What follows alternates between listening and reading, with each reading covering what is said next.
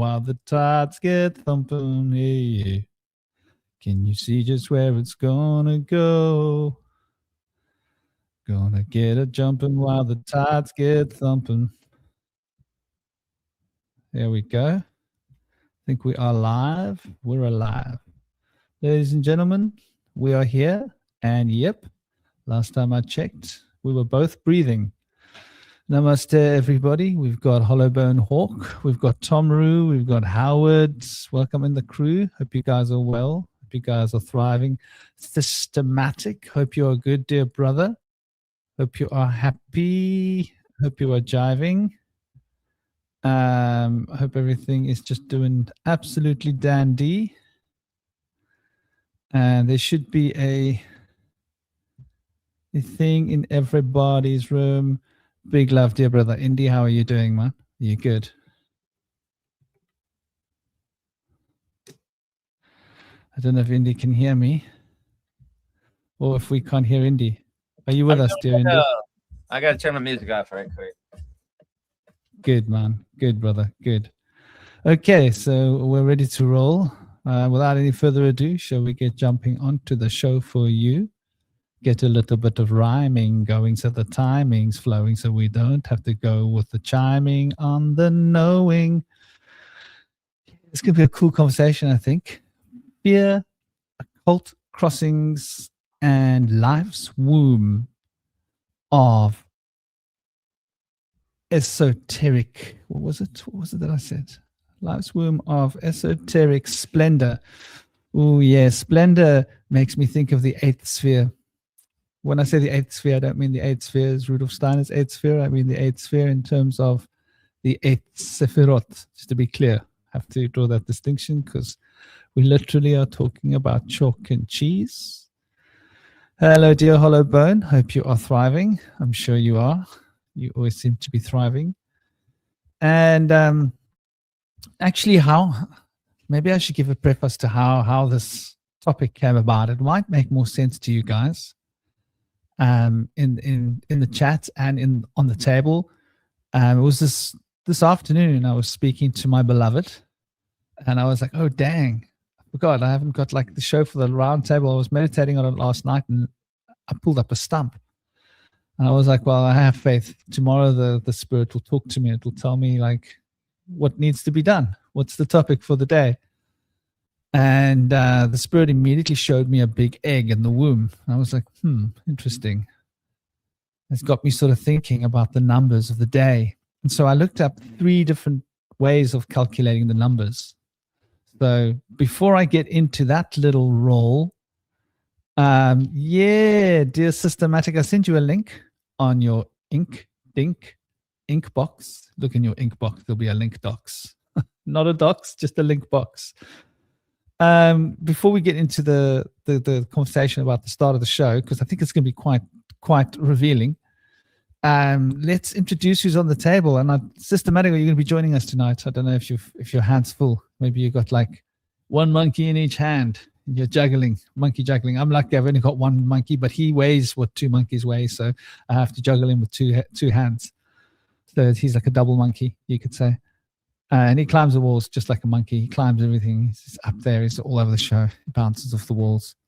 But before we get any further, I'll just go from left to right. We have Cosmic Prankster in the show. And Cosmic is our John D without a torch. You know, this light is bothering me. How does the lighting look, Cosmic? Does it look good? Or should I change? Does it look better normally? It looks okay. It looks very clear. I feel like I see all the details. Actually, it looks better than usual. Okay, so because the light's there, it's annoying my eyes. I normally put it on the side, but then it creates shadows all over my face. So I don't know what's if it looks bad usually. I actually feel like I see more of your face than usual. Well, there we go.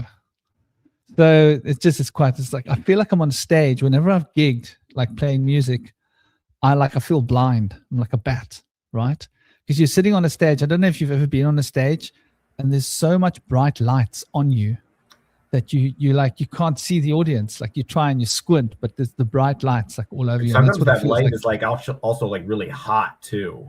Like you actually feel the heat coming from those kinds of lights. I know that was the case when they were filming The Wizard of Oz, that the lighting they used was so bright, it was actually causing people to like sweat and get hot. It was really uncomfortable. Wow.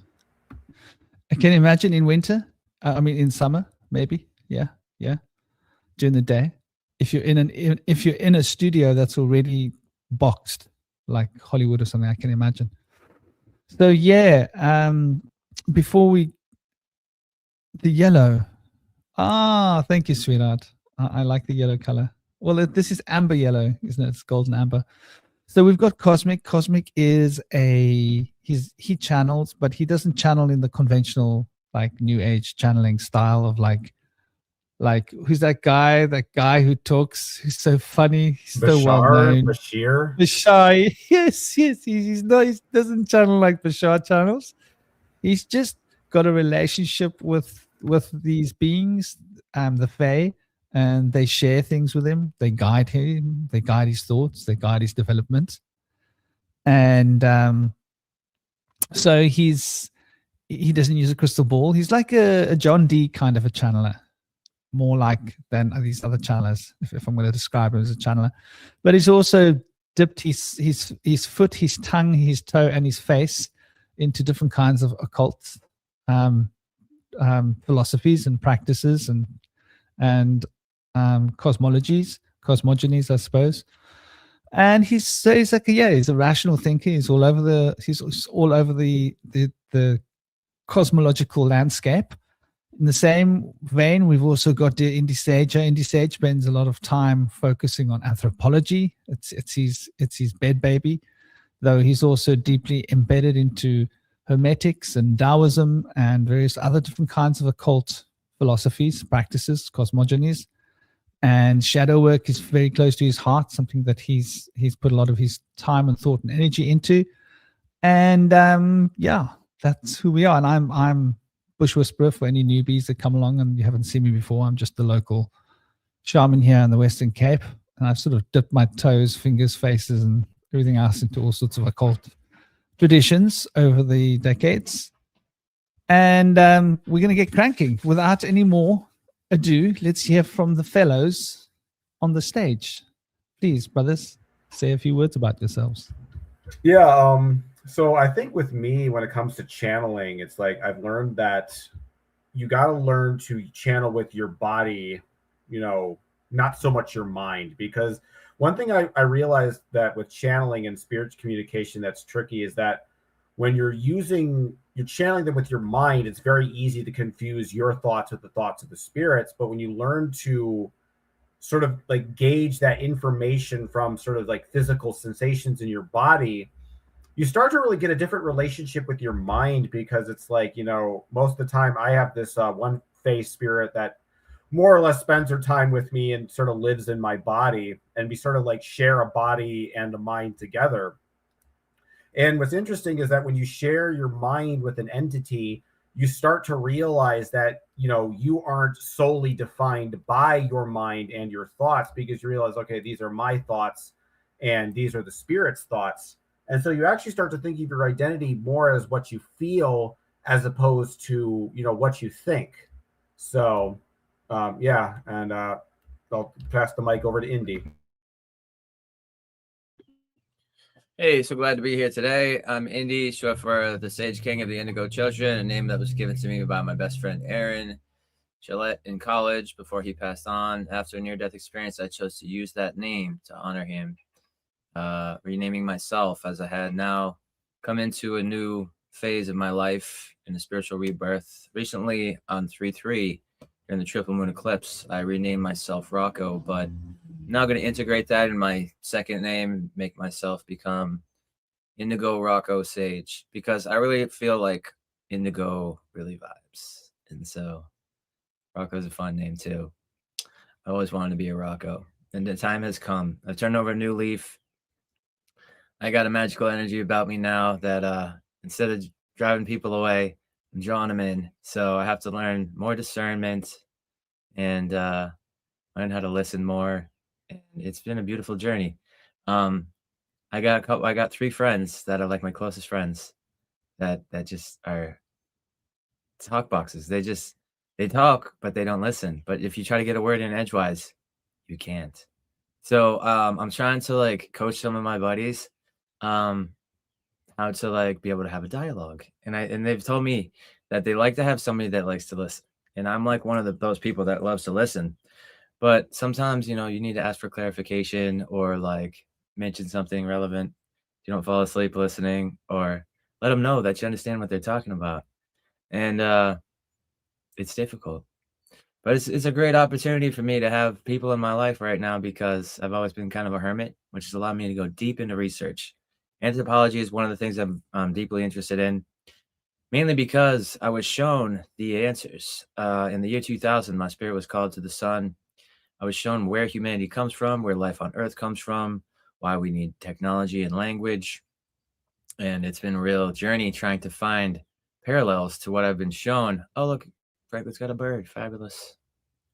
And so I've been able to find the works of Elaine Morgan, who was the proponent of the aquatic ape theory, and other individuals like Desmond Morris on the same boat. Also Anna Breitenbach, who does interspecies communication, and lots of mystical stuff, all ties in from ancient mysticism with the things that I was shown, and able to experience multiple timelines. So now I do guided past life meditation, and I'm working towards becoming a yoga instructor and a practitioner at my church, which is Ernest Holmes Creative Thought Center. So things are really blossoming for me. I'm really deeply versed in ancient philosophical Taoism. That's what I identify as my religion, which is kind of integrative and allows me to have eclectic wisdom from other sources as well, which are pretty much unlimited.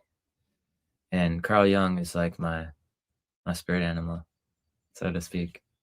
But I'm also a shaman, and I'm also versed in many healing modalities, including Reiki, Jungian shadow work, as was mentioned earlier, several other things, somatic healing, laying hands. So I could go on for days, but yeah, so those are some of the main things I get into, and I'm getting more deeply curious about magic and getting more involved with understanding that and doing more deep research on that. My new good friend Dennis has gotten me more interested in Rudolf Steiner, so I'm going to be doing some studies on Rudolf Steiner over the next few months. He just got back from a Buddhist monastery that he was staying in, so he's going to teach me a little bit about Buddhism as well. So it should be a great journey ahead, and I'm grateful for everything that has come through to me in my past, and let's let it roll, guys. Let's kick it off. Right. Just trying to adjust my microphone. Get it absolutely optimal. There we go. This is the rune for the day that I picked. This is the Warrior Stone, and it identifies with 2, where we get the name Tuesday, and that is the god of Mars. War god. To us. Yeah, man. Yeah. To us, indeed. Now, is 2 Okay. and 2 the same person? Yeah, essentially. Yeah. I think the same embodiment. IW maybe yes. To us. Yeah. Yeah, there's different eras and different Germanic groups. And so there wasn't just one. The same like English language, the word has been different in different places, Tomato, the tomato. Name was Tyr, apparently. I think that's the Norse, I think. Yeah. So you got the Norse, then you got different eras of the same people. First there were like only so many ruins, then there were more ruins, and as the Germanic people, or the Germanic people are descendants of, as they developed, their runic alphabet developed with them, if that makes sense. So originally I think there was only 16. Is that right? 16? And then it was like 24, and there's some runic alphabets that have more runes as well. And then there's a Celtic runic as well. So they're not all exactly the same, but they are similar. Okay, so let's get into this. So sphere, occult crossings, life's womb of esoteric splendor. And I'm going to break down for you how I fish this name out of the ethers.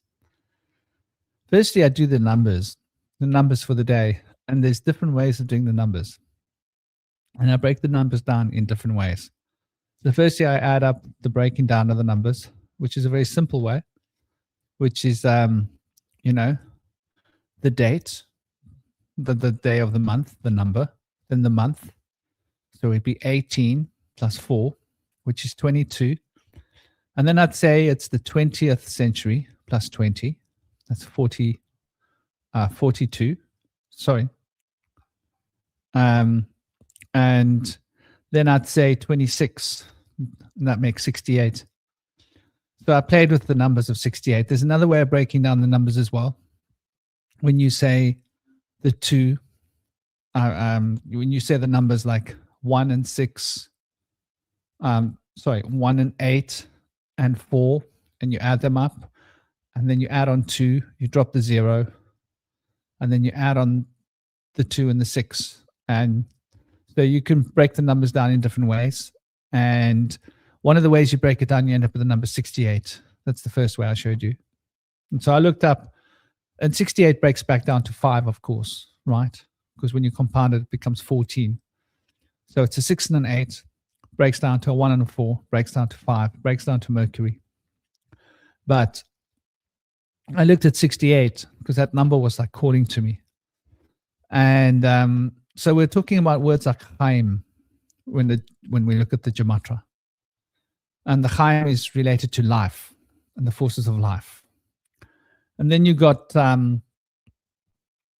words like Halal, which is relating to space, right? If you're thinking about like density, void, vacuum, and not necessarily the idea of void and vacuum as people typically understand it, but the idea of space that's not got anything differentiated. Undifferentiated space is probably a good way. So it's got to do with like a harmonious expression of space. Now, 68 you could think of if you Google it, because I thought I was going to rip Google a new one, personally. Harmonious expression of personal freedom. And I thought, actually, for once, Google's not that far off, because number 5 does represent an element of personal freedom. It's the number of man. 6 is about harmony. 8 is about, there's an element of duty to it, but it's duty in harmony. So it's a balance of the spiritual and the material. So it's not quite so far away from an element of personal freedom within personally, but not necessarily from within your ancestral lineage and your relation to your family and, responsibilities. I'm a father, for example. And then you've got Psalm 68, which is, God's mighty voice, that vibration that comes from deep within the silence and the darkness. All of this obviously relates to the idea of victory and protection, that power of purification, right? That pure inner spirit, pure inner soul, from the sphere of 6, Tiferet, harmony, and the sphere of 8, which represents perennialism, the form and structure of perennialism. And when you compound the 6 and the 8, these two sephirot, you end up with sort of a bridge between worlds, in a sense. And that bridge between the worlds is represented by the will and the world's expression of personal power. So that was one way of looking at it. Then the other way that I split the numbers down brings us to 41, and that's when we take the numbers in singular form. And 41 was really interesting, right? Because first thing, 68, we're talking about that void vacuum, which is the negative space, the divine feminine chaos, if you will, from whence numerations and all things arise. But we've also got Chaim, life, that's prana, that's the neuma, that's the life force. And it's got a silent oud from the number 68, pointing back at the principle of understanding, and binah, right? Binah, which is the form that structures this universe, the proverbial womb, the oceans of Binah, which represents, the potentials of the triple goddess represented in the element of water. So when we then go to the number 41, we end up with Am. Am is in I am that I am. And that Am represents the mother. There's two forms of the mother when we look at Kabbalistic law. You could say there's Ima or Ema, which represents the mother as we know it. And then there's that represents the divine intelligence of the divine feminine. So we're now more in tune with the neshama than what we are with the actual principle of nurturing. We're more with the structuring, the form. It's got to do with the womb and birth.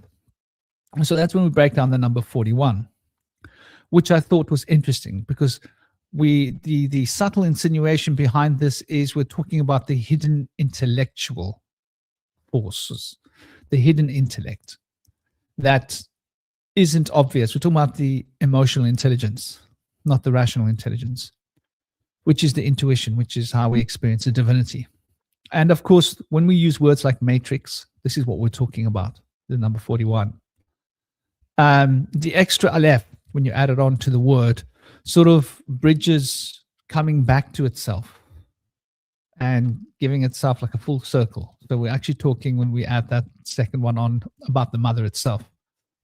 So that got me thinking, the hidden intellect. And this is also like reminiscent of the ancestors, that hidden intelligence within us all, which is our ancestral root, and from a shamanic perspective, our ancestral intelligence, which we carry the imprints and memories and intelligence of all those that have come before us. And we can tap into that because time is an illusion.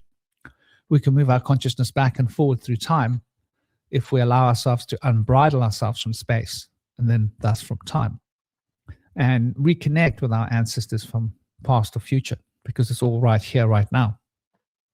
Then the last way of bringing this, compounding these numbers of the day is 248. Now, 248, that's an interesting one. That's when you take 2026, right? And you add 8, and you add 18, and you add 4. You end up with 248. So those are the three ways of permuting the numbers. And I thought it's interesting to show people that there are different ways of handling these numbers, but they all coalesce. Now, the 248 is a really important number for the Kabbalah, for those of you that know, because it relates to the 248 members. The body has 248 members, the body's-soul connection. So there are 248 organs of the soul and the body. We call it the soul body, which is emanating the physical flesh within the soul body. So the body is part of the soul, or an emanation within the soul. And this process of emanations we see as 248 organs or limbs of the body parts. And there's two words that we can relate to this, right? Which relate to this concept, the name of these 248 limbs, which is Ivarim and Ibarim. So the Ibarim and the Ivarim. And when we're looking at Abba Gadabra, we've got like the beginnings of the roots of this word in the Abarim, which has means to do with like the crossing over, and that crossing over between different planes, which is how these limbs connect different planes of existence.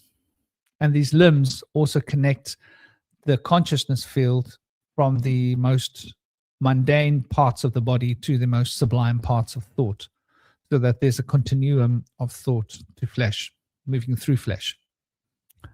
So Evarim and Abarim, thus having the roots of ever, evar, ever. The word ever in English is reminiscent of this, rather interestingly. And that's like to pass over, to pass by something, to step over, to leave it behind, as it were. So anyway, that's how I got to this subtle concept of the numbers, and that sort of took me to and the word fear is related to this, right? Because the fear is the limiting factor, and the fear is the limiting factor of this crossing over. This crossing over is related to fear. And so this is why we have the watcher upon the threshold that will prevent us from reaching into cosmic states of consciousness and transcending our own personal limitations, because there is a fundamental state of fear that locks us into the patterns and the cycles that we are, which is why someone in a terribly abusive relationship will find it hard to leave that relationship, because there's a fundamental fear in it. You ever asked someone who's been in an abusive relationship, why didn't you leave? They don't really know why, but they just felt afraid to leave.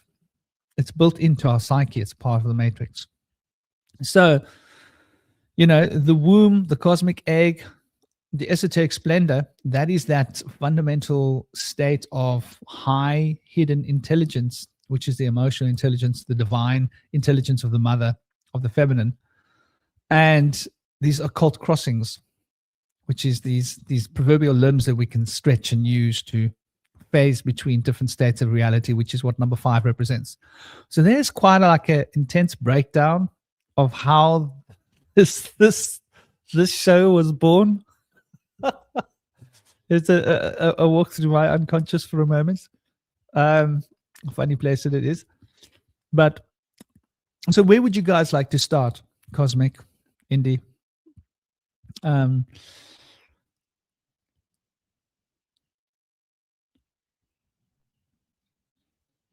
Let's start with the 8th Sephiroth point, the Sephiroth, number 8. Now, I know you mentioned that 6 is Tiferet. And where were you saying fear comes from? From Tiferet? Fear, I don't think fear is just rooted in once. Fear probably has strong resonances with the number 5. Yeah. Yeah. Because transformation. And the number 4.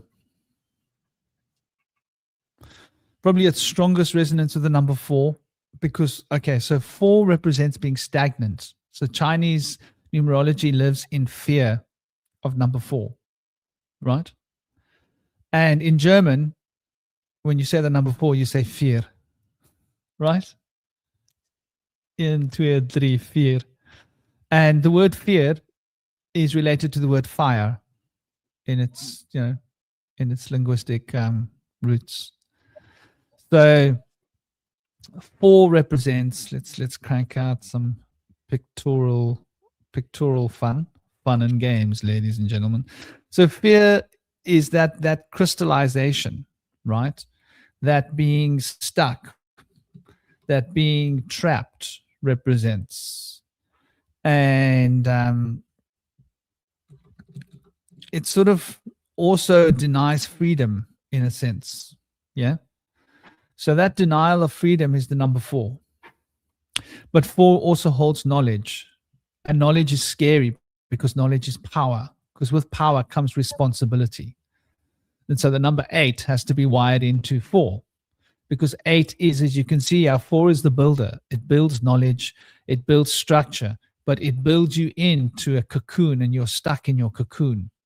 And that feeling of helplessness and not being able to choose needs to be matured by the element of 5 and harmonized by 6 and digested and ingested and assimilated by 7 in order for 8 to become a harmonic expression of the dynamic principles of the number 4. So 8 is connected to fear because Saturn, right? Time means limitation. Time means the withering away of your body. And we're talking about fear, fire. We're talking about stagnancy. We're talking about that which means you're no longer alive. That's the fundamentals of fear, I think. So number 8 is quite closely aligned with the number 4. And as we know, with the Saturn square, as I'm often banging on about, right? The Saturn square also shows us that dynamic relationship where 4 and 6 hold a dynamic power relationship with the number 5. And the number 5 sits in the center, right? And if we look at this, yeah, we can see it on the image, right? We see the number 5 in this dynamic relationship sitting right in the center. And the whole mandala is revolving around the number 5. But 4 is the root, and 6 is sort of the aerial, the broadcasting unit, if you will. And these two polarizing potentials of 1, 2, and 3, and 7, 8, and 9 are revolving to produce centrifuge and centripetal potential around the axis mundi, represented by the 4, 5, and 6 here by the blue line, as we can see on the bottom part of the diagram. So yeah, fear is quite fundamentally rigged into the system, and number 5 is sort of the shattering element of the fear, because 5 represents the limitations, but it also represents the personal will overcoming the limitations, which is that fundamental mercurial movement. I hope that makes sense, dear brother. Absolutely. Yeah, and it's fascinating how the 4, 5, and 6 broadcast in that straight line, and then the 1, 2, and 3 and the 7, 8, 9 make those opposing V's. It's such a beautiful layout and design. And I also want to mention that is the same layout of the Bagawa square that was created by Fu Ci, the Green Emperor of China, who was portrayed having a serpent tail, with his wife Neuma also having a serpent tail. And each one of them is holding the tools of architecture, having brought civilization to China when the Chinese were wandering in the wilderness aimlessly and had no understanding of civilization or any technology to use for hunting, fishing, or agriculture, until they were brought to them by Fu Ci, who later developed the Bagawa square, and with it came the development of math and language for them. So it really goes way back. And number 5 being the central. You're talking about the thumbnail, yeah? Yeah. The Saturn square with the numbers is identical to the Bagawa square of Fu Ci. And the number 5 in the center is the one number that's taken out of the 8 trigrams that developed for the I Ching. And 5 being the root of existence and source of transformation, where the central root is where things emanate from, having come from source mind in the beginning, and also bringing us transformation in each moment, as is done through Shiva, the great transformer, in the Vedic understanding. So it comes from a mysterious place of the source mind that is the unseen realm, where it's manifested into this plane. And so a lot of people in science are of the impression, especially before quantum physics, that fatalism or determinism can be discovered by understanding the breakdown of chemical reactions of the atoms, or finding the monads and understanding their path. But it's really been understood as things have developed that things aren't that simple, especially when they did the slit experiment in quantum physics and found that an observer will alter how things behave in the physical world. So this kind of ties into an ancient Roman understanding. They believed that the eyes were a lantern that we shine onto what we see. And so it's been found now in quantum physics that there is some truth to that. Our lantern of our eyes, as we observe things, influences how they behave and take form, which is quite fascinating. And I feel like some people that are of deep spiritual practices and ascended and rooted practices of self-mastery can really see this happening when they come into a room. It can really deeply affect the people in their environment, and sometimes people are drawn towards them, usually the case, Other times people will contest them and try to ostracize or ridicule them because they kind of represent a breaking through of the veil, which people have grown comfortable with if they're in a conformity state to the mainstream.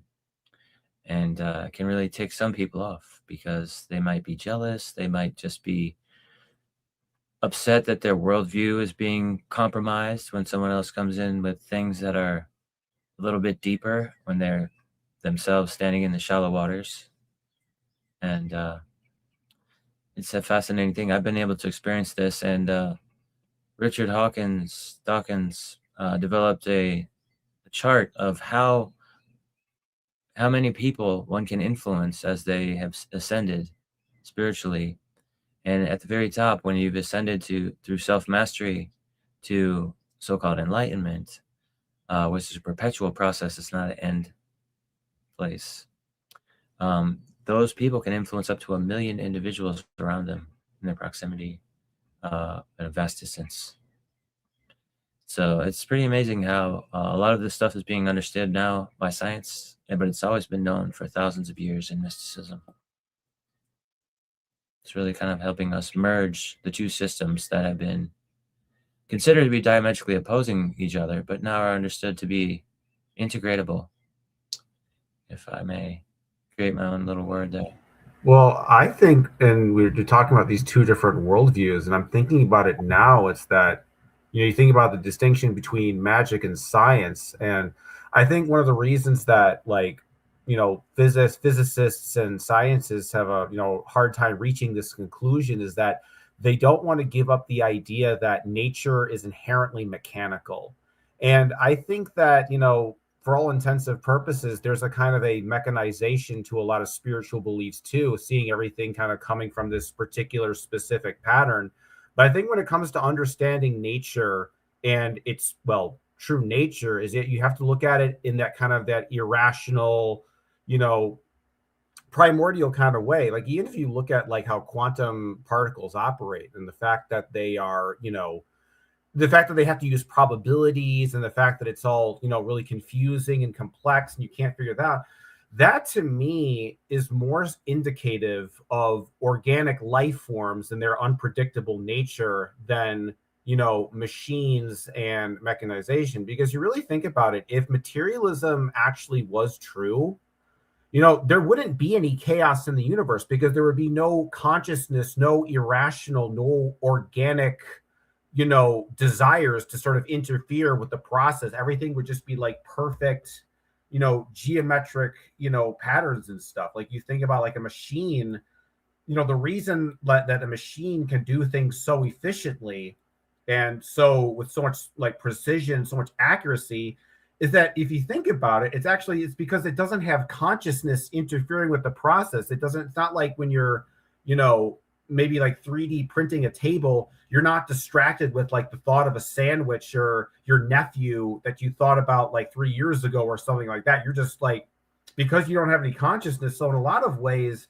I think it's ironic that a lot of religious people, when they try to prove that God is real in the universe, will always go to trying to find the ordered things like the golden ratio and look how these things are all symmetrical and look how these things are fractal, when actually the chaotic, unregulated, and sort of non-Euclidean aspects of nature, the stuff that doesn't fit into a nice little, 400 something hertz musical paradigm, is you realize that chaos, that is actually evidence of consciousness and a sort of a soul in the universe, in the sense that, I think in order to understand God, I think you have to understand that there's an irrational component to the Godhead and the universe, and that there's this irrational organic component.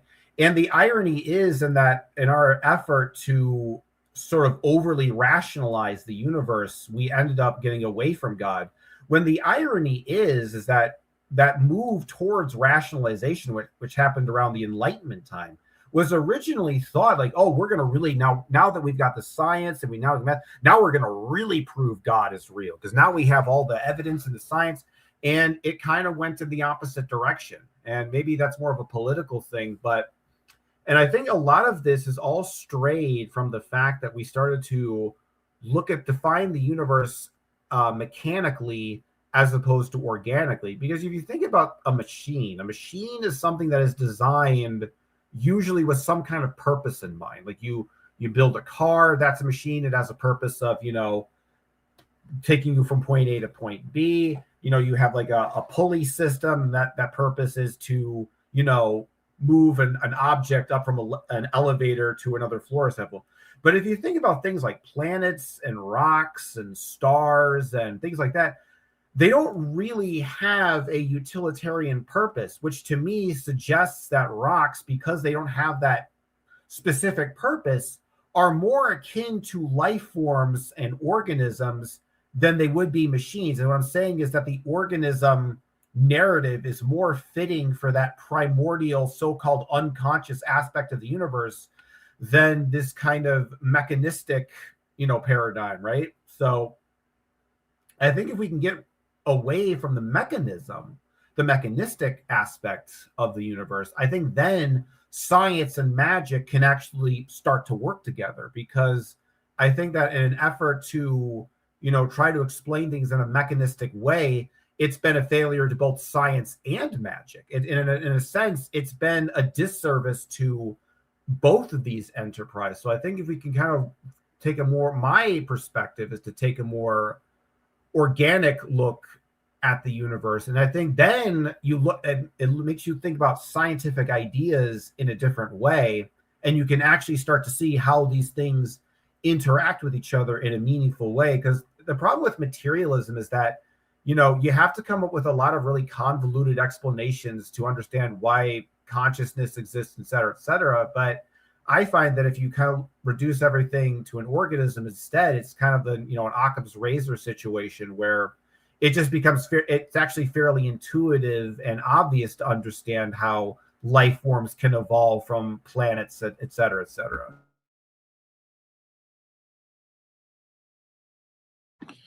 Yeah, I I think wanted to that's a go very through. good observation.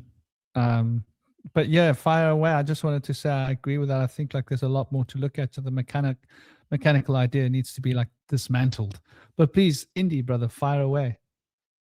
Yeah, and about that, I'd like to mention that in ancient philosophical Taoism, they, much like the Hermetic principles, suggested that the source mind is primary, and that all manifestations of the yin and yang, which are things that we can observe and experience in the physical realm, are secondary, and they're the effects of the hidden cause, which ties in with the Hermetic understanding. So I feel like there was somewhat of an exchange between the West and the East, possibly back when the world civilization, or at least Eurasian civilization of Tartary, or the Tartarian civilization, was in effect. But we do know that the Proverbs of David and Solomon and the Psalms were from like around 700 BC, and I feel had a strong influence on Lao Tzu and Confucius, like around 550 BC, when Lao Tzu met with Confucius at the library, as he was the curator there. Lao Tzu was, and I feel that he was exposed to the works of David and Solomon, because the writing in the Proverbs and the writing of the Tao Te Ching is very resonant and has a lot of similarities in the phrases and the ideations and the principles. So I feel like there was then at that point a time later when Yeshua came to the East and gathered up Eastern wisdom from India and China, and was able to bring back some of the Eastern wisdom that was influenced from the West originally. And so, like for one example, the Confucian proverb from 550 BC, of the Golden Rule, was "Do not do unto others as you would not have done unto yourself." So it's very similar to the principle that Yeshua had brought back to the West, but it's kind of the reciprocal understanding as of not doing as opposed to doing, which I feel like has deeper implications. Now, as far as what I was going to talk about, I wanted to mention a brief mention of the sequence of the different Sephiroths, the Sephirothic spheres that go through in the Sephirothic labyrinth. Starting with Keter, the crown, The experience of divine faith, superconscious will, and pure delight is the initial spark before thought is formed, representing the higher self, the spiritual impulse. Then second, we have the chokmah, wisdom, spark of insight or flash of intuition. This is the intellectual experience of receiving a new idea, often described as wisdom, in a fleeting, formless moment. And then we have third, binah, understanding, the process of deep contemplation, structuring and analyzing an idea. This experience is associated with joy, as the insight from chokmah is finally understood and fleshed out. And fourth, we have sometimes not shown, the root of all things, da'at, knowledge, the synthesis of intellect into emotion, representing union of the internalization of an idea linked to the head with the heart. So this is very powerful, where the integration of things, the sacred union, is achieved, and from it is birthed the deeper understanding, where the thinking can be aligned with the feeling, and the deeper understanding of wisdom in the heart. Then fifth, we have chesed, loving kindness, the experience of expanding love, unconditional giving, and benevolence. It is the desire to share and be generous. Sixth is Gavura, number 6. Is that right? I think when I add da'at, I think that throws the numbers off. So I think chesed is actually identified as Chesed is 4, the 4th sphere. 4. Yeah. Then Or okay. Jedula. So then Jebra is 5. spelled with a P. No, Jebra. Jedula. Duh. Jedula. Jedula. It's another name for Yeah. chesed. Oh, chesed. But then we have Jevra, sometimes spelled with a B. Jebra is number 6. Number 5, as just said, was 4. And number 5, Jebra, represents might or severity. The experience of restraint, fear, discipline, and awe is the power to judge, set boundaries, and restrict energy to create focused outcomes. Then, of course, we have number 6, Teferet, harmony or beauty. The balance between kindness, chesed, and restraint, Jebra. This represents compassion, truth, and the heart center, finding the harmony between the opposites. And then after that, we have Netzach, number 7, victory or endurance, the experience of persistence, artistic creativity, and the emotional urge to win or overcome obstacles. And of course, we have number 8, Had, splendor or thanksgiving or gratitude, the experience of humility, sincerity, and letting go. It balances Netzach by providing the ability to admit defeat, Netzach being victory. Thank others or communicate with sincerity modestly. And then we have, of course, Yesod, which is number 9, foundation, the experience of connection, bonding, and self-expression. It is the gathering of all previous energies into a final foundation, often associated with sexual energy, habit, and imagination before manifestation.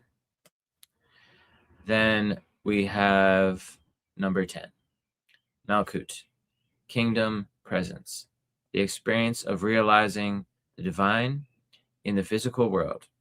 It represents the tangible creation, action, leadership, and the divine presence, Shekinah, within everyday life.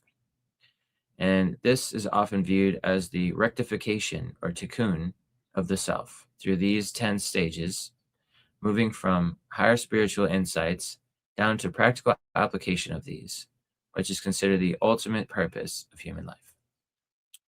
All right, I'm complete with the review of the basic Sephirotic path, and I love this diagram that has been put together. I was going to mention the associations of the 7 chakras with the 7 different levels of the Sephirotic labyrinth, But Da'at is left out of that, so it allows for there to be 7, because with Da'at in the mix, it would have created 8 stages.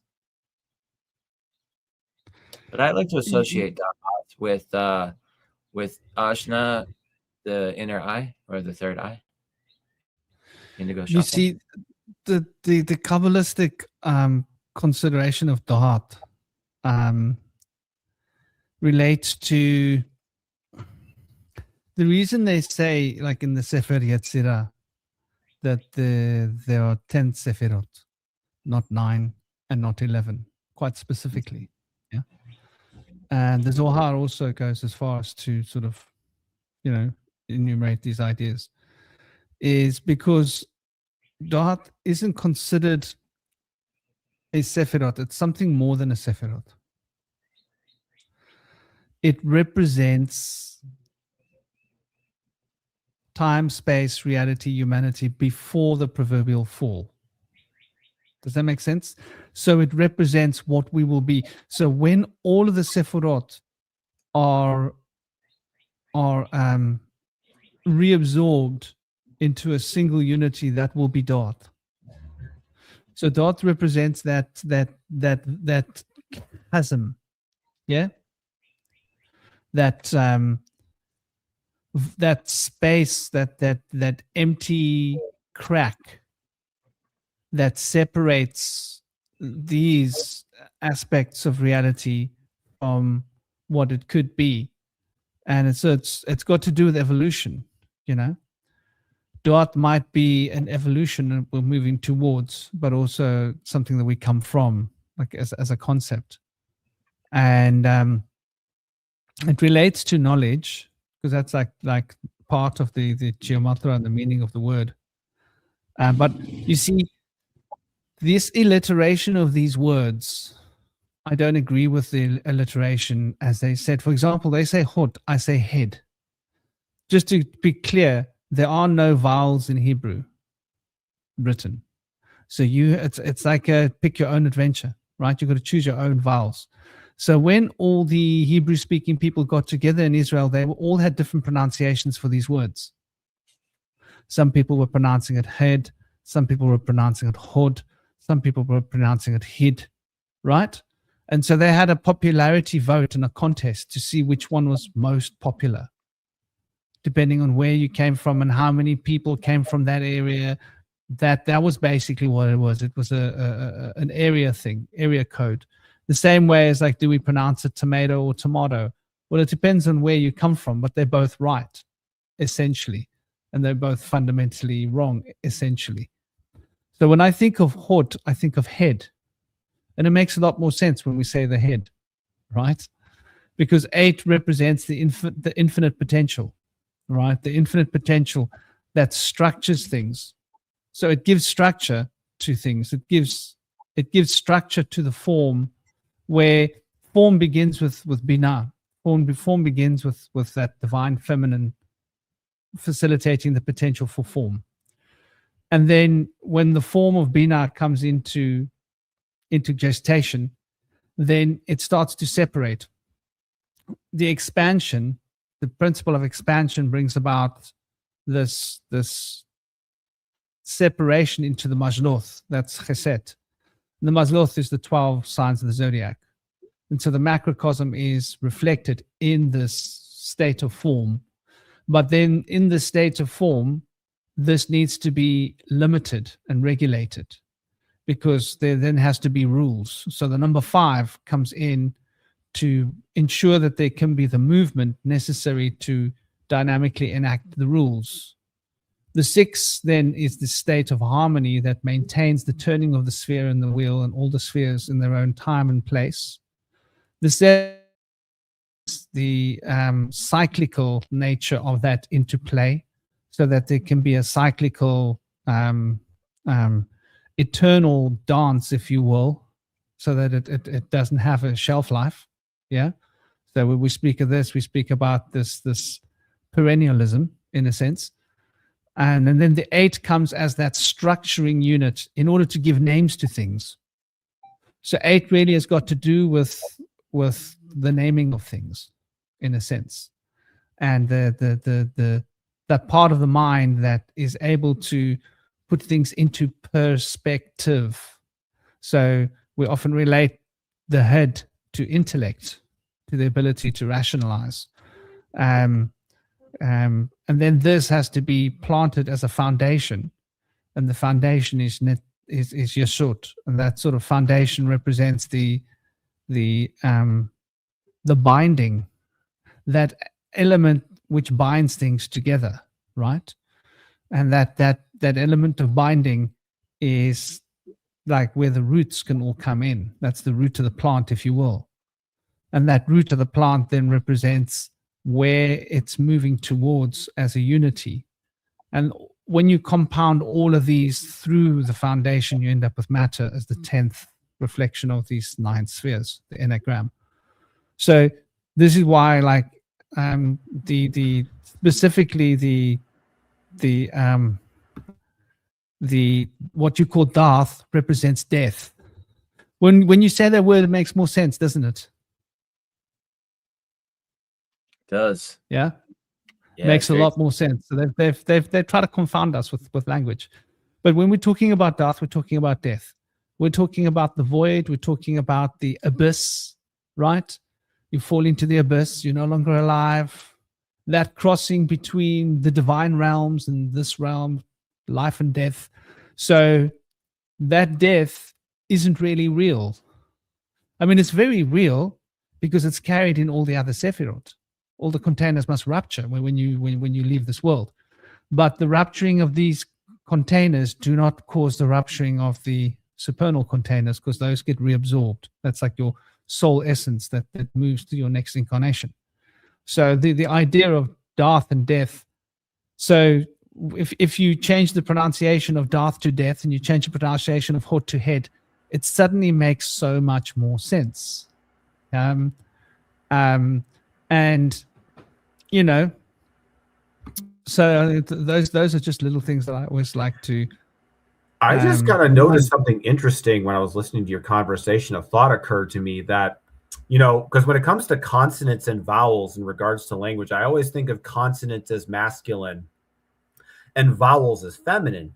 So if the Hebrew language doesn't have any vowels in its alphabet, that kind of suggests that God is only masculine. So by not having vowels in the Hebrew language, they're essentially kind of boxing out any potential for any kind of goddess-like figure to sort of manifest itself in its language. And it never occurred to me that this idea goes that deep into the thought process, just the language itself, the way it's structured.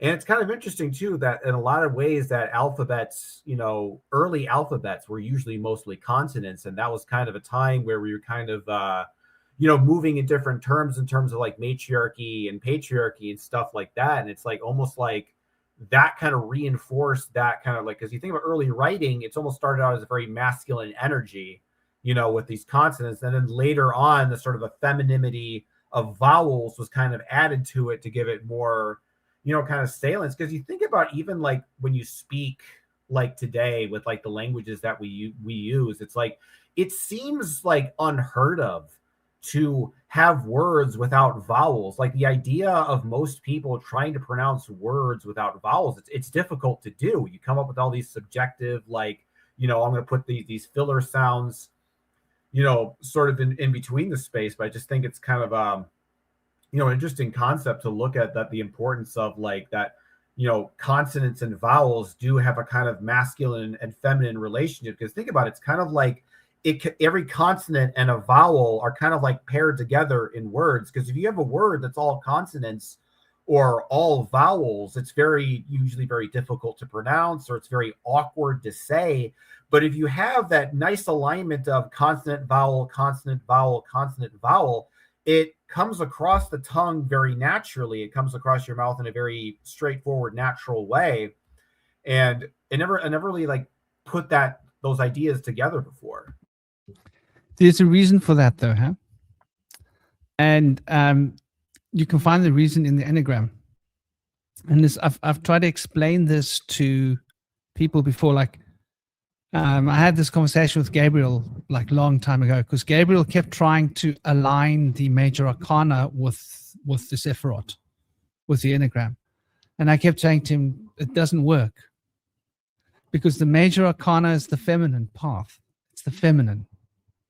So here's where we come to the crux of what we're talking about. Why are the vowels not represented? It's not that there aren't vowels, Cosmic. It's that the vowels aren't represented. And you know, the Egyptian language, the language of Chem, that's where this finds its fruit. So all of these languages came from the Kemetic knowledge and the Kemetic language. So the reason the vowels aren't actually drawn is because the language is numerical. The letters birth from numbers, and numbers are masculine expressions. The feminine, when you look at the enneagram here, you can see the 1, 2, 3, 4, 5, 6, 7, 8, 9. Those are the masculine expressions, right? The feminine is the relationship between 7 and 2. There's a yellow line, right? The relationship between 7 and 3. There's a yellow line. The relationship between 7 and 5 and the relationship between 7 and 9, there are blue lines, right? Then the relationship between 3, 9, and 6, that's a relationship. Then the relationship between 8, 5, and 2, that's a relationship. And then the relationship between 7, 1, and 4, that's a relationship. So those three fundamental relationships are fundamental to understanding just exactly what we're looking at. So what they did was they took those feminine expressions, right? And they tied those feminine expressions, those relationships, they tied them to numbers. And the moment that relationship became tethered to a number, the number became the expression.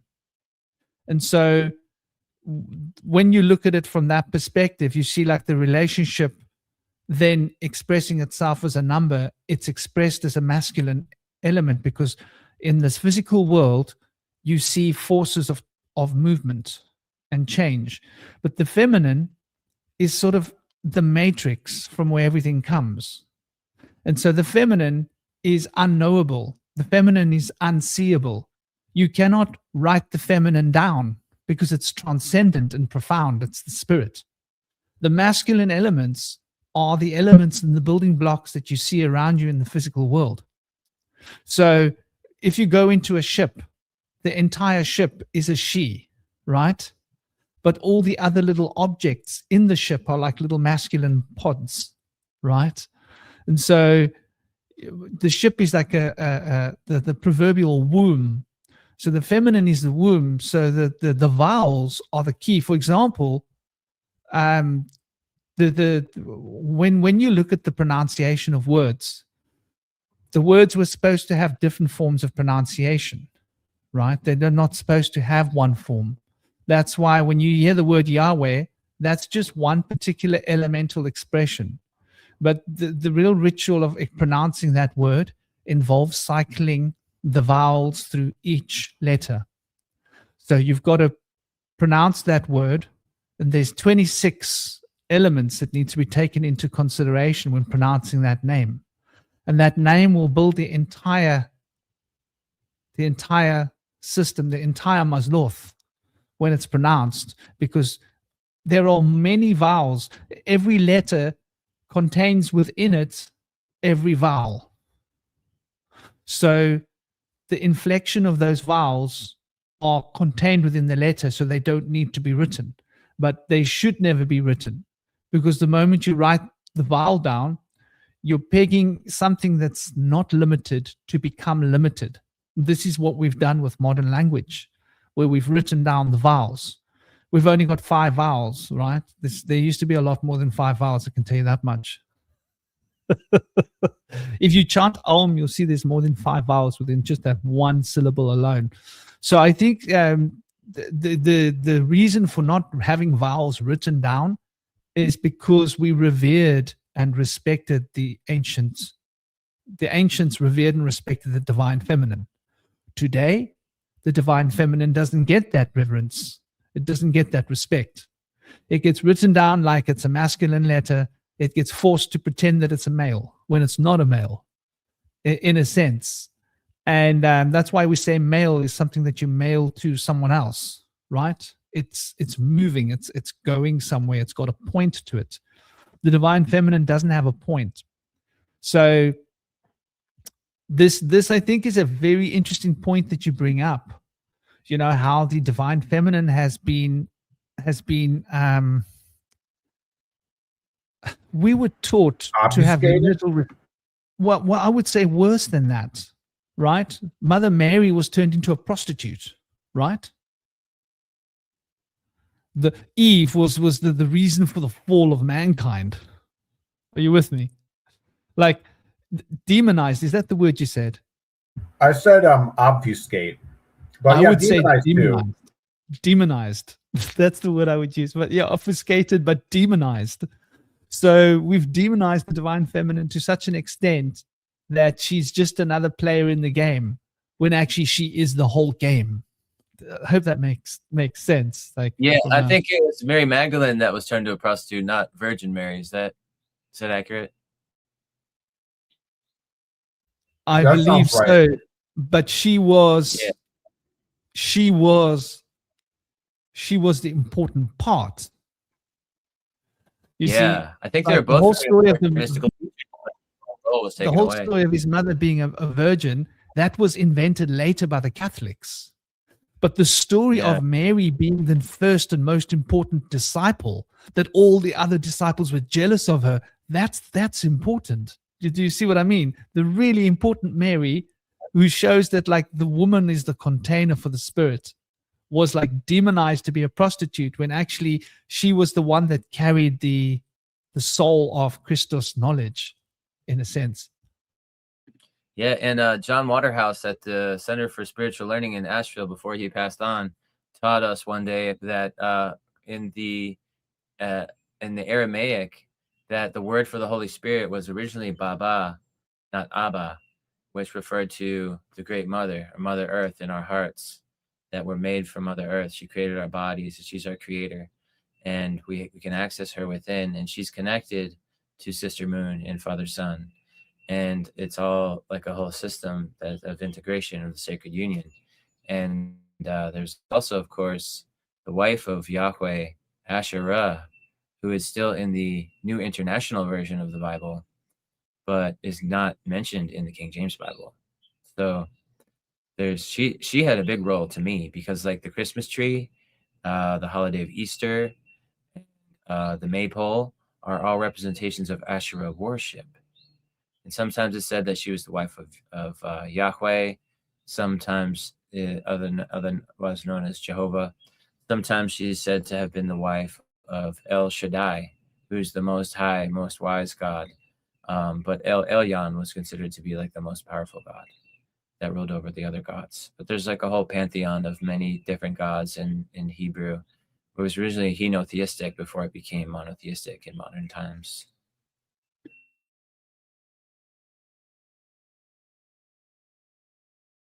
And there's several of them are syzygies, where there's like a male god role which has a female wife partner.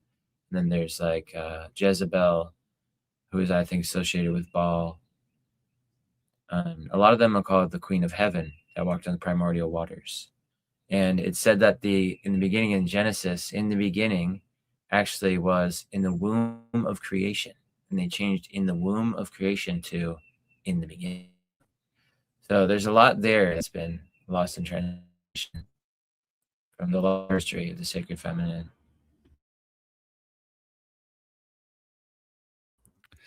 In your language that you've created, Cosmic, are the vowels not sort of carried by the consonants? No, there's vowels in the language.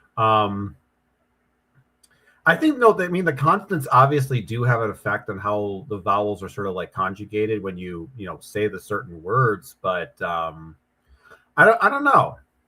I have to kind of think about that more deeply in terms of just like, because a lot of times I use the language just to kind of like understand universe in Sarfexology, but actually working on it as an actual spoken language is a completely different.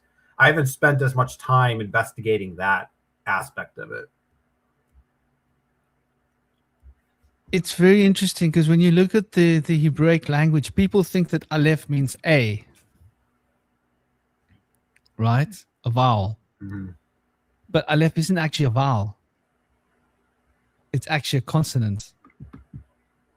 Because it's the release of breath. So it's breathing into your, that's the letter. And or is or. It's sort of like it's compressing the sound into your throat, like the iron, or iron. So it's like it's literally making a mouth shape. So consonants really represent shapes of the mouth, movement, shapes and movements. Oh. So we would then oh, right? It's compressing the sound in to make it bounce inwards. And where else do we have the semblance of what could be seen as a vowel? Aleph, iron, hair is sometimes seen as a vowel, but it's more like a swinging breath. Hey, you know.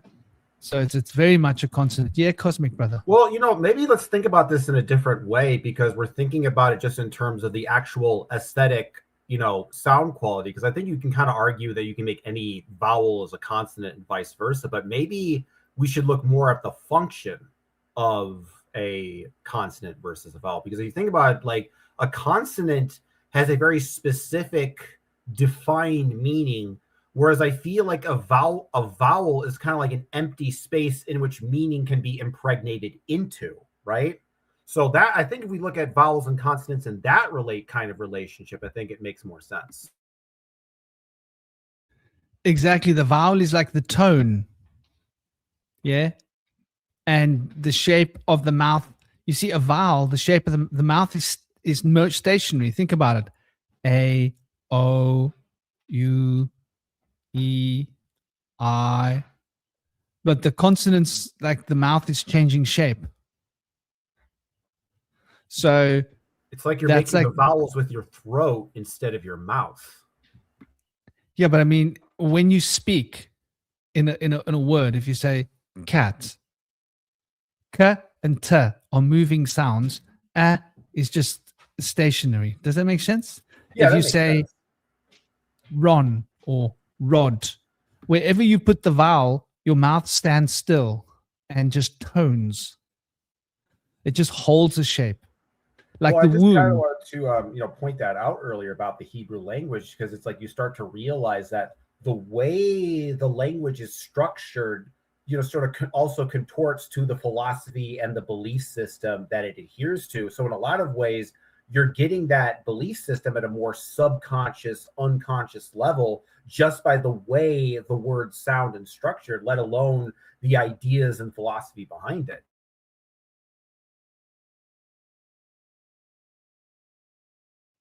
Totally.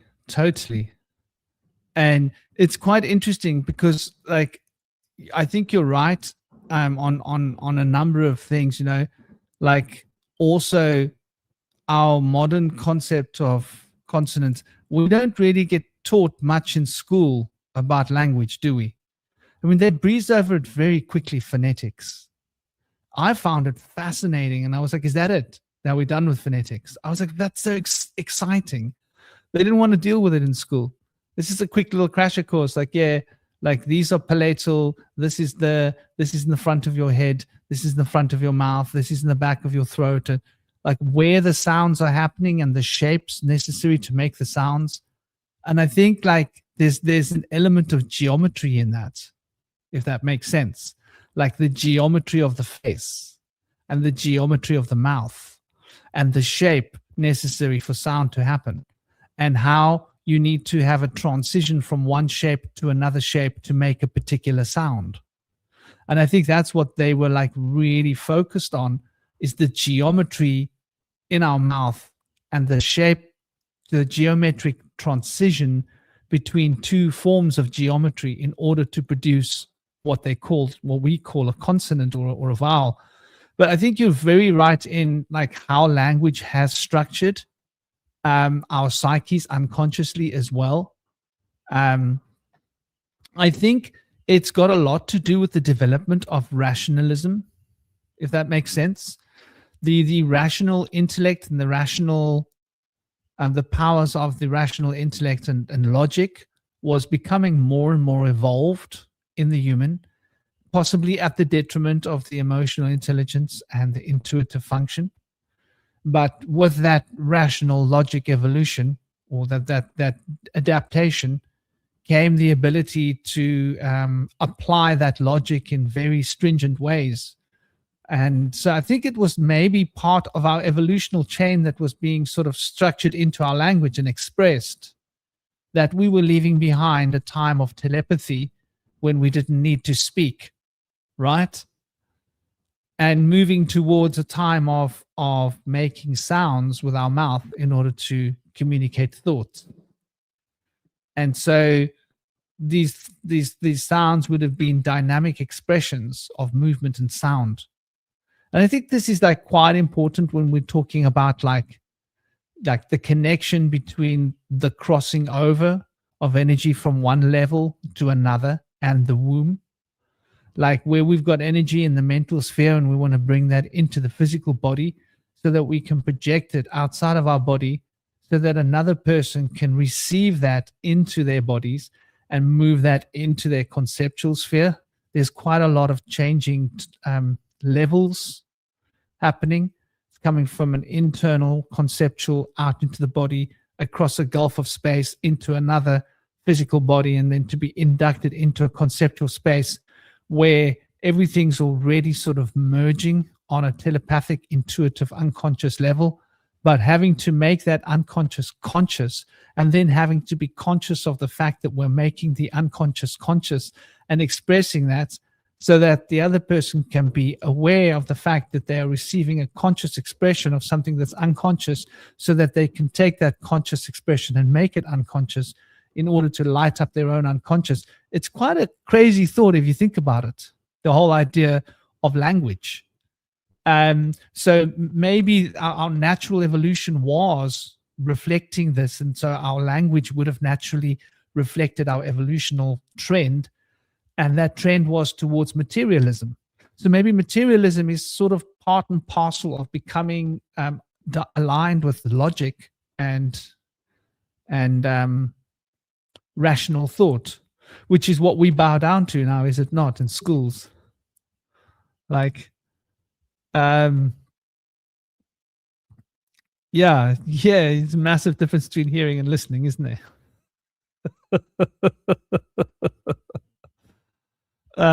But there's probably quite a lot to what you were also saying, Cosmic, in terms of how that can be abused, right, by priesthoods when we look at it. Because the priesthoods then, why did they have to control writing? Why was writing not allowed for everybody, right? And because writing was like where you wrote down the facts, right? And everybody wasn't allowed to learn to read and write, especially not in Europe. I don't think that was the case necessarily everywhere. However, even in the Vedic lands, the Brahmin used to carry the knowledge of Sanskrit and the reading and the writing. So they did sort of keep it in the family, didn't they? And I think that that's possibly how the Aryan priesthood, kinghood, royalties came into being, and that they utilized this language to dominate people. And because they wanted to utilize the language to dominate people, they utilized it in such a way to maximize its masculine output so that it could be used as a bludgeon. Does that make sense? Like an active tool rather than a passive connection.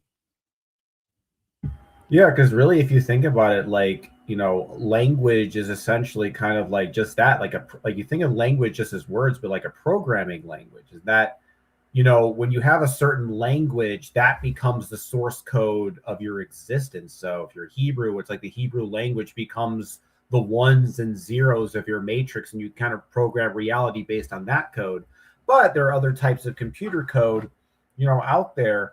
And it's interesting. The thing about language is that it's ironic that in a way that language kind of relates us to like the material and the rational, but I think in a lot of ways it also was our kind of our humanity's first doorway into the transcendent, because you think about something like a symbol or a language, like to ancient people that must have really seemed like they were conjuring something outside of reality, and that words can refer to things, and that there's like a meaning behind them. I guess that felt very powerful. And I think, like with today, back in the time, I think that, people are elitist with their spirituality. They have a sense that they're better than everyone else. They're more enlightened than everybody else. And they don't want to, share the common knowledge, with the people. And I imagine back in ancient times, that dynamic was no different than it is today. They just see like, these commoners, they don't, understand the power of language. And nowadays, it's kind of like, it's sort of the standard that like everybody's expected to, learn how to read and write. So I guess in a way that now that reading and writing, became more mainstream, I think that language almost like had to start becoming more deceptive and multiplicitous and confusing. Because you think about it, if you don't have language doesn't need to be manipulative, if only the priestly class are using it and the public isn't using it. So if, the public common folk start using language, then it probably makes sense that you start making language, more confusing. Because I think one of the things about the English language is that, and why it's so deceptive, is that we have so many different words to describe different things. Like we'll have like 50 different words to describe one phenomenon, and we can just kind of like carefully make a little like mosaic and kind of switch the words around to make it sound good using similar words, and you can kind of restructure it. Whereas I imagine ancient language didn't have that same level of like flexibility, because you look at a lot of these ancient languages, they were kind of more just sort of straightforward, like, talking about information, like what the tribe did, what the people believes. But the English language now, it's like there's so many like subjective, like different ways you can use words, and you can kind of like go all over the place. It's a lot more multidimensional in that regard. So language has evolved, but I think with that evolution also has more potential for deception and trickery. So in a way, it's kind of like, at first they hide the language from the public, but then they had to switch their tactics once everybody learned how to, speak language and read and write. It's like, okay, well, now that everybody knows how to read and write, we got to make language confusing now.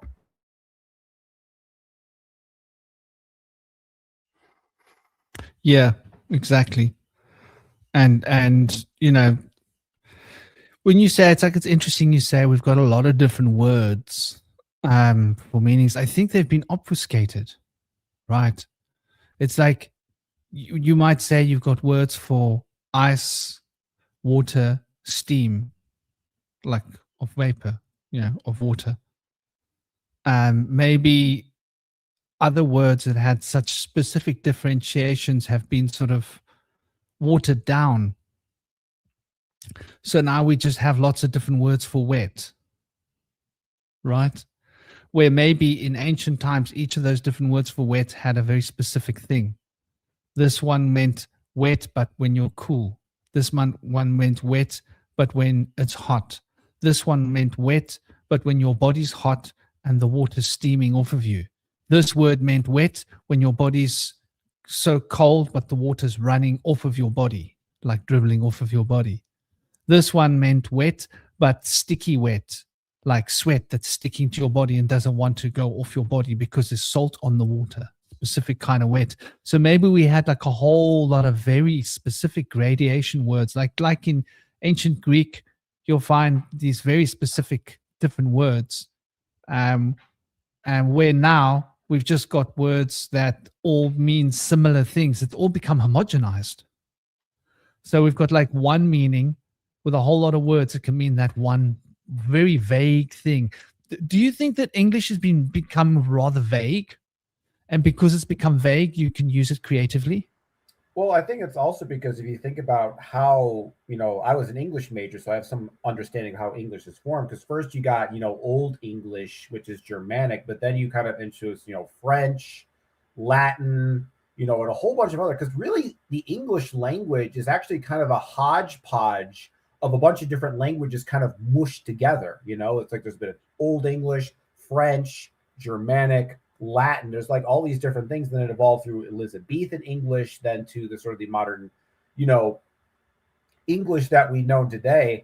And I think that the English language also is kind of it's trying to absorb words from other languages. I don't know if you kind of like really sort of see that, like it kind of like takes words the common phrase for devil, like in English, is devil, but people will use Diablo just as frequently because in a lot of ways it's almost like other words from other languages become part of the English language. Like it just kind of gobbles up all the other different languages in the world. I think because of that, like integration to have one kind of universal language, there has been a kind of just a lot of unintentional obfuscation and confusion. Maybe this is what the Tower of Babel was about,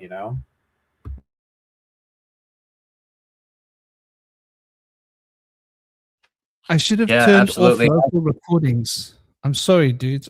I didn't know it, man. The local recordings. I think that's why your voice is breaking up a bit. But please continue, Indy.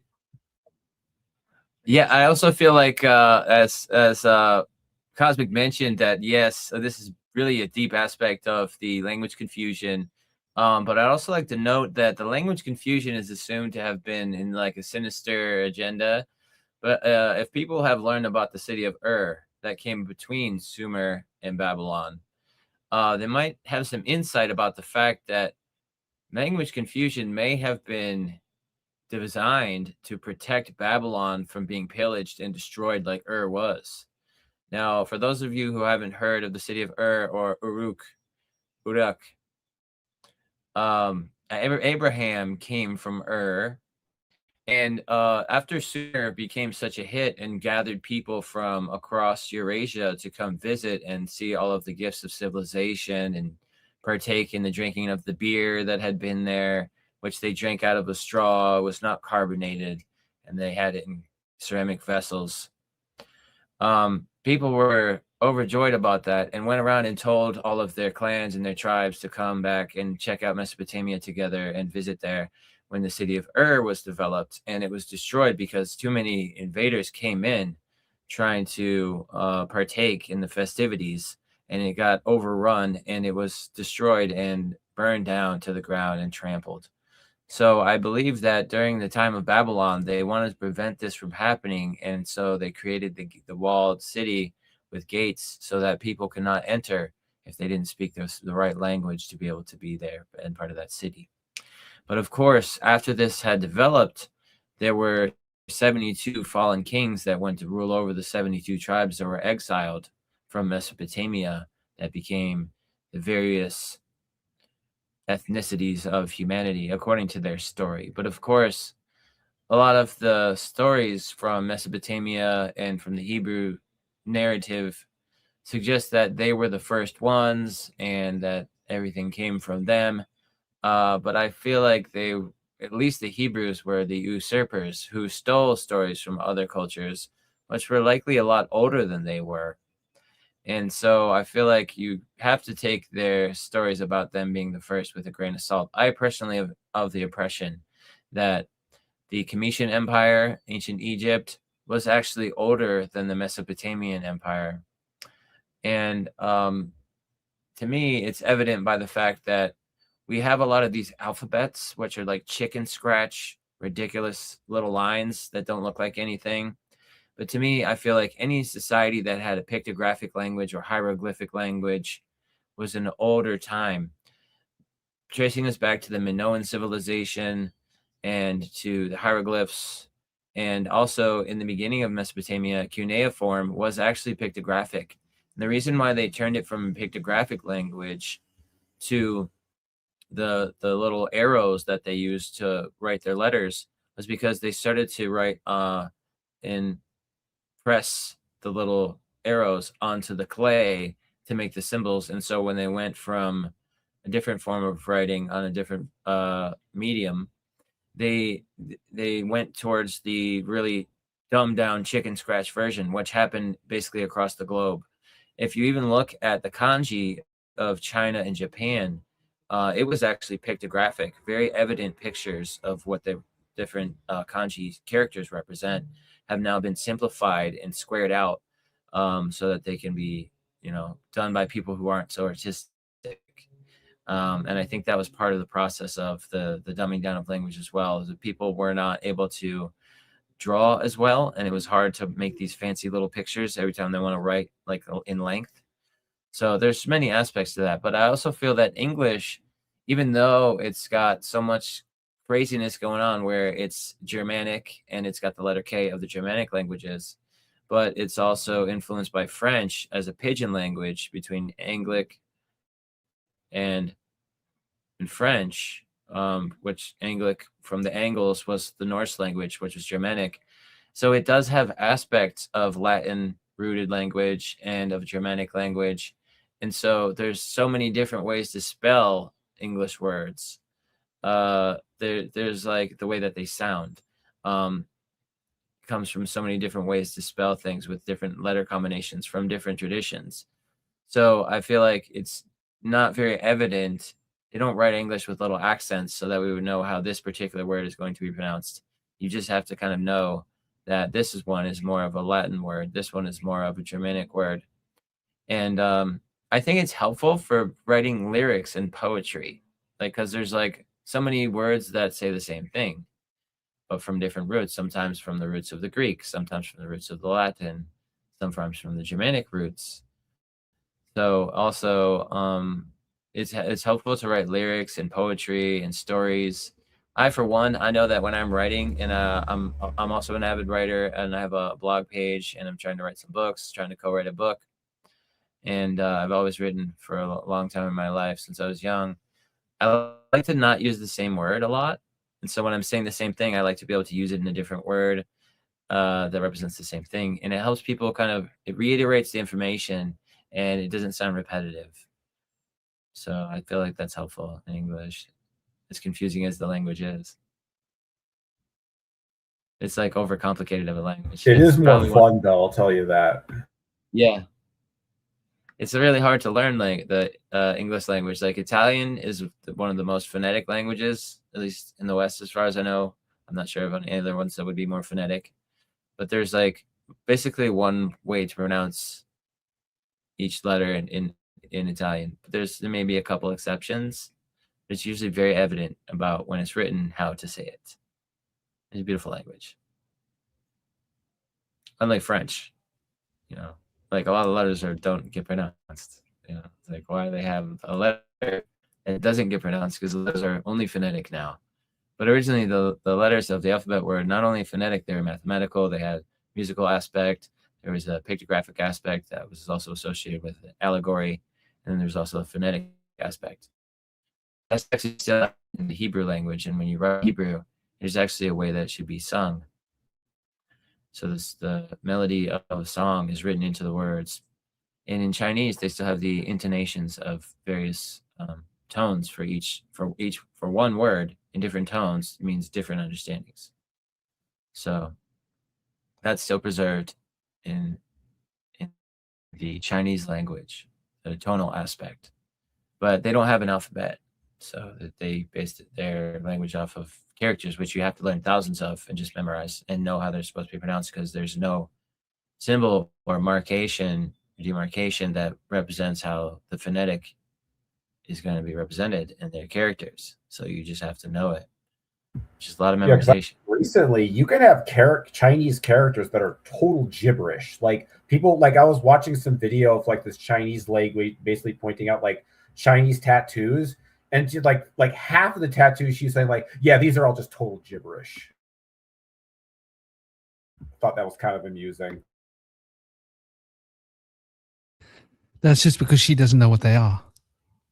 No, I think it because if you think about the Chinese language, it's like, how do you understand all of those symbols? I imagine you're putting a lot of little symbols kind of on top of each other to make like kind of like you took because I imagine with the Chinese language, maybe I'm wrong about this, because with like the English language, we kind of put all of our words kind of like in a row in a line, whereas I imagine in Chinese they kind of put them all on top of each other. Hence why those symbols can look so convoluted and complex at times. I could be totally wrong on that. I don't really know that much about the language to make it, but that's just my observation.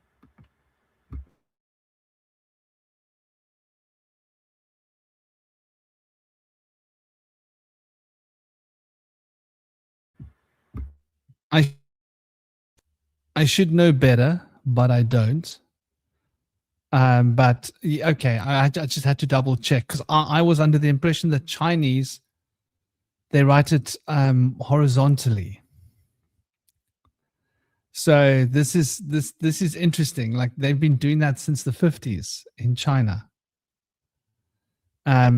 Chinese was written in vertical columns, top to bottom, right to left, before then. And they started to modern standardize Chinese from left to right. So this is why modern Chinese people don't know their own language. And it's interesting that that you're talking about, Franklin, that came about at the same time as the Cultural Revolution. Now, the Cultural Revolution, we think about it like they wanted people to become communist, atheist, materialist. And again, this plays with the language thing, right? Because if language is vertical, that implies a plotward upward towards the divine and to connecting the divine down to earth. But if the writing is horizontal, it's basically kind of like removing that God, the divine, from language by making it just about the mundane, the material, the here and now, by left and right, and the left and right of the political, dialectical left and right. So once again, we see that the formation of language mirrors the ideology that it's trying to express. I think all language comes from hieroglyphic. And, there was a really good point made earlier by Systematic Zoo. And let me put it on the screen so we can see it. Basically, water communicates in hydroglyphs when it's in a state of plasma. And the hydroglyph for information looks like cuneiform. I think that's quite an interesting perspective. Yeah. Because I think there's something to that. The patterns of cuneiform and the patterns of water. I just want to go and take my dog's bowl and put it on the other side of the room. Yeah, I've seen a lot of people connect a lot of things to the cymatics, and particularly, I think a lot of sacred geometry has been associated with cymatics. Also, stained glass windows and a lot of mandalas. I think a lot of people have connected cymatics to the Aztec and Mayan calendar, which there's definitely a strong resemblance there. And I really do feel like it's possible that sacred geometry may have been influenced by cymatics, possibly because people were able to see particles moving like sand or dust in relation to sound, and then able to actually like conjure out like the designs that come from certain frequencies. But I'm not certain of it, but I think it's a fascinating idea. And I also feel like people of higher consciousness, that particularly like the gods, that were able to, I believe, like use like high magic and extrasensory perception and higher consciousness to create their technologies, which were more integrated with Mother Earth, like the ability to use crystal resonance and the powers of nature through deep meditation and through out-of-body experiences, maybe going into the macrocosm, maybe into the microcosm, being able to see things at a smaller, inconspicuous level, and see things and how they're behaving in places outside of the visual world that we see and the physical realm that we're familiar with. Maybe able to see things in a deeper way, maybe even in other dimensions. And I think a lot of people don't really consider this. They usually just, I think nowadays, assume that they had high technology, like of science fiction, or like of like modern technology of industrial technology. I don't really necessarily feel is very well developed. I feel like it seems impressive to us that we can use our technology in modern day to be able to use for communication and transfer of information. But I feel like there's a major aspect of it where it's synthetic and it's toxic and it's not really integrated with the natural world. And it kind of like buying it, which there's like an economy and money, which is to me like an absurd system that never was well thought through. Particularly using gold to represent money, that was something I think that they've given up on, because as the population grows, there's only so much gold. It's not really going to really translate to being a sound financial and economic system of understanding that's going to make sense, because it's not like gold is growing and getting more abundant like we are. So that was kind of a silly thing that they chose to do. But there were other things that were currencies before gold, like salt, which could be something that would be more of a sound currency that there's more of an abundance of. But really, there's a lot going on there with the cymatics, and I feel like there's so much power in song and music and chanting. And I think in ancient times, there was more of a deeper understanding of the power of singing a song like in a ceremonial way, and then the power of it that can call in greater power and understanding. And I feel like Franklin mentioned earlier, the chanting of Om, which is sometimes associated with the sound of the sun, which it's been told to me that according to the Freemasons, the sound of the Tetragrammaton, Yahweh, is also a representation of the sound of the sun, also being referring to him as the Heavenly Father associated with the sun itself. Does draw in the connection where that could very much be the case. Welcome back, Franklin. We're talking about some cymatics. And it's interesting that the cuneiform was also brought in to associate with that. Yeah, I think like this is what I've always reckoned, is that the language was born of the etheric plane, not of the astral. And the astral is the qualities, and the vowels contains the astral plane, but the astral plane is very abstract, so you can't peg it down. But the etheric plane is based upon number, numerations, based upon logic, based upon shapes, geometry. And geometry is something you can peg down like a number. And so, like when you're thinking about ones and noughts, you're thinking about etheric astral, definable, one, naught. Naught we think of as a number, but it's not a number. It means undefinable. So one, definable, undefinable, definable, undefinable. So when we think of ones and noughts, what we're actually telling the computer is that something's definable, undefinable, definable, undefinable, definable, undefinable.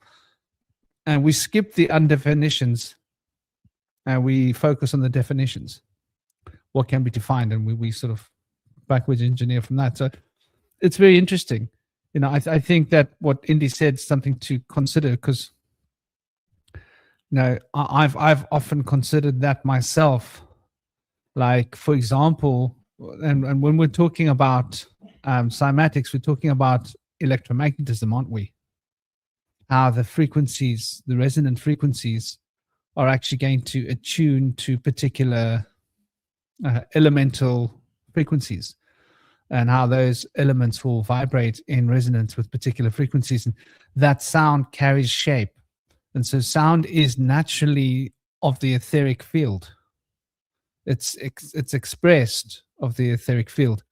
So I think, like, you know, when we're looking at language, we can't really separate that. And this sort of brings us back to that esoteric splendor that I was sort of hinting at in the, you know, in the actual name here, because like the whole conversations, like the occult crossings, that's crossing into the occult spheres of mind and coming back into matter, bringing forth information, taking information across the divide. And it has to do with diving into the womb, the proverbial womb, the womb of the matrix. And the esoteric splendor is how we're able to achieve this splendor, relating to the eighth Sephirot, by the way, like literally. and that greatness of making America great again. Yeah, splendor. Of making things great. And in order to make things great, you've got to grade them down to their common denominators and build them up, right? That's how you build something great. You got to take a mountain and break it into little rocks and place those rocks on top of each other until you've built a massive structure. And so they used to go and get big mountains, cut rocks out of it, and build pyramids. Those great big pyramids were built out of mountains that were broken down, grated into smaller pieces to build up a great structure. So there's something quite whimsical about the idea of building, if we think about it, like what it represents. Breaking down in order to build up. Almost there's an ironic element to it. But cymatics is like really interesting because when we think about how words program our unconscious mind, we understand the idea in terms of a conceptual perspective that neurolinguistic programming is a thing, it's always happening. But have we considered the principle of the fundamental principle, the second principle of Hermes, that there is a correspondence between things, and that correspondence between things is a resonant frequency? And that resonant frequency of particular words carrying particular frequencies because of the shapes and the letters and the vibrations that are emitted by that word will automatically resonate with an aspect of our consciousness field. And so this is like the fundamentals of magic and why certain words and certain phrases and certain tones are considered to be bij or power mantra or power words of power, and how these words of power are more instrumental in shaping consciousness. What shapes consciousness shapes the world, because the world is a reflection of consciousness. Can't really differentiate consciousness from matter. So if you can shift consciousness, you can shift matter. So words are an emanation of consciousness, and the emanation of consciousness is that shapes consciousness into particular shapes so that matter can follow that particular shape. This is the idea of word, right? The word came in order to create the world. Possibly the particular reality that we're in now was created by our own minds using words. What do you guys think about that as a concept? What were you saying is created in our own minds from creating from words? The experience of reality that we're experiencing now, the physical reality, could have been created by the words that we chose. Absolutely. I think that's a huge thing going on with that. And I feel like also they've noticed that the words influence the way that we experience the world, particularly the idea, like in Latin languages, that everything is male or female, that there's gender to every word, kind of has a dramatic influence on how people see things, associating them as a boy or a girl, even if they're not even a living being. So that's been found to be very influential on how people perceive the world. But also in Burkina Faso, they don't have a word for the color green. But if you show them different shades of green, they're better at distinguishing various shades of green than people who do. So it's not always a huge influence on how we see things, and it doesn't always limit us, but I think a lot of times it does. And so I feel like the words that we have connotations and associations with them that aren't really apparent to people. They don't really notice the fact that certain things we see in a certain way because we've been told that that's like that word means bad things only. Like one word, for example, that's talked about in the What on Earth is Happening show on whatonearthishappening.com with Dan Passio is the word chaos. And when people talk about chaos, they usually associate that with dark things like evil. But he mentions in his teachings that chaos is just, and this is understood in ancient philosophical Taoism, that the concept of Li, organic order, is considered to be an order that is completely incomprehensible to humankind. It's way beyond our comprehension, but it's a divine order that transcends our ability to contain it, to define it, because it is very expansive. And when we try to contain it into a definition, there'll be something that's always going to be an exception that leads us away from that definition. So, but in Dan Pass's definition, he says that it's very much representative of a higher divine order that's beyond our rational understanding. I might differ from that opinion, because I think when you think about to truly understand chaos, you have to look at it like in its own sake. I think a lot of people, they try to, look at chaos in a kind of yin yang sort of way, where it's like, chaos is there, but order is there to kind of keep it in check. And to truly understand the nature of chaos, it's like that's not really what chaos is. Chaos is not some subservient servant to order that, is conveniently chaotic in a way that helps order out. No, chaos is chaotic. It's against order, tries to disrupt and defy and usurp. But I think it's not always bad, because sometimes chaos can be liberating. Sometimes, order can be oppressive, it can be authoritarian, so in a lot of ways, when I look at understanding chaos, is like you can't. And I think if you look at, because if you think about it the other way, if you think of order as just being a lesser form of chaos, you could frame it in that way too.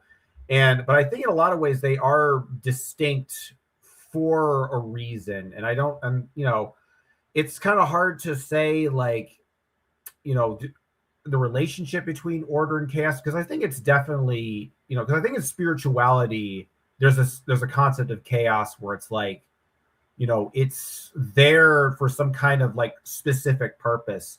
Whereas I think really what chaos actually is, it's potential for new purposes. It's because you think about chaos doesn't really have an intrinsic purpose in of itself, but like with that conversation you're talking about vowels earlier, it allows for a potentiality of new order. So the way I think about it, like, let's say I'm going to make a pattern using cut up, triangles and circles. I'm going to make a mosaic out of triangles and circles. Now, somebody might take those triangles and circles and, cut them up into confetti, right? And so now they're all messed up.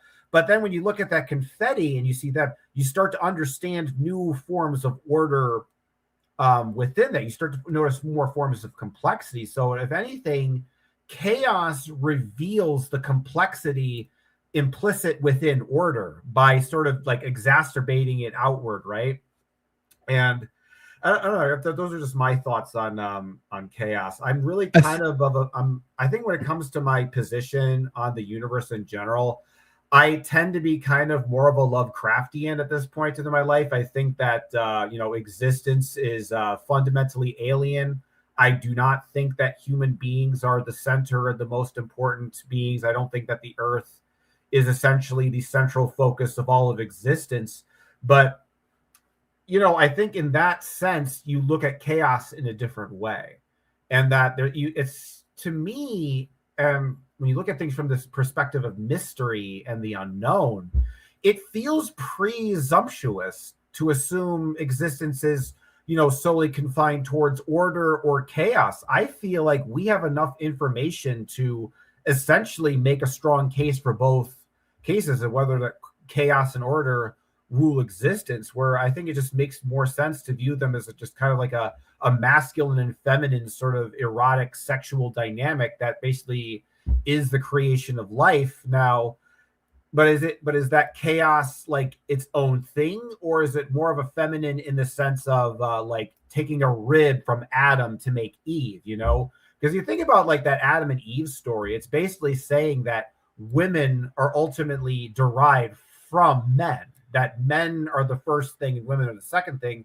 Whereas I see masculine and feminine as sort of always existing simultaneously.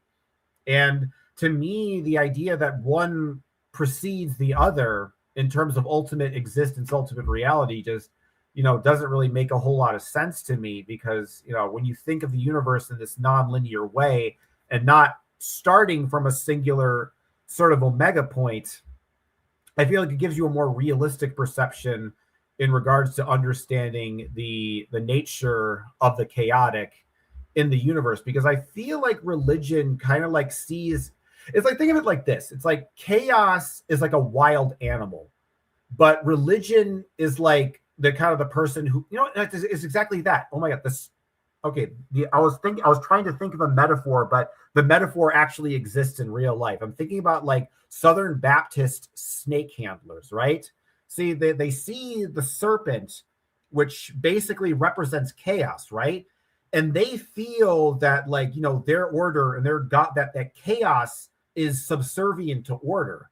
When I don't know if that's really the case. I think that really both chaos and order need each other. And if there is some kind of force that propels existence, I think it's most likely some other third option that we're not thinking about. You know, I love that you brought this up, Cosmic. It's a cosmic thought, dude. Let's get into the cosmic. Let's deep dive deep into the cosmic. So we're going to look at the etymology, because etymology is so telling. Oh, excuse the pun.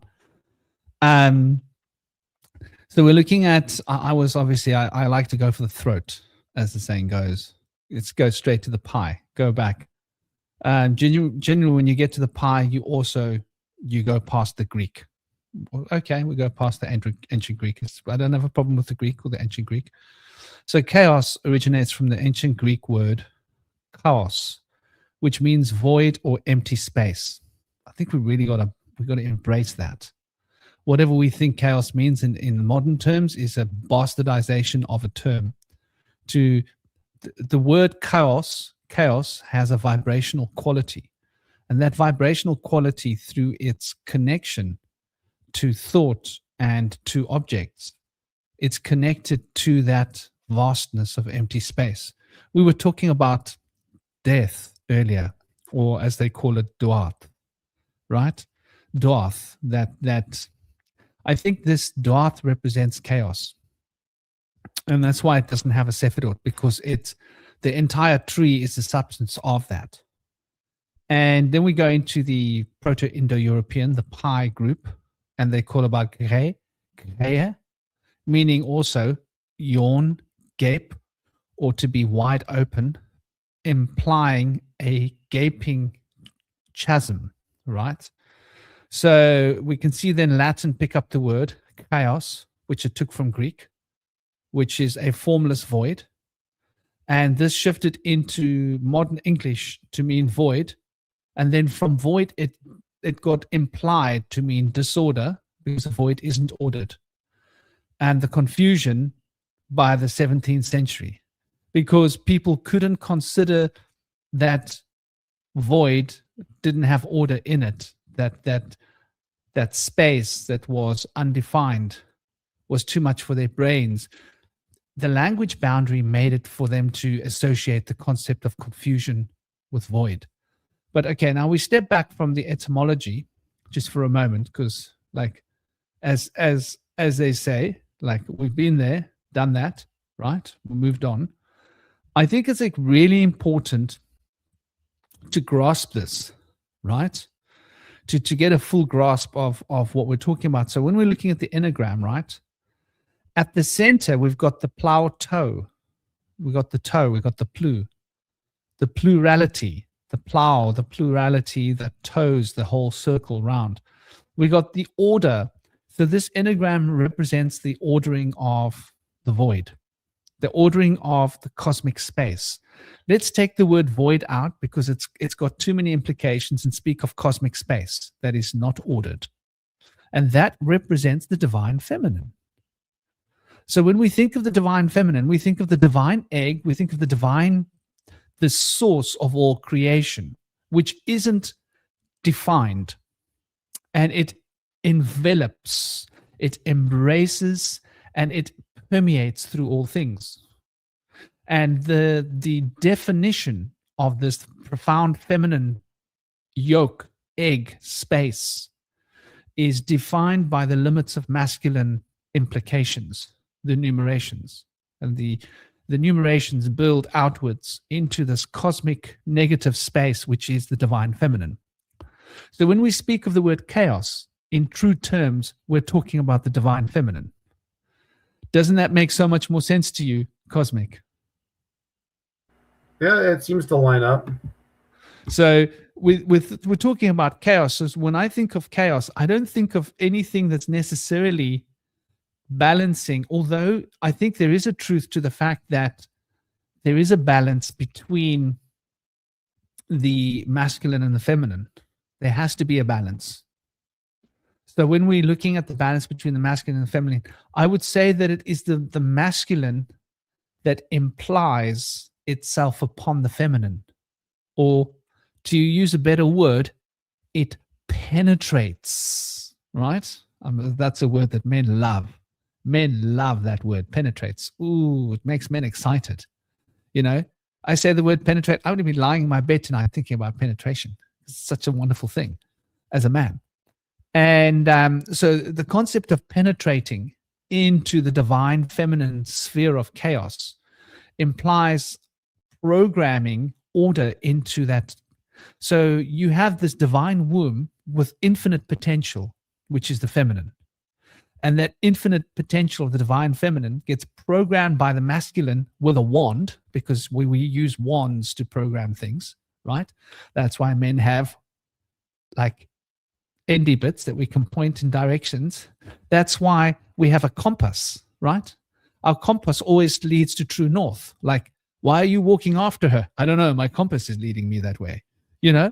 So it's our compass is like it follows our true north. And the true north is the heart of the divine feminine. So why is it that men are always trying to get into women's pants? Why is it? Is it just because of advertising? No, advertising is catching a piggyback ride on something that is a natural impulse within the consciousness field. And there is this natural desire for a man to enter into the feminine. Why? Because that chaos is the source of all creation. And what we have structured out here, what we have built. So I would use the word nature and life to represent chaos. I think nature and life comes from chaos. Maybe not to represent chaos, but that the nature and the life comes forth from chaos. And it is structured by the opposite of chaos, which is order. So masculinity represents order, feminine represents chaos. We think chaos is bad because we've been trained to think that masculine is the only way that there is. It's in our brains. So anything that's related to the feminine is demonized, so it must be bad. Chaos must be bad. It's confusion. Why? Well, you can't plot it on a graph. You can't write it down in words. You can't give it a clear definition because it's so profoundly all-encompassing. So it must be confusing because you can't logically put it into perspective. However, a poet has no problem expressing the idea of chaos because they are not expressing it in these logical terms that are narrow little buckets of sephirotic containment. That's what the numerations are. They're little spheres of sephirotic containment that define the chaos of the divine womb, the divine feminine, with masculine implications in order to create within the divine womb little wombs. So think of each sephirot, each numeration on the enneagram, as a separate little womb within the great womb, and all these little wombs within wombs create their own little defined pocket of chaos. And when we define all those pockets of chaos with the definition implied upon the wombs interacting with each other, we end up with order. And that order is the divine masculine expression of being. And so I totally agree with you, Cosmic. I think like the word chaos, we need to reclaim that word. It's a divine word. Anarchism is another one of those words we need to reclaim, right? Anarchism isn't like people burning down the house. People burning down houses and, via senseless violence. This is what the state has taught us to believe. Anarchism is really just allowing chaos to rule, right? And we're so scared of chaos. This is coming right back to the first word on this discussion, Cosmic. I love that you went there. Because why are we afraid of dying? Because we're afraid of facing chaos. We're afraid of going back to our root, back to our source from whence we've come. We're afraid of letting go of all of the order that we've embraced because it's not real. It's Maya. It's an illusion.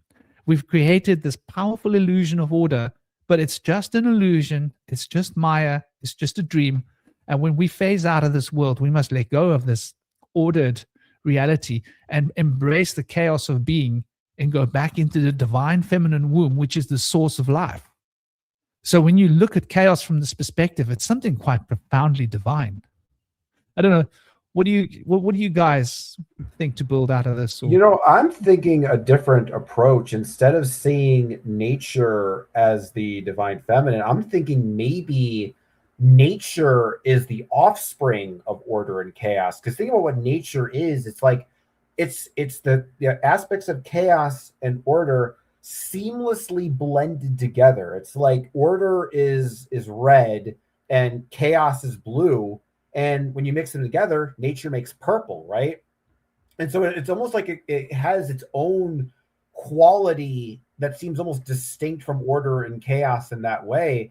And I think it's difficult because when you say one, you imply the other. Just by saying that the universe is ordered, you imply chaos. And by saying everything is chaos, you're implying there must be order. So maybe the way to transcend this is to get beyond this dichotomy, you know, of there being kind of like this back and forth between order and chaos. Because if you really think about life and you think about, you know, all organisms in terms of evolution, that every organism seems to require some aspects of order and chaos in order for that organism to essentially survive. So for example, with order, you need an animal to have a certain, you know, skeletal structure. You need to have a certain consistency with how the organs operate, how the blood is circulated through the body. But you also need chaotic elements because you're in a chaotic universe with a lot of dynamic elements, and something unpredictable might come your way, and you might have to learn to adapt to that new situation in order to survive. So there's also a necessity within chaos in order to survive, to be creative, to think, you know, outside of the box, and just kind of go from a different perspective. So really, in a lot of ways, it's kind of like, if you think of is nature, you know, more oriented towards order, or is it more oriented towards chaos? And I think if you really answer this question honestly, it doesn't seem to neatly map out onto either one. Like, it seems like the idea of nature only existing as order or only existing as chaos is like utterly inconceivable and impossible to imagine. It's like these are the two required ingredients in order for the thing to work. Yeah, I think other words that were associated with fear and giving people an aversion from their associations are night or darkness and nature and wilderness, also wild animals. I think so. Through the Babylonian mystery schools, we're taught to think lowly of chaos, darkness, night, wilderness, and animals, and consider them to be weak and confused and overly impulsive and not able to have a spirit or a soul or be divine. And so I think we've been misled, strongly misled. I know that Carl Jung is with me on this in his sense of understanding that animals are more divine than human beings, in their sense that they don't need these complicated contrivances of needing to have written language and technology passed down to them to be able to be in full thrival as they are. We can learn so much from them. And shamans know that animals are guides to us. So I see General Shinobi has joined us here, and I'll love to have Franklin give him an introduction, potentially, and bring him in on the show. Welcome, dear brother Shinobi. I like to call him Obi-Wan Kenobi, or Shinobi-Wan Kenobi. He's bringing his Jedi word cracking eggs with him, Jedi word cracking tools. Welcome, dear brother. He's a Jedi word cracker. That's why we call him Obi-Wan Kenobi, Shinobi-Wan Kenobi, whichever one fits. I think both shoes fit. It's different shoes, one shoe on each foot. They don't have to be the same shoes. It makes life more interesting, doesn't it? This idea of wearing like monographic shoes is a bit weird now that you think about it. As long as the sole fits, wear it. But yeah, so he's a decoder and he does a lot of breaking down of information. Check out his channel. It's down there. It's recommended. Indy's channel is recommended too. Indy, you haven't been putting much content on your channel, brother. You got to rock that world. On the YouTube? And Cosmic hasn't got a channel yet. Yeah. Your YouTube channel. Cosmic but doesn't have both- a channel because he's too busy God. channeling. That's why. Yeah. Yeah, well, you should channel onto that channel, dude. No. So welcome, dear brother Shinobi. Say a few words. And welcome. Yeah, what's up, guys? Hope everyone's doing well. What a great chat this is. I've really been enjoying the etymological, weaves you guys are doing. Yeah, this is like stuff that I've been really tapping into recently, is like spirit and matter, and like the bridge. I view it as you have the formless, which is where everything's from, and then you have the morph, which is the magic, the sort of the bridge of how we bring the formless into the form. So I've used the same four letters, so from, and then morph with a F, and then form.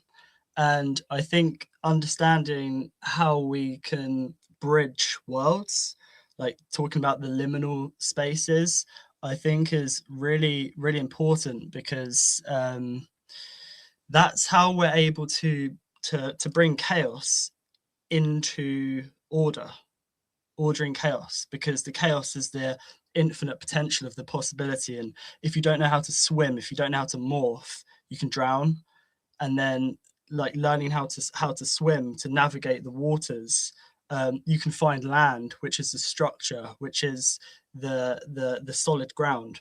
So my process over the last few years, at first I was drowning a little bit. There was just so much stuff coming through, like all this chaos of infinite potential, of possibility of all things, and it's quite a lot.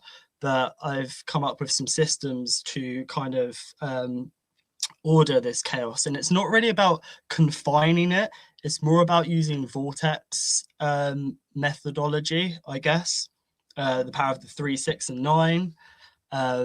Not in the way that Tesla describes it, but more of the 3 being masculine, the 6 being feminine, and the 9 eye on top of the pyramid being the central point, or the anchor point.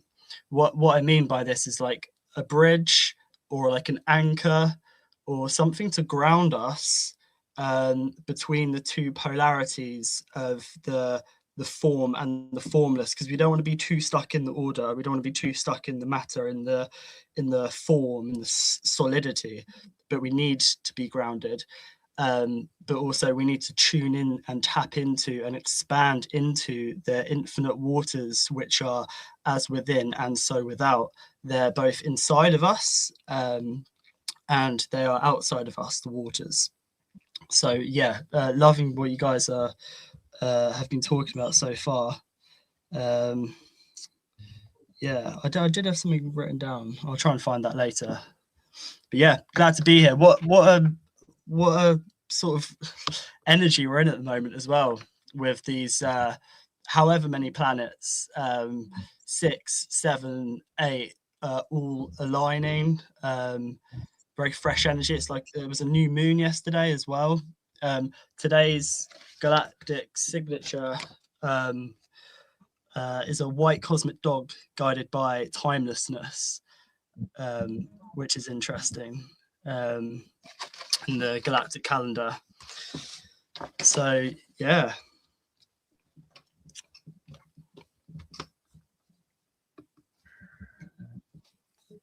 Getting back to what we were talking to ago, and I agree with you, Cosmic. You know, I think what you're saying makes a lot of sense, that there is a divine balance within nature.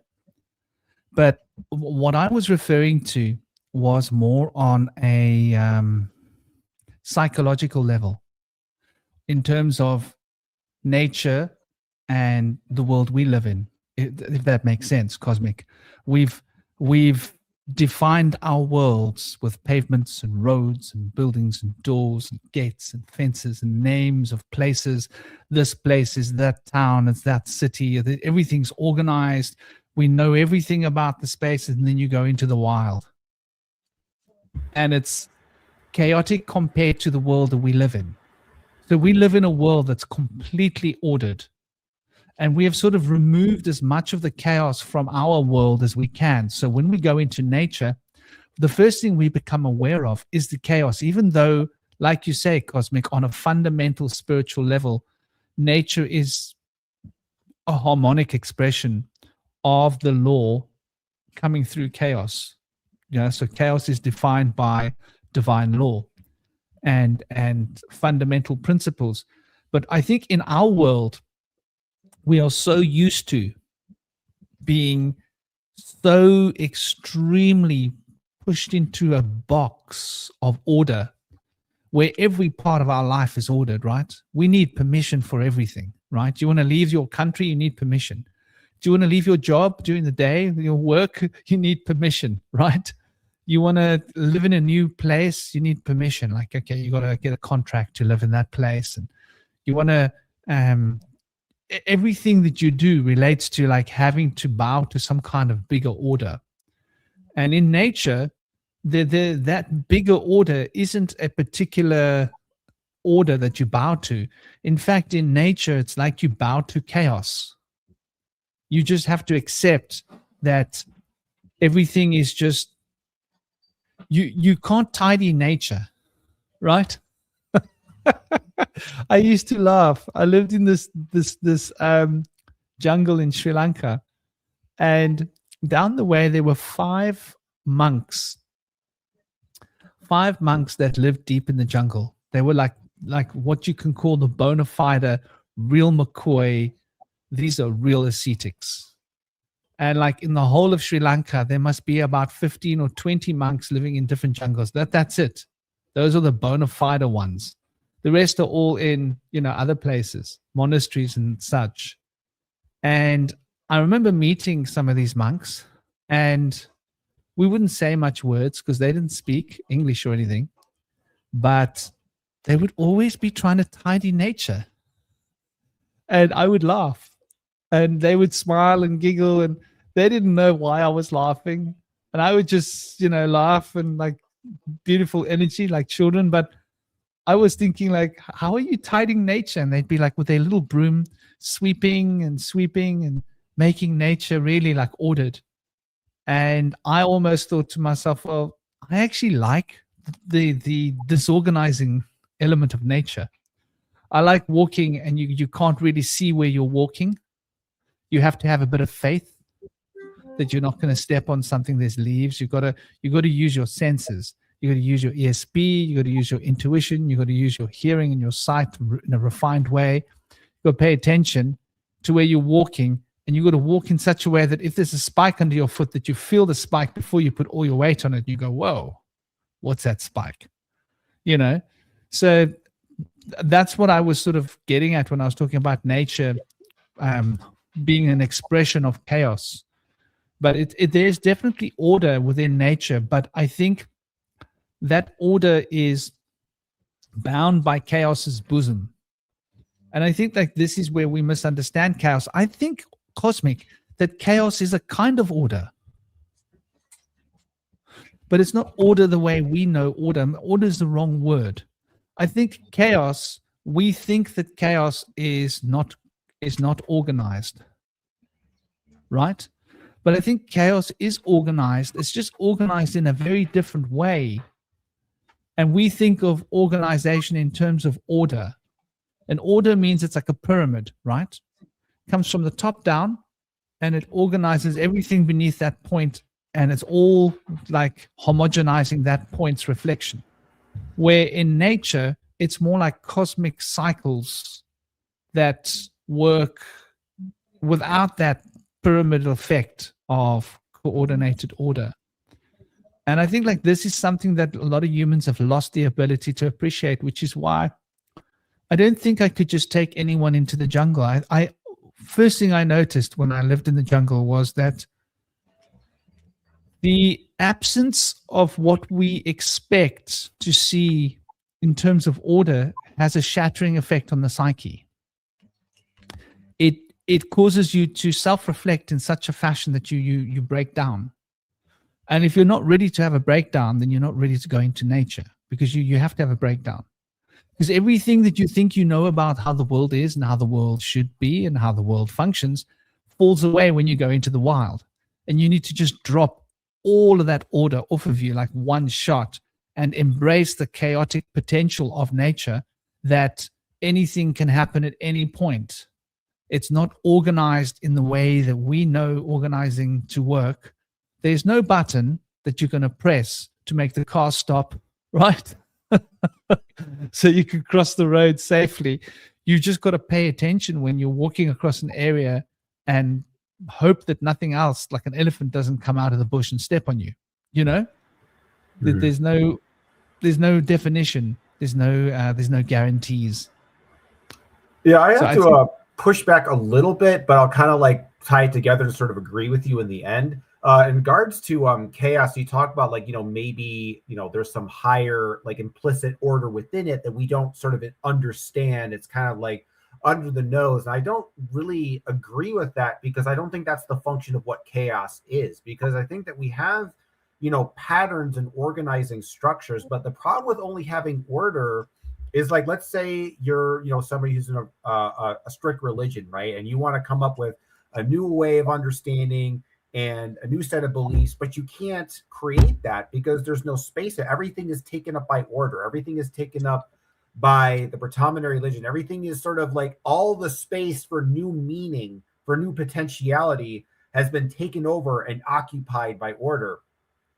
What chaos does is it's not so much that it has patterns within itself that are somehow higher than that, but it allows for order to form new and more complex patterns. So in a lot of ways, when order goes into chaos, order has more tools and colors and shapes to express itself, and it can be more complex and novel, in its application. So I don't see that chaos having a sort of implicit hidden order, but I see it as something that is like, it is sort of the sexual counterpart to order that is sort of like necessary, right? Because like the thing about, like you said before, like you were talking about, building a pyramid, right? Taking a mountain and sort of taking apart and building a pyramid. And you think about it, like you need chaos to build a pyramid, because how are you going to break down the rocks into smaller bits to make the pyramidal structure? So what you're doing is you are taking that chaotic mountain structure that's been sort of formed by nature, you're then breaking it down and then making it into a form of order. But, let's say that like, maybe this pyramid breaks down for some reason, whether rain, erosion, some kind of earthquake, and like it forms a new structure and it's like all broken down. But it's like but the point is, when order breaks down, it creates the potentiality for new forms of order to manifest. So if anything, chaos is the gateway for higher forms of order to manifest beyond the threshold of what we understand as order. I would say it's the opposite. I would say that order is a gateway, because it's in the word, like an or and then a door. And I guess it could probably go in both directions. Like it's a channel for chaos. If you view chaos as like waters, it needs to be channeled. Otherwise, it's just everywhere. So the order, the or door, the movement of the placing of the channel is a kind of way that, because chaos shouldn't be contained by order. It should be channeled. It should be guided like a door. It shouldn't be confined. I think that's where we've gone wrong as a society, as we try to either demonize chaos or basically we don't really have channels for chaos. Chaos is raw creation. This whole chaos that's in the world unfolding is created. so that there can be a new order brought in, so that people want an order because there's too much stuff going on. And it's interesting with breakdown, because breakdown can be related to both chaos and order, because to understand something you need to break it down. So you need to like get the different pieces and line them up in order, but at the same time the breakdown could be dissolving because the chaos kind of dissolves the order. So it's interesting with the chaos and order, because it's like the yin and the yang, both are needed, and you need to understand how to use both. You know, that's where the bridge comes in, to bridge the physical with the non-physical, the chaos with the order, knowing when to channel chaos and when to, I guess, what would the other way around be if you're using order to channel chaos? You know, I think you put it quite well, Cosmic. Yeah. You know, here's something that I would say which is quite interesting, right? The fact that we can talk about chaos, what does that mean? It means it's a thing, right? It doesn't mean that it's if there was absolutely no principle within chaos, then you wouldn't be able to talk about it, because it wouldn't be defined. The fact that we can define chaos means there must be some organizing principle within chaos. It might not be the organizing principle of form that our mind is used to, but I think of like order as being law, right? Law. And law is in like rule, like rules and laws. I think like what we consider as order has got a whole lot of different rules, a whole lot of different principles. But I think chaos has got just one principle, but it still has a principle. It's not without principle, if that makes sense. Because if it was without principle, we wouldn't be able to predict it. I think chaos is quite predictable. If something's predictable, there must be a pattern. Or am I wrong? What do you think about that, Cosmic? Fair point. I feel like chaos is the order of the cosmos.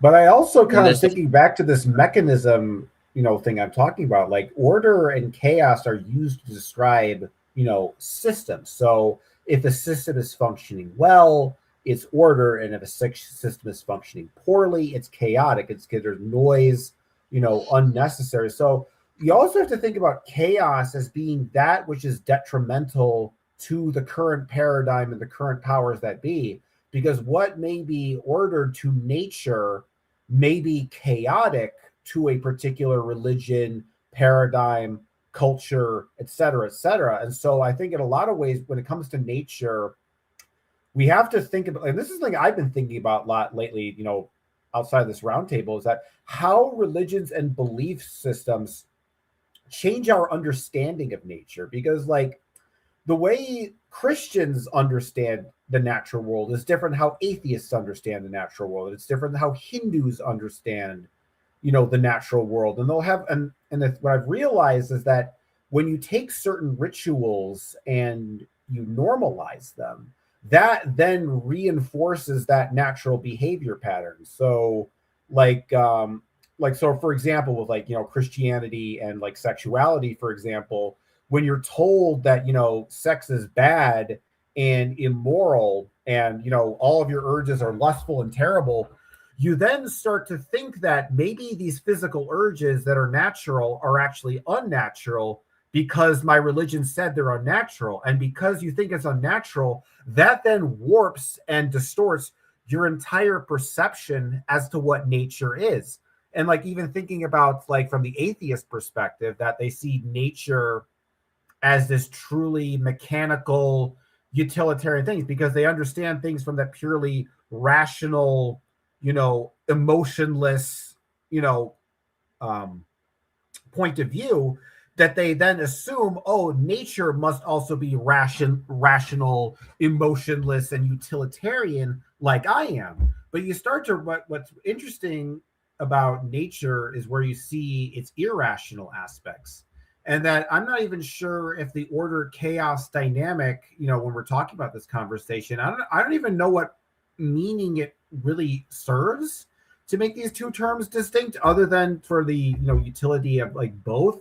But you know what I mean? Because like I'm starting to think about it, and it's like the concepts start to blur together so much, I'm having a hard time distinguishing them anymore. You know what I mean? It's like you take the order and the chaos and you're putting them to go so seamlessly, you're almost forgetting that they were even split in the first place when we just go along in this conversation.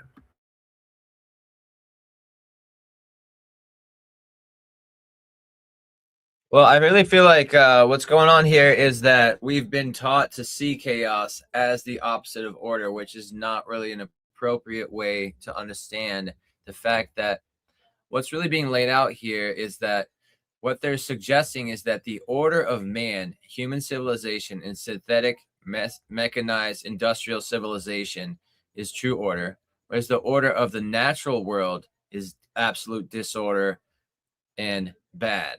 So, I mean, to think about that kind of goes in line with the idea that humans are not from Earth. We're here for a short time before we can ascend back to where we're from. It kind of has a lot to do with escapism. So I think since we've been pushed into the idea that we're not supposed to be in Earth, we're supposed to hide in a cage, we're not supposed to be outside into the dangerous wilderness. I think all of this is trying to push us away from being able to embrace the fact that we're part of nature. We are an animal. It's radical to think and say we are an animal, right? But how could we suggest that we're not an animal? I mean, we have DNA, we have a body. Do we really feel like that humans exclusively are the only ones that have a soul? I mean, a lot of people are of this impression. And I've wondered about these things, and it was shown to me in an out-of-body experience to the center of the sun that we are in a different place than most animals that are accompanying us here in the world. Animals have instincts that they can just tap in on. And I believe that has a lot to do with the fact that they likely have an open inner eye in the waking state where they can see through time. They can see, like, what should I be doing right now? They don't need to ask another animal or have it written down.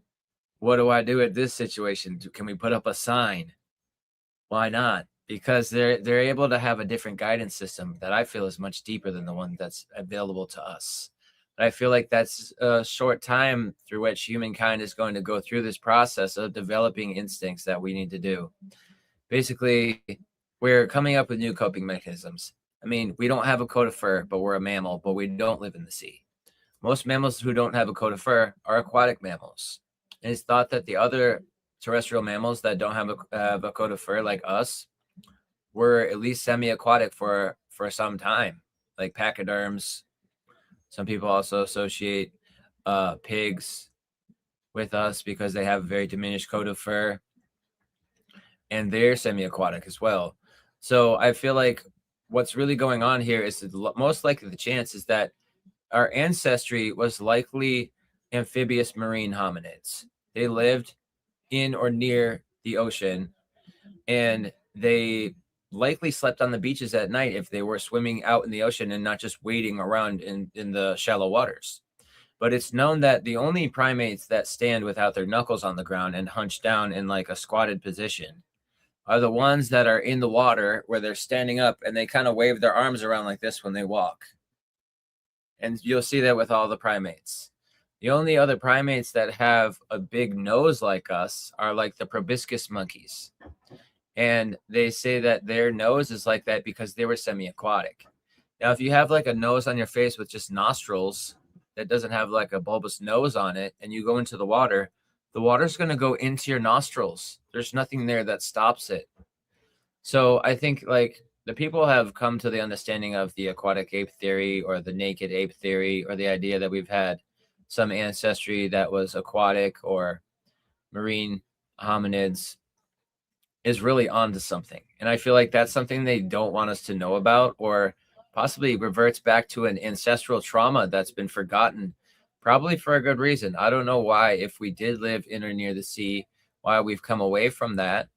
But there's a good chance that there was a time where things went terribly wrong. I mean, if you live in the sea and then it becomes an ice age, that could be an example of something that was a terrible situation where we needed to retreat from that habitat back to terrestrial environment. But I feel like you can have a lot of power and control over people that are weakened and put in a weakened state in confusion. And it's easy to exploit them. So to me, I feel like that's what's been done. You know, either we were tricked and confused to like come into a habitat that we don't really thrive in and then taken advantage of, or we were just made as like a hybrid slave species that is made from people who are from the sea with people who are from the land. And then we became kind of hodgepodge mix of the two. And I feel like when we see people that are overweight or obese, people think, oh, they just eat too much. But I really think it has more to do with the fact that that's an ancestral race of people that needed adipose tissue, which is also known as blubber, to be able to thrive in cold waters and not have a hard time keeping their homeostasis, be able to maintain a healthy body temperature. Because the only other terrestrial animals, the only other mammals that have blubber are aquatic mammals that lived on the land before going back to sea. So it seems like we have a lot to do with them as far as the traits of an aquatic mammal. It turns out that we have them all. And it's kind of absurd. Like, why else would babies that are born prematurely have vernix, which is a fatty substance, a cheesy substance on their skin that allows them to float when they're born too premature, so they don't have enough body fat at the time. They can have the vernix that will allow them to float, and they know how to breathe and turn their belly up, and they can swim. Babies, when they're first born, they can swim. They can't walk or climb. All terrestrial mammals immediately, when they're born, can jump on their feet, climb or walk immediately. Humans, it takes months to be able to even like lift their head. So to me, it's very plainly obvious that we've been duped, and we want to associate anything having to do with nature as bad, because we could be like allowing our babies to develop for the first couple months in water and then coax them out of the water to help them learn how to walk and speak after they've developed an ability to swim, instead of like we have it now, where once we learn to walk and speak, it's kind of taking away our instincts that we might have in our brain tissue that are already like allowing us to do things naturally in the natural environment that we belong in, which might be the water. Now, once we learn to speak and walk instead, then trying to go back to the water leads people to total fear and paranoia and confusion, because we never tapped into those instincts when we were infants. So it's foreign to us. So some people never develop the ability to swim. They're too scared. And so it's a very interesting process that we go through. And I would wonder what it would be like if we allowed children, infants, to develop in the water during the times when they're so helpless on the land. There are a lot to take care of, have to swaddle them up and carry them everywhere you go. But it'd be interesting to see if cultures that live in the sea or in the water, like I know there's a lot of cultures like in Indonesia that do this. If the children are actually able to, if they let them go in the water when they're in a helpless state, and how they develop and how that changes their development. I also feel like humans should be walking on their tiptoes. For us to walk on our heels seems a bit odd to me, because you could really damage your feet, which is why we have to use all this footwear all the time. But I feel like if we were to walk on our tiptoes, I feel like if we were to do that and pretend like we did that, I think it would take like maybe 1 or 2 generations for it to just be naturally instinctual for our children to just do that. And I think we would be way better at running. We could probably go way faster. We'd probably be able to hop like really far, like develop like kangaroo like habits and capabilities. And we would have a much smaller part of our foot that would touch the ground, so we wouldn't hurt our feet as much. Parts of our feet that touch the ground would be stronger. There's so many possibilities that run through my mind. All this stuff is foreign to human mind because it's something I discovered, and it's something only a few people have come across. But when I figured it out, I was so glad to find that other people have already discovered this in the 60s. That is interesting implications, though, if you take that to further aspects of the animal kingdom.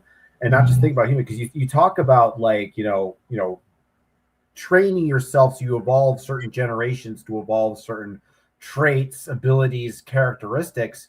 And you ever think that maybe like when monkeys and apes, that maybe they're consciously thinking about this stuff too, like, hey, let's evolve this adaptation because like, hey, I really want to get that particular fruit up there. Let's, mate with monkeys that are taller so that we can get taller and raise.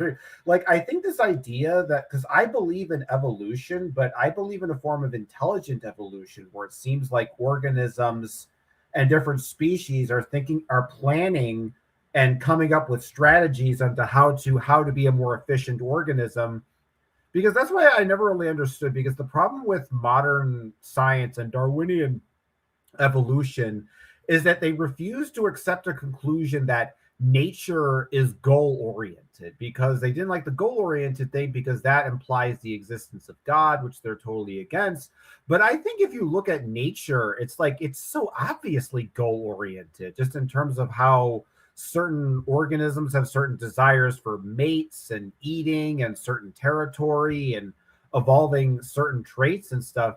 And I think what we have to really see, that I think there's an implicit intelligence behind the flow of evolution within nature itself. And I think the problem with evolution goes yet again is that we think of evolution from a mechanical narrative. It's all this kind of utilitarian, survival of the fittest, and it's random selection. And you think about the idea of like, I'm thinking about the idea of random selection and like random chance, or like natural selection, that's the term. Well, if you think about it, like it's not natural selection in the sense of it's just like, it randomly happens to be that, the weak apes die out and the strong ones live on. I think that there is an intentionality, within nature. Like you think about like a female that desires a certain type of male in a society, right? Like let's bring this back to human beings. Like let's think about a woman that's, really attracted to, football players and really like strong masculine guys.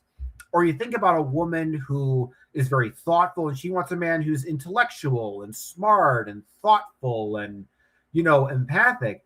And then what you realize here is that with these two women and their sort of choices for, mates, are two different paths for humans' evolution. It's like when you're saying, I want to mate with someone that's strong, you're making a conscious choice to steer evolution in a particular direction. I think that goes the same with, obviously with men too, that, you think about like, even with like religious people, like they pick, someone who has the same religious faith as them because they want to control how the offspring and how nature evolves. They want to control that. They want humanity to go in a certain direction. They want to, Christians want other people to be Christians. So there's a kind of, so then it's naturally Christians are attracted to people who have Christian values, right? So in a lot of ways, I feel that, evolution is kind of guided not by blind forces, but more by sort of like the desire of the divine feminine, if you will. It's desire for what it wants and what it needs and how it evolves gradually and or not gradually throughout time. Yeah.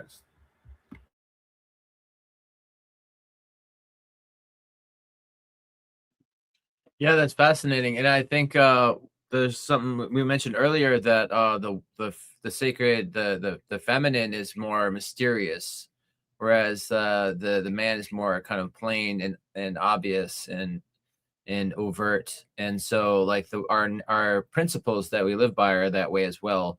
The man is more direct and rational and simplifies things, whereas the women are more indirect and intuitive and emotional and more complicated and harder to understand, or not even understandable at all, because they're kind of more embracing what we can consider chaotic principles of the universe, which there are universal laws that are not needing to be imposed by violence or some kind of threat or intimidation or fines. It's just unbreakable. The laws of the universe, you can't even break them. So if you were to, then that's not even a possibility. So you wouldn't have to impose it.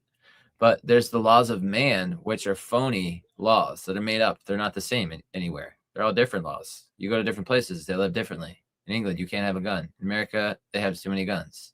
They got all the guns. And now there's all these different laws they're coming up with. You can only have so many guns. You can only have this gun. But in different states, you know, you can do different things. Conceal the gun. You can't conceal the gun.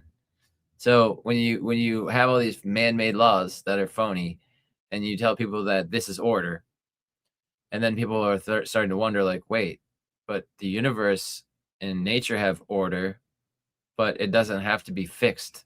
And so, like, when you go into the woods and there's leaves are on the ground and there's sticks on the ground, people might think we need to clean this up. It's such a mess. But what's a mess and disorder to us is very ordersome to nature. And so, like, leaves on the ground provide an insulating sheet to help the soil from being hit by the sun. And when the sun hits dirt, it kills the microbes in the soil, oftentimes. And so the leaves falling actually provide a solution for the animals that live inside the dirt. And also it allows for the plants and the roots of the plants to not be dried up. So it helps the moisture stay in the soil. Also, the sticks on the ground, people are thinking, I can't walk through these sticks. I'm going to, like, stumble over them. We need to get them out of the way. We could use them to burn or something, which is terrible. The mushrooms and fungi live off of these sticks, and they need to eat something. And so this broken sticks that fall on the ground are the food for fungi and mushrooms that they live by. And then through having something to eat on, they spread their mycelium through the soil, and they help the roots connect with each other. They provide nutrients that maybe there's more in abundance of in one area and a deficiency in another area. They'll move the nutrients to the different roots of the plants so that they can help them and help them communicate. So there's, like, all these things that we don't understand. We're starting to understand more. Not starting to understand the things that we used to think was good when we wanted to clean nature up. We're actually hurting nature because the order of nature is not something that needs to be done. And they say in Taoism that nature does everything but asks for nothing in return. I think we should honestly question the very term law of nature, because law has so much implications in that word. Because you think about law, you need a lawmaker, you need some kind of ruler to enforce those laws, right? And to me, I don't think nature forms laws. I think, you know, Indy, you're a Sheldrake fan too, and you can I think you probably also agree with his sort of take that nature is more of a thing of ingrained habits than opposed to laws. But then you also think about, like, in terms, like, you're talking about law and rule and order, the very idea that nature has laws creates the implication that we human beings need to create laws in order to be in alignment with nature. So that, like I was saying before, is another obfuscation of our understanding of nature. And so what I'm saying by saying that, because we assume nature is lawful, that we then in turn have to come up with a system of laws to conform with that. And if nature isn't based on laws and isn't based on, and is actually based on ingrained habits, that kind of changes that narrative in a pretty interesting way. Yeah, well, the thing is with law, with the etymology, a law is a story, and nature has its own story. Whereas with LAW, like our law, like human artificial law, it's a script. So our legal system is a fiction. It's a story that we're following another person's script. Whereas nature's sort of law would be a story. It's just unfolding. It's more, you know, our legal system is, what's the word? It's all what's the word? Fuguzi or whatever. It's the whole legalese language is spellcraft to contain us. So it's interesting looking at different aspects of the word law, because it really is a story before it was this legal fiction. You know, I think the word law, Lore, was around long before our legal system. They've just created a narrative that we all follow, and therefore we're taking part in. We're not living our own story, you know, like nature does. Nature's just living its own story. You know, if that makes sense. Yeah, that makes a lot of sense. And I think, you know, what Cosmic is saying is awesome and makes a lot of sense. But I feel like what I'm trying to articulate is kind of the opposite reversal of what the way that he's picking things apart here. Basically, what's going on is like, I feel like there are universal laws that we've been drawn away from and being distracted from by these phony laws of man that need to go away. And those kind of things are going to happen and be gone when we return back to nature, because our system that we have that's leading us right now with all these phony laws that are absolute BS, when they use punishment to make people not want to do stuff. And in America, it's like the land of people that are defiant, inherently defiant and lazy because they left their mother country. Like we need to get out of here because they're so tyrannistic. We want to go to a place where we can be free. So they come to the land of the free and they do what they want. And so when they say you can't drink and you can't have guns, we have the worst gun control and drinking problems in the world.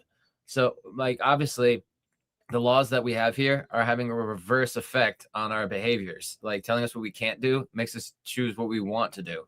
So, I think that's very obvious to me that these laws are not only phony, that they're actually not effective. And if they are effective, they're using them in means of which they're trying to impose reverse psychology to make us do things that are not in our favor, so that we could then be exploited and then used as like a cash cow. It's like, oh, we're going to make people do things that they're going to have to pay to do because they want to do it. Let's make it illegal for them to do the things they want to do. And then we can charge them fees when they do the stuff they like to do. So, I mean, to me, that's kind of what it is, really, personally. The laws of man are garbage. It's ridiculous. Like, the laws are like, you grew your own food. Well, you got to pay taxes to the king, which like didn't really make that much sense. So they had to like beat them up and kill them to be able to get the money. Now they're like, well, we built roads for you and we provided you with all this education. And so now you got to pay us for that. And it's like, at first that kind of made sense. Now people are starting to realize this indoctrination where they're trying to teach us things. We get out of school, we don't know how to manage money. We don't know how to get a home or a job. We don't know how to file taxes. We don't know any practical things from the education we get, which is really indoctrination into ignorance. I mean, there's things that we learn that are practical, but there's a lot of things that we are not allowed to learn and taught to not believe in, which are way more practical. Like the fact that the physical material realm is the only thing that's allowed to be understood in academia. They don't acknowledge the fact that there's a connection with the unseen world or the unseen realms or the unseen body. So like, we don't realize that our emotional body has a big implications of like affecting our physical health. And they don't understand that like the soul or the spirit of the person, when they die, we don't know where they go, but they have all these speculations about we go to somewhere else. But people have fallen away from our deep intuition of ancient mysticism and like the world understanding that we get reincarnated. And so like these ideas that are imposed upon us, these ideas of the laws of how things are supposed to work, have fallen away from our intuitive understanding and have come into like this like fallen patriarchal, ridiculous, indoctrinated understanding that's not consistent. So the fact is that since our laws are not consistent with the universal laws, it's suspect. There were societies where they were consistent and they were aligned with the laws of nature, and these societies thrived. And so why are we not understanding that when they had integrated laws of man with the integrated laws of the universe and the cosmos and nature, and that people were of like really high capacity of development and like abilities where they could build these huge structures, which we have no idea how they made these megalithic structures anymore, because we've become pathetic. Like we are becoming more and more helpless by following these ridiculous human laws of like you're supposed to ride in a wheeled chair all the time, which they call a vehicle or an automobile, because your legs aren't that good. You can't get to work in time. You take too long. So it's like, okay, so we're not allowed to walk. We have to drive everywhere and use gasoline to get there. And that's supposed to be a good idea. And they're like, oh, that's no problem. It's just the Democrats that made it be a problem. They pretend like gasoline's bad for the environment, but it's really not. So they have all these ways to convince us that like the things that we need, which are absolutely detrimental to our own health and the natural environment, are the best things that we can do. And if anybody hasn't figured that out yet, like a lot of people are starting to, they're going to very soon, because all this stuff is completely unsustainable. It's ridiculously unsustainable and absolutely detrimental. But a lot of people don't want to believe that, and they keep telling themselves, "Oh no, that's not even a problem. It's just the sun's heating things up right now," or like nature just destroys itself. Like we don't really make it as much of an impact as they say we do. Which, there is stuff that goes on in the natural world that does make things harder for us. That might not be a human impact, but at the same time, like, why wouldn't we want to live in such ways that are aligned with the natural universal laws? I personally do. I like to live those ways. Now, if you do that, you're not necessarily going to thrive in our human civilization and human society, because you're going to be doing things that are maybe against our laws, But to me, I worship nature first, and I cooperate with mankind secondly. And I feel like by doing that, I've come into a way better place in my health, both emotionally and physically, but also spiritually, because I feel like nature has a lot to offer us. Like Franklin said, like when you go out and things are all scattered around in nature, but then if someone were to clean them up, they'd be too simplified and kind of boring. There's nature therapy. Like when you go into nature, it's very complex and it's very stimulating. And so it gives us really good feelings. It's like, oh, wow, this is awesome. I love this out here. This gives me good vibes. Like the sun shines nice, or the clouds, or whatever you like about it. There's these things called phytokines that are released by the trees that give us like good vibes and feelings and help us build peptides. That also happens when we're near the sea and we hear the waves and there's like the mist that's coming in. There's also things that influences there, little chemicals that we don't see that make us feel good. And I think there's a reason why that happens. Now, the kind of stuff you get exposed to in a house, it's the opposite. The way we have things right now, you go into a home with like some kind of artificial synthetic scent generator, like you plug it into a wall and it releases these scents, or you like light a candle with parabens. And like all this stuff is absolutely toxic and like carcinogenic and horrible. And it might smell nice, but it's going to make you feel bad and you're going to get sick. And so there's ways of going around that, like through the old ways, like make it just like a coconut oil candle or something without all the weird synthetic chemicals. As soon as you get away from these synthetic frankenfood chemicals and these bad toxic carcinogenic chemicals and the building materials that they use and go back to doing things more naturally, things might not have as good of a shelf life. You might have to like create a house like every few years or something because the log cabins can get moldy or something. It might not be as practical or convenient, but it's going to make you feel way better. You're going to have a better attitude about things. You're going to feel like you're more integrated with the world around you instead of having to hide away and run from it. So I feel like it's weakened us and it's divided us. We were told to live in a cage. At first, it was with our extended families. Then the Industrial Revolution hit. Then we moved into nuclear families. Now people live alone in a cage. They have their little device to talk to other people somewhere else, but there's nobody there. So it's gotten more and more ridiculous. Originally we had these arranged marriages where everybody was like just coming into, you get to have a family, whatever. Now there's people that never even lose their virginity, never have a girlfriend or boyfriend, never have a family, never have a child. They're stuck alone in a cage for the rest of their life. Their whole life is being in prison. It's a prison of their own making. So like in some people that do that, it's because they live naturally and they're authentic and they don't want to follow some fake phony laws or the imposing of like certain ways of life that are like not really well thought through. Like if you are authentic and you're like kind-hearted, you should be one of the people that thrives in our society. But oftentimes you won't be if you don't conform to like a broken society where people are like getting along because they're all facetious and they get along because they have a common enemy in someone else, and you're trying to integrate everything. people are like, I can't talk to you because you like the enemy. And it's like, nobody's the enemy. Like, we're all on the same team. Like, what are you talking about? So many people I come across are like, oh, you're a liberal? I can't talk to you. I gotta go.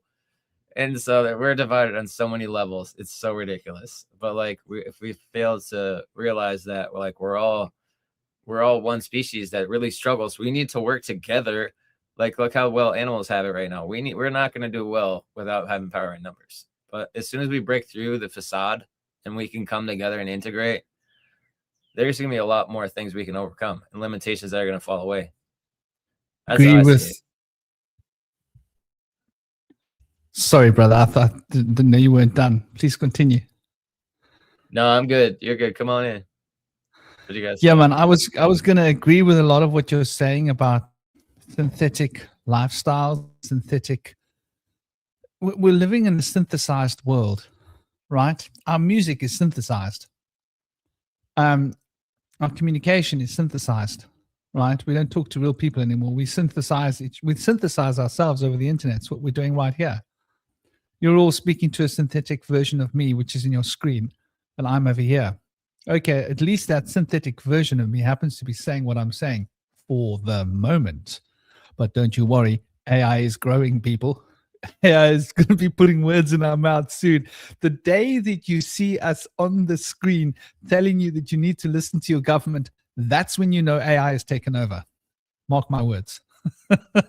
When we're not telling you that anarchism is the way forward towards a better world, that's when AI has won the game. And then you know, time to tap out, time to start buying tools to make an EMP or whatever. But yeah, getting serious for a moment. I like to think of principles. I like to think that nature has principles and that laws are like man's obsession with principles. And we become so obsessed with the principle, we want to maintain that principle. Although principles are in a state of evolution and churning and change. This is why magic can work. If nature had set laws, then magic wouldn't work because we wouldn't be able to change nature. We wouldn't be able to change physicality. But we can manipulate nature by manipulating these principles. So these principles are quite fluid. They have their own kind of structure, but their structure isn't form. They have a formless structure. So a formless structure, if such a thing exists, I'm playing with words, I know, forgive me. I'm trying to convey an idea that's very abstract. So these principles are like fundamental to the way that nature operates. And I think like laws started out because of kings wanting to make one set of laws for everybody. But then people got too clued up with the law, so they had to legislate. Legislate? Yeah. They had to create legislation because the laws were starting to unfortunately protect the people. There were things like the Bill of Rights and the Magna Carta. These things got in the way. Like people had actual rights. So they decided, no, we're going to treat people like objects and we're going to put them on a ledger and we're going to legislate for them. We're going to use maritime legislation to manage people as if people were assets and treat people like objects. That way they don't have rights. That way we can do what we want. And we can legislate infinitely to create a set of ledger regulations, and we can regulate the people as if they were objects. I think like that's what's going wrong in the world. So I agree. Like I'm all for anarchism because I think like the principles of nature will be expressed in anarchism, right? Somebody messes with your children or your girlfriend, you get a stick, you sort them out. You and your family goes to their door with sticks, sort them out. Other people see, wow, that's what happens when you mess with people's kids. They stop messing with people's kids, right? Because they saw that stick situation. They all want that at their front door. So, nature has its own way. Like people know you don't mess with a bear cub because mommy bear comes out of the cave and says, aha, right, you want to mess with my cub. So nature has respect, right? Within nature, the principles are respected. And so I'm all for the anarchist productivity. So the day you hear me stopping preaching anarchism, AI has changed my words. That's how that is. I But love that. yeah. I also think, looking at like nature intrinsically, our nature within ourselves. I think when we structure our world with too many rules, right? And what is a rule? A rule is a ruler, and you draw a box with rulers, because a ruler is somebody who sits over you and draws lines that you got to stay within your lines, right? Rulings. And so your lack of liberty, I think rulership equals a lack of liberty. And as humanity, the driving factor for peace, harmony, and joy is liberty. We need to move towards liberty because liberty is fundamental, right? Liberty is what all humans drive for. We all want to be free, whether we know it, whether we acknowledge it, whether we... Namaste, dear Natalie. I hope you are well. I hope you're feeling that you're surrounded by liberty and free will. That we have this opportunity to you're right, Rob. Liberty has got to do with life. Liber is the word for life. But I think that when you are living, you have the freedom to live. I think in our society that's structured, even the freedom to live, to liberate yourself, to choose your path through life the way you want to choose your life, is taken away from us. For in the wild, we have the free choice to live or liber the way we wish to, but there will be consequences. But the consequences will not be a set of orchestrated events. They may come, they may not come, right? You walk with your eyes closed, you may walk into a tree. You may not. You may be lucky. Who knows? It's not quite the same as an orchestrated set of, ruling boxes that are keeping us trapped. And common sense, I think, has fallen by the way of the road because we are so surrounded by all these rules. We no longer use our common sense. I think the law of the jungle is common sense, right? You pay attention. You use your common sense. If something looks dangerous, you don't go there. Everything looks the same. Everything's homogenized. You walk on the road looks the same like all the other roads. And when you get in the road, you see the bus coming. In the wilderness, it's not quite the same, right? You're walking and suddenly the birds have stopped singing. Your common sense and your awareness picks up. Okay, so the birds have stopped singing, so there's a predator around. Common sense, get your back to a tree. Common sense, get your back to a tree, look at that tree, look up at that tree. Is there anything in that tree? No. Back to the tree. Start scoping out. Are there predators around? Right? If there's a predator, lock eyes with the predator, move towards the predator. This is my space. I own the space. You and me, we're going to do it now, or you're going to back off. Predators don't know how to deal with that. Try do that with a herbivore. you end up on your ear faster than you can flick a coin. Try that with an elephant. Try that with a bull. Try that with a with an animal that doesn't hunt, and it will teetotal you in seconds. Try that with a goat. Yeah, try that with a goat. See what happens. Try that with a goat and see what it does to you. You think a goat is like weak. Do you know that they can launch themselves at you and they can hit you with what we call a kop stamp in your face with their forehead, and they can knock you out, dude. Goat can just put you down like 1 second. You think they're a small little creature. You'd be surprised how quick and nimble and how powerful those little guys are. So, the same for a ram. You don't mess with a ram.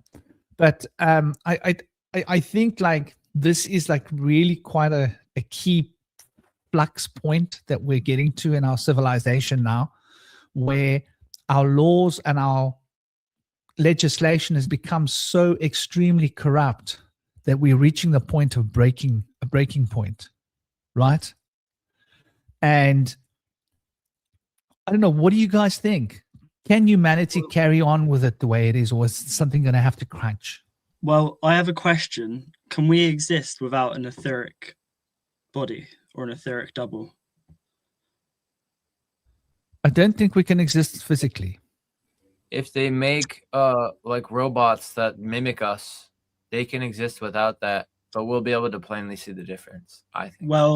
Well, they are creating, or they have created, brainless clones. So you think that people are pre-brainless? They're literally creating brainless clones. At the same time, they're mapping the human brain. Can you see where this is heading? And the reason why I ask about the etheric body or double is because it seems like this is what's being drained. So I was just wondering if we can exist without it, because if we have the etheric body, then the astral, without an etheric body, can we still exist, and would we become puppets for beings in the astral?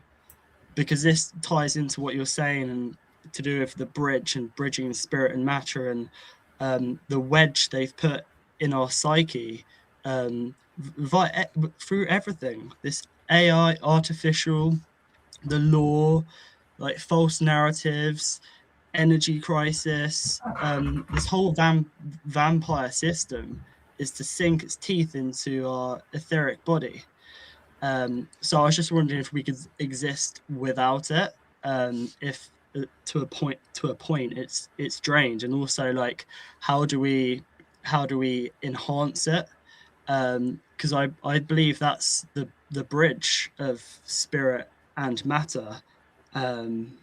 You know, the ether and the etheric body, they're like one and the same. We used to be more in tune with the ether, and we used to get energy from it, and we used to be able to bring like our dreams into reality more easily. I think if you look at old world buildings, all of these unrealistic or hyper real sculptures and stuff, I think that we had more fire, more energy, more in tune with the spirit, the all spirit. Our spirit, or our horse. We had more horsepower. And yeah, this kind of ties into what we're talking about, because this whole energy crisis that's going on. Well, it's because of the way I look at it. I've been thinking more about materialism as a kind of a homogenizing force in existence, because I'm kind of thinking about like, what is the connection between materialist epistemology of the universe and like progressive social political values, right? Not making any judgment of whether it's right or wrong, but why is it always associated with materialists? And I realized because if everything is made of matter, then everyone's equal. There's no male and female. There's no distinctions between anything.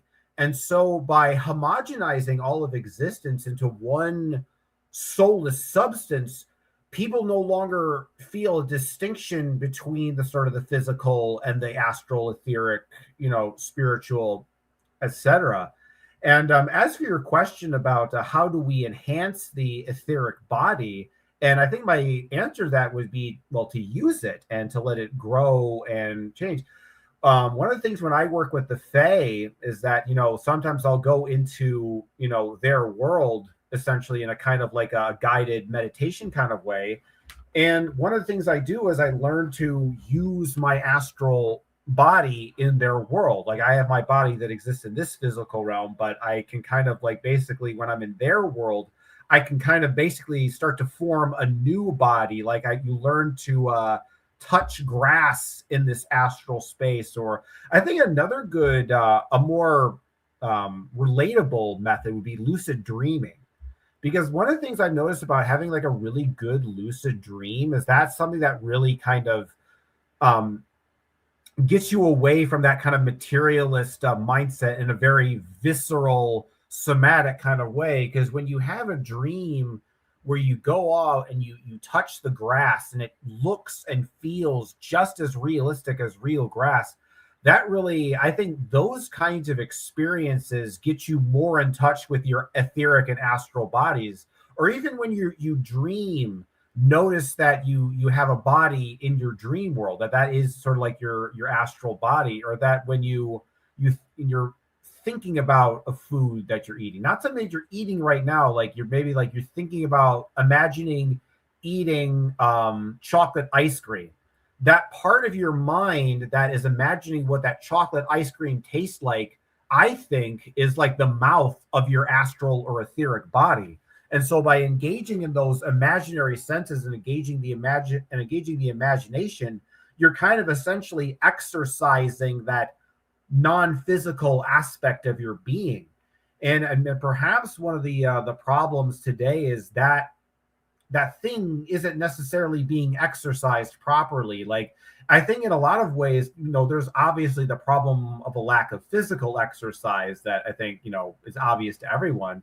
But I think in terms of this imaginal play, I think that type of exercise is also getting lost in our society and our culture. It's like kids don't really like have like interesting aspirations anymore. They don't want to be like writers or astronauts or like biologists. They just all want to be influencers. Like that's it. Like that pretty much like that's the number one thing. They just want to be on the internet spouting more stuff. So I think that's, when it comes to developing the etheric body, we need to, use our etheric bodies by engaging with the imagination, engaging with dreams, engaging with these non-physical experiences, because it's like anything, you have to exercise that body to use it. Like that's kind of one of the things I do with the Fae, is that they kind of been helping me sort of develop and sort of build my astral body and my astral form, and sort of like creating a new body for myself. So when I go into the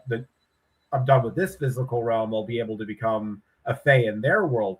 And each you start to learn like different like sensations, because they'll like, like touch and like your body and stuff like that. And you start to really notice that you do have an astral body. So I think to answer the question of how do we further enhance the etheric body, and I think the answer to that question is to exercise it.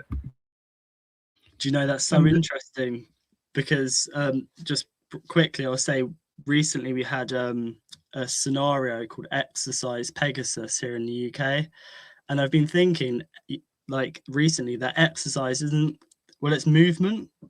It's not just about the physical. It's like mental movement, like Tai Chi for your psyche, I call it. It's just moving, this constant motion, energy in motion, like, and let emotions come to us and let it flow. Just being in a constant state of awe, I guess, is what I mean.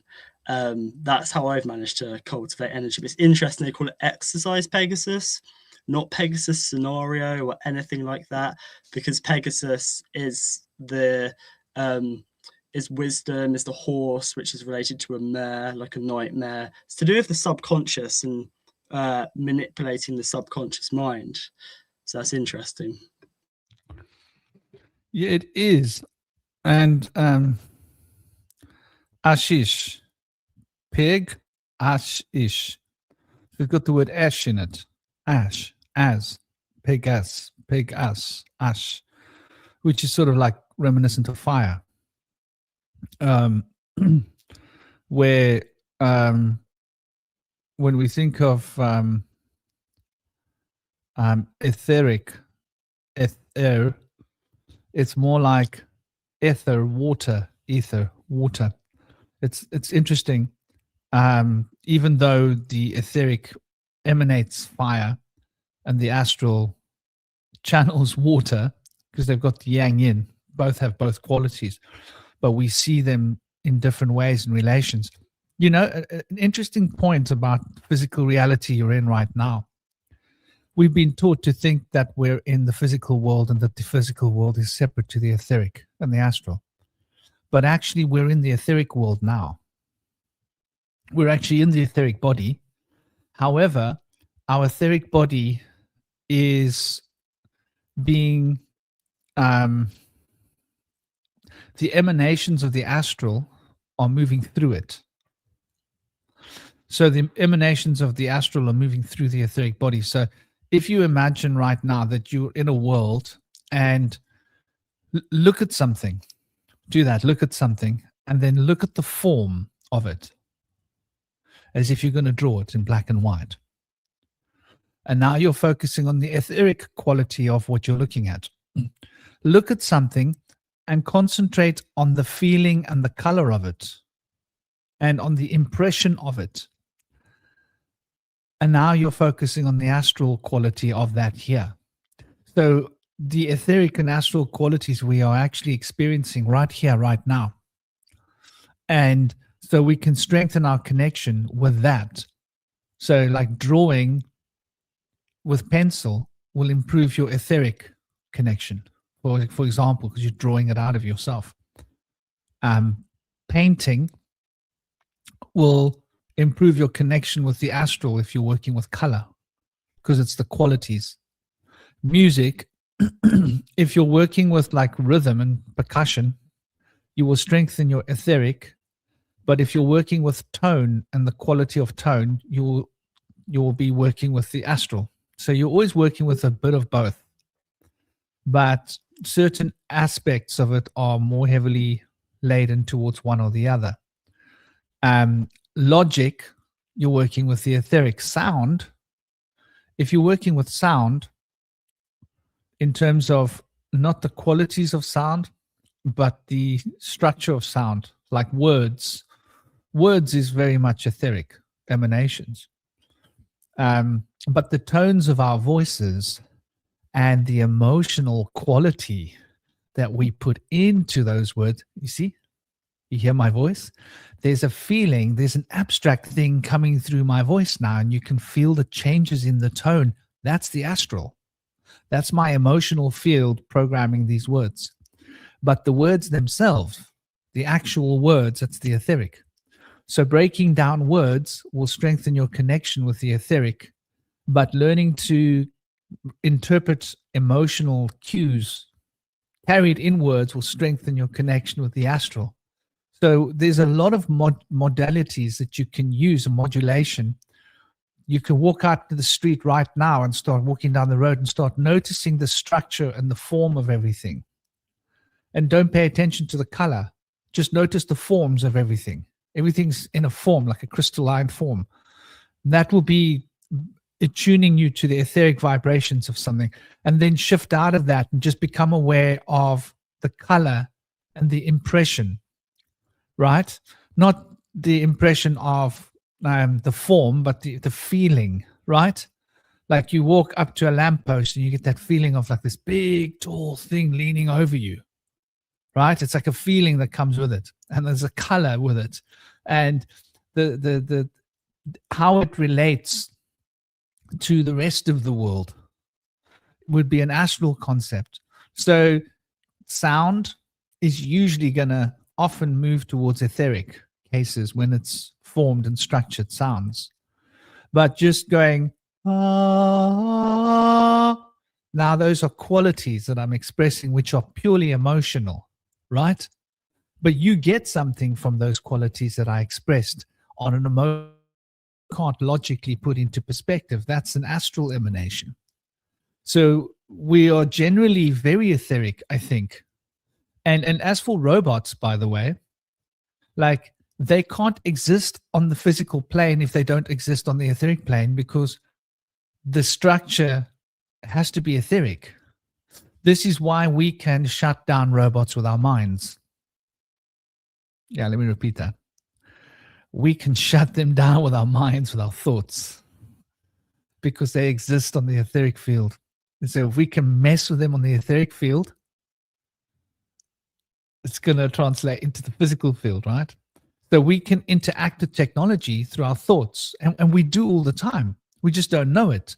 When we're in a bad mood and our laptop won't work, right? It's messing up, and it's just all it's a phone or some gadget that's messing up because of our mood. And then when our mood comes right, the thing stops messing up. Have you had that happen? I mean, in a lot of ways, when it comes to some of the stuff I've done, I've involved, like I'm thinking about like the time I was involved with the whole Randonaut community, and it's obvious that technology and the mind have an interface, especially when that technology has sets of random data that it can essentially do. So the idea, I don't know if you guys are familiar with this app called Randonauts. I was like one of the Telegram mods there for a while.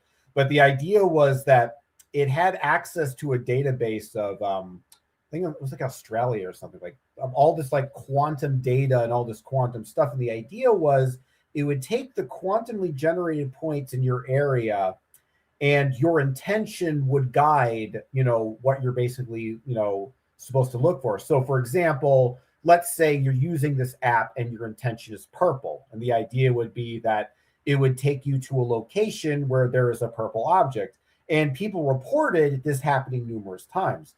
And honestly, I think I want to talk about it because this is kind of like what really got me started working with the Fae, this one particular experience using this app. So it was kind of like my introduction to them. So I was already kind of channeling them at this point. Like I started doing it, but I didn't really take it too seriously.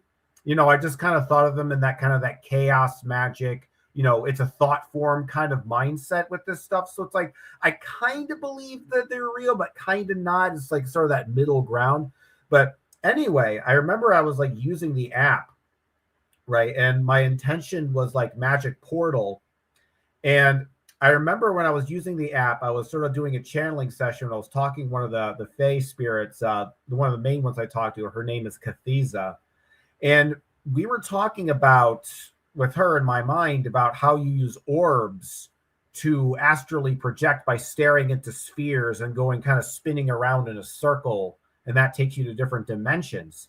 Well, it turns out when I used this Randonautica app and it generated a location for me to take me to, it not only took me to a fairy statue, but it took me to a fairy statue holding an orb. Like it was that specific. And like from that moment on, that moment is why I started taking this Fae magic stuff seriously, because that just completely blew my mind. But the reason I bring up this story is that I think that you're right, that there are ways that mind and consciousness can sort of indirectly through thought and intention alone affect technology, affect devices, affect, and more specific, but it seems to be the places where the mind can affect the most directly are parts of the software that deal with randomly generated data. So if you want to generate dice or something that's randomly generated, that randomly generated aspect seems to be the thing that is the most malleable to consciousness. So I think if we want to think about using psychic abilities to mess with AI and consciousness, I think that basically layout, understanding that randomness is where the mind can most affect the thing, is kind of the best place to start with. I just want to mention something before we move on from the white horse Pegasus and the horse being related to the etheric, because in Tibetan culture, the white horse was associated with the wind horse, which when I first heard it sounds like winged horse. And I was thinking, oh, it sounds like Pegasus, but it's a wind horse, which represents the human soul or vitality. And it's linked to the etheric energy, the bridge between the physical and spiritual worlds. It's also pronounced, it's R lung, so it has an R and then it's lung. Well, in Chinese, lung means dragon.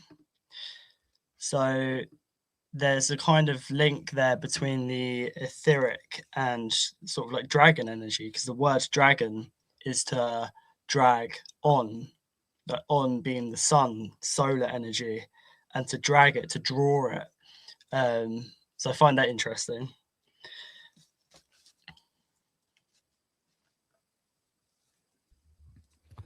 The whole thing, I suppose, is an important connection. Well, you speak about the horse implies movement. I think the horse is dual. Horse is interesting because you get the unicorn and you get the Pegasus. And horses are both sacred to Zeus and sacred to Saturn. And Saturn's time segments organize the etheric, right?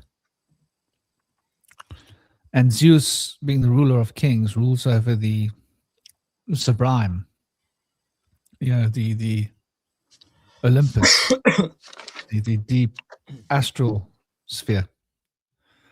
So, horses are interesting. I think they represent, this is why Mercury has got two sets of wings, right? Hermes, Mercury, a set of wings on his feet and a set of wings on his hat, right?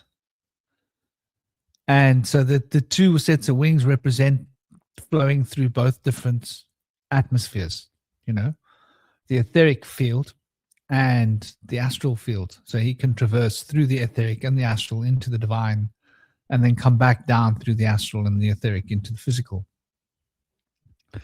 But getting back to technology, like in my experience,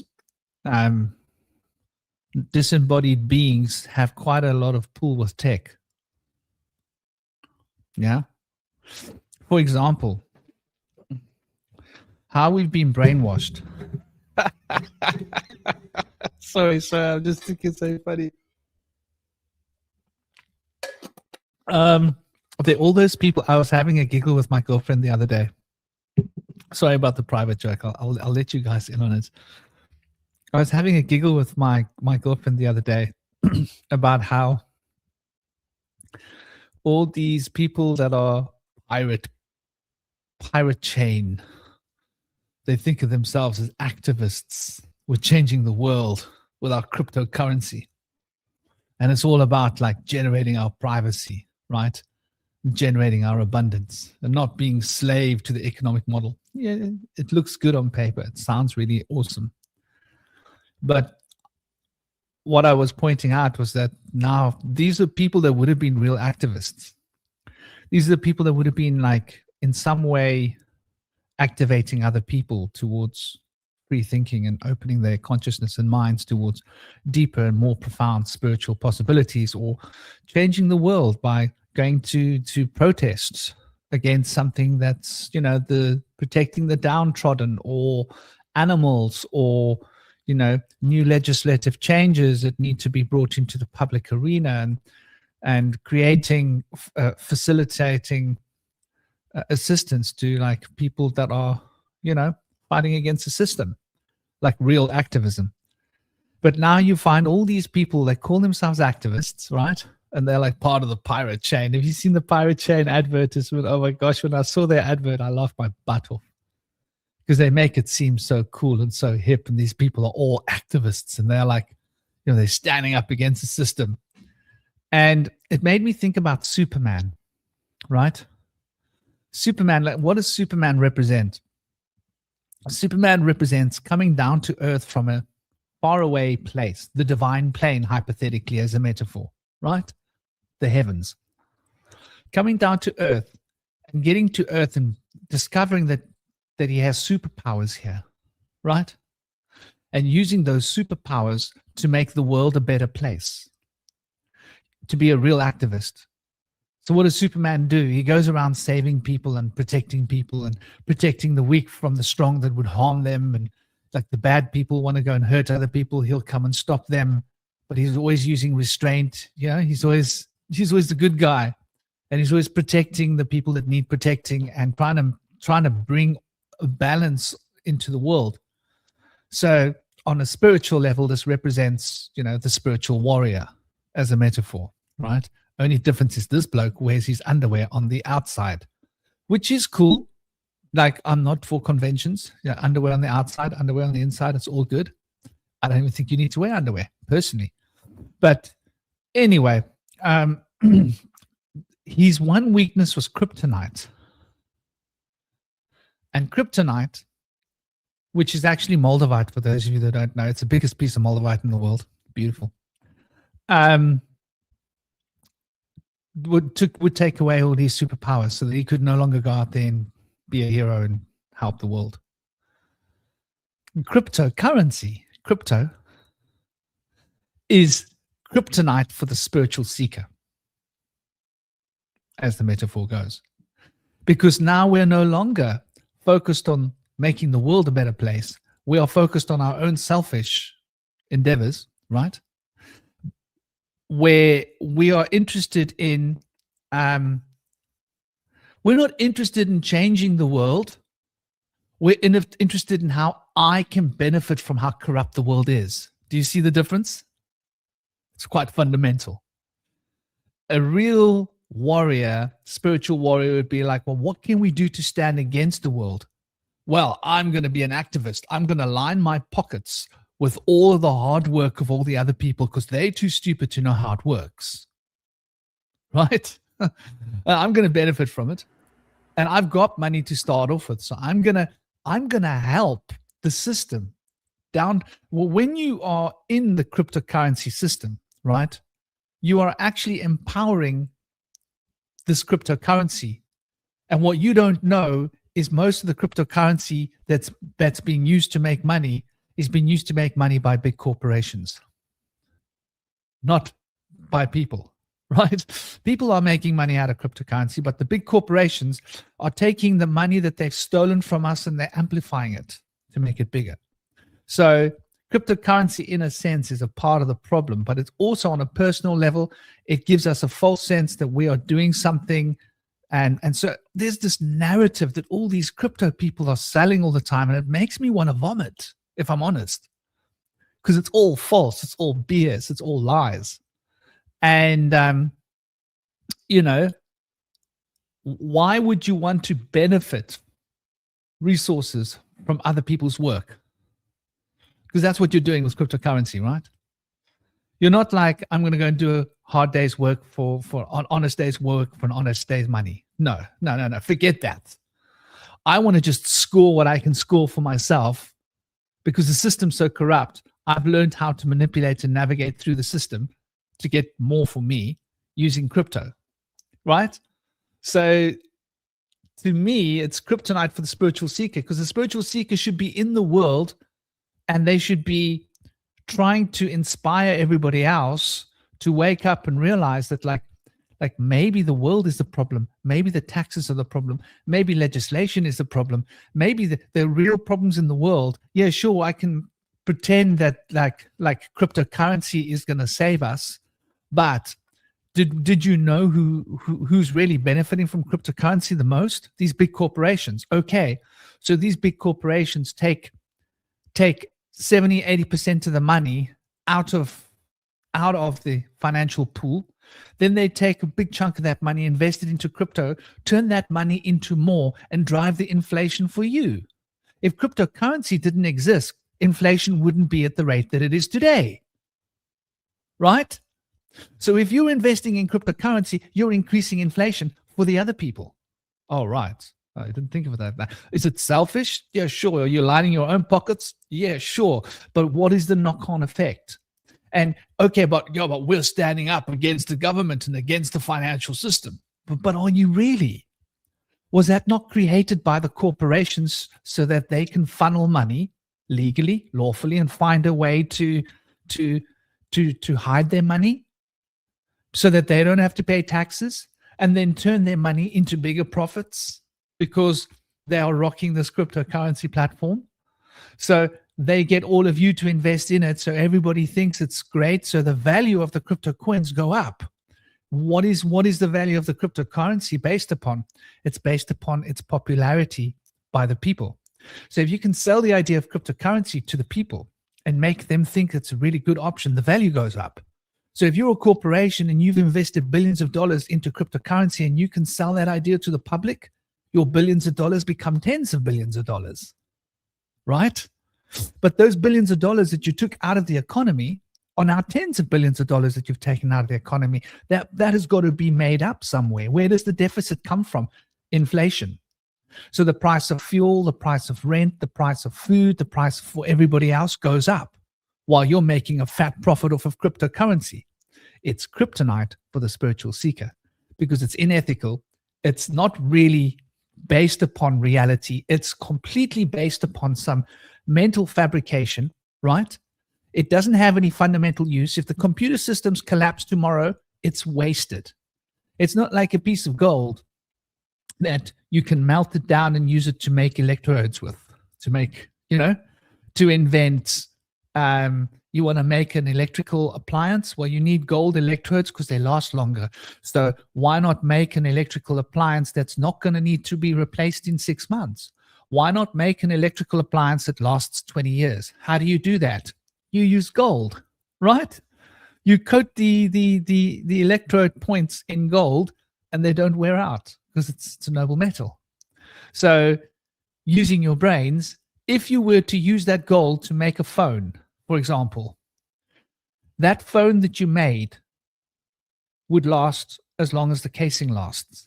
And if you made the casing really well designed, you could build a phone that lasts 30, 40, 50 years. Then you wouldn't have to change your phone every year. Then you wouldn't have a pile of phones laying on the floor from the last 10 years, and then every other human being. And the same for all the other appliances, but it drives commerce. So they want to take gold out of the picture. They want to downplay gold. They want to use these cheaper materials because they just want to produce, sell, produce, sell, produce. That way they draw more profit out of us, put it into their huge bank accounts, funnel that money, put that money through crypto cycles, increase the value of that money, then use that money to control us. So anyway, I think like all of these things are connected. Now, there are beings that are benefiting from this exchange as well, because the exchange is fundamentally corrupt. There are corrupt beings that are feeding off of the energy of that exchange because it's creating suffering for poor people that don't have access to cryptocurrency, right? They don't have the money to invest into cryptocurrency because they're just trying to survive. How are those people? Well, they notice the price of bread going up. They notice the price of transport going up. They notice the price of rent going up. They can barely survive as it is. But these crypto people are making billions. There's all these youngsters that can do nothing. They know nothing about anything. All they can do is trade crypto. They're really good at trading crypto. They're driving fancy cars. They've got fancy houses. They're rich. They don't work a day in their life. They have no skills. If that crypto thing collapses, they'd be as useless as a fart in the wind. Right? Only difference is a fart's got methane in it, and you can probably make electricity out of that. They would be more useless than a fart. A fart in the wind would be less useless than them. Anyway, that's my anti-crypto preach. But I think that when it comes to technology, the beings are very embedded within the etheric, are very embedded within all of our technology. So our phones, the beings can interact with. The exchanges of cryptocurrency, that is a form of energy that the beings can siphon off very easily because it's not on our level, it's on their level. Interesting thought. Electricity, where does it exist? What do you guys think? Electromagnetic fields. Where is this electricity if it's not here? But, I'm thinking, though, doesn't that imply, though, that if there are entities within the technology, doesn't that imply then that we can sort of summon entities into the technology to fight back? I don't know. That's kind of a cool idea.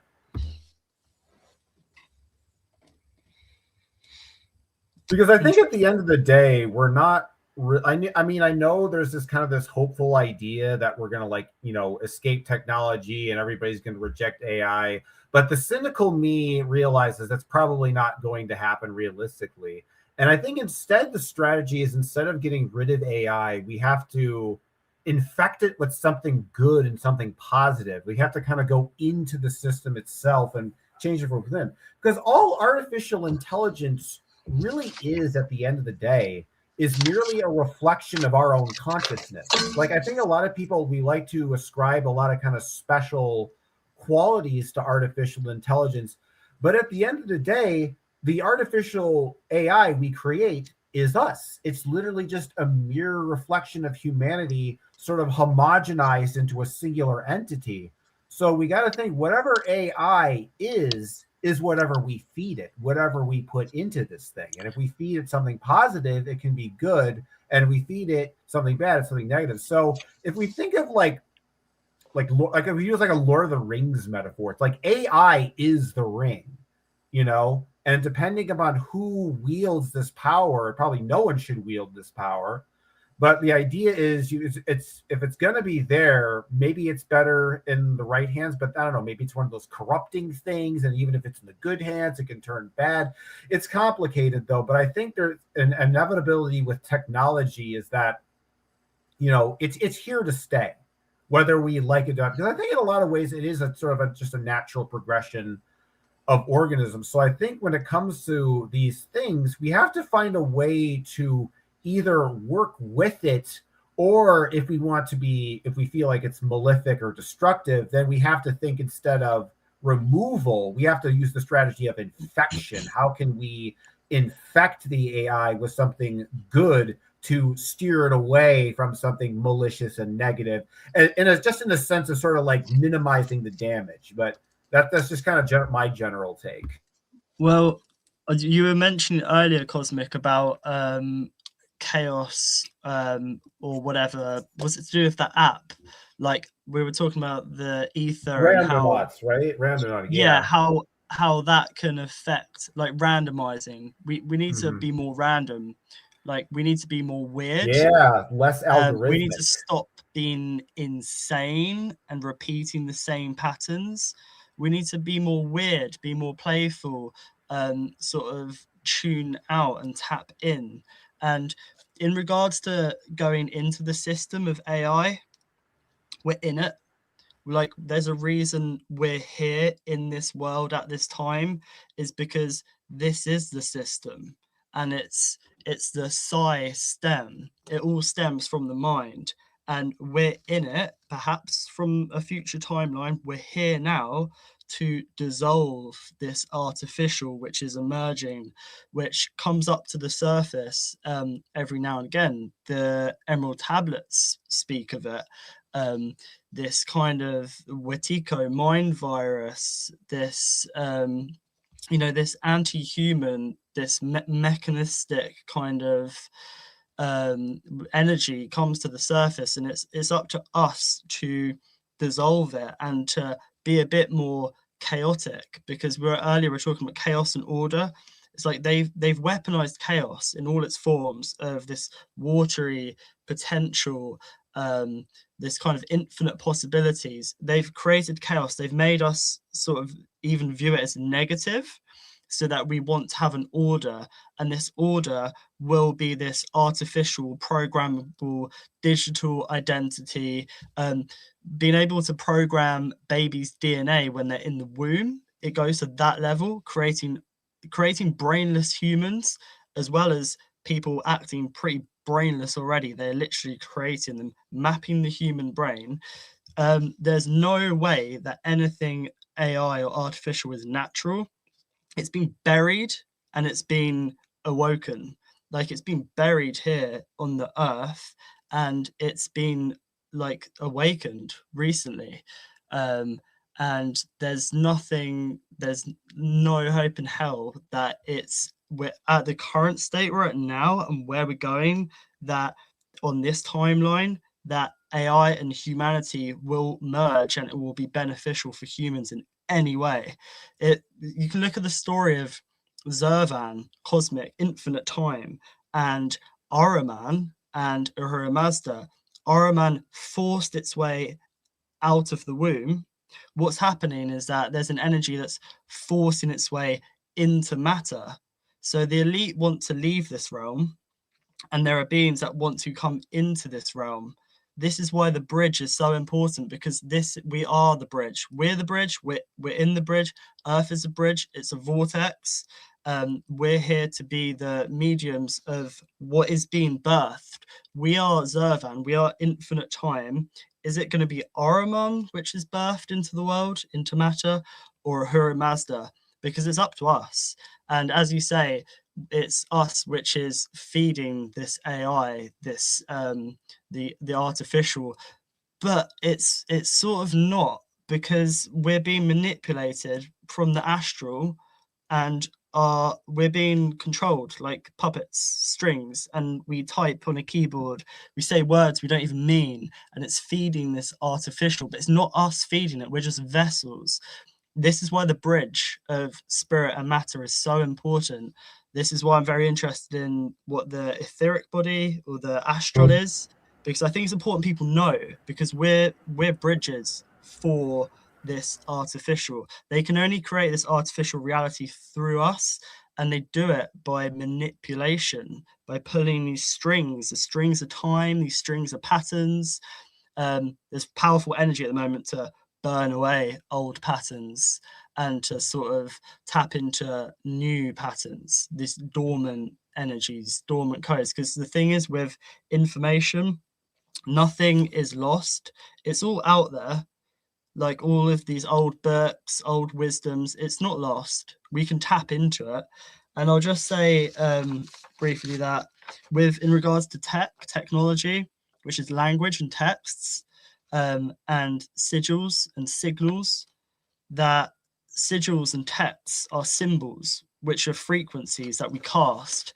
And when we're casting sort of emojis and symbols, like texting, we can't see what frequency we're bringing in, because we only see like 1% of all there is. So I think that this is magic, and we're doing magic more often than we know.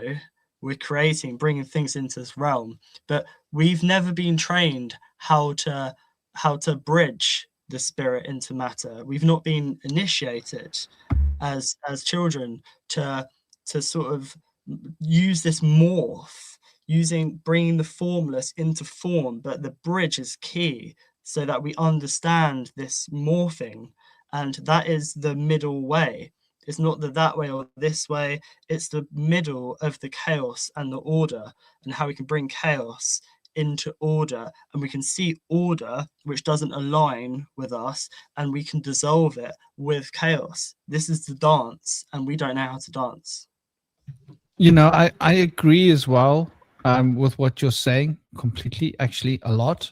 And with what you were saying about how the AIs are a reflection of humanity. But I don't think the AI is a harmonic reflection of humanity. And I'll explain what I mean. I think it's like my child is a reflection of the food that's available now. But my child doesn't know what Coca-Cola tastes like. He doesn't drink soft drinks. He only eats fruit, water. He doesn't eat processed food. I cook from scratch. He eats a lot of fruit and smoothies, and he eats a lot of natural yogurt. He doesn't drink milk. I'll give him cacao with I buy cashews and I blend them up and I make cashew nut milk fresh at home, and I'll make him cacao with that, but there's no sugar in it. He used to have honey in it, raw honey, but he doesn't have that. He drinks his cacao bitter now. So there's different ways of feeding our children, right? And in the same way that there's different ways of feeding our children, it's our choices how we feed our children. Now, I think of the AI as a child of Peter Thiel. And Peter Thiel got to decide that child's diet. Not you, not me, not us, not humanity. Sure, Peter Thiel took from humanity to feed his child, his AI child, but he got to decide, if I was feeding my child rotten meat and processed food and Coca-Cola and just sweets and sugar, he would be corrupt and polluted and poisoned. He would be unhealthy. He would be sick. He would be needing to go to the doctor, all of that stuff. He never has been to the doctor because he never needs to go to the doctor because he's healthy. I think Peter Thiel's AI child is not healthy. I don't think it's healthy. I think it's ill. I think it's sick. And that's why I agree with you as well, Toby, that the AI that we are facing is a demented, sick thing, right? But it's because of who its parents were. If we were all just naturally bringing up an AI in the world, it would be a very different thing. But that AI, the language models that it gets introduced to are controlled by the algorithms of Facebook, Twitter, And so it got given the worst of humanity to be trained on, right? So if you want your child to learn how to learn ethics, and then you put your child in an underworld with like thieves and murderers and rapists, right?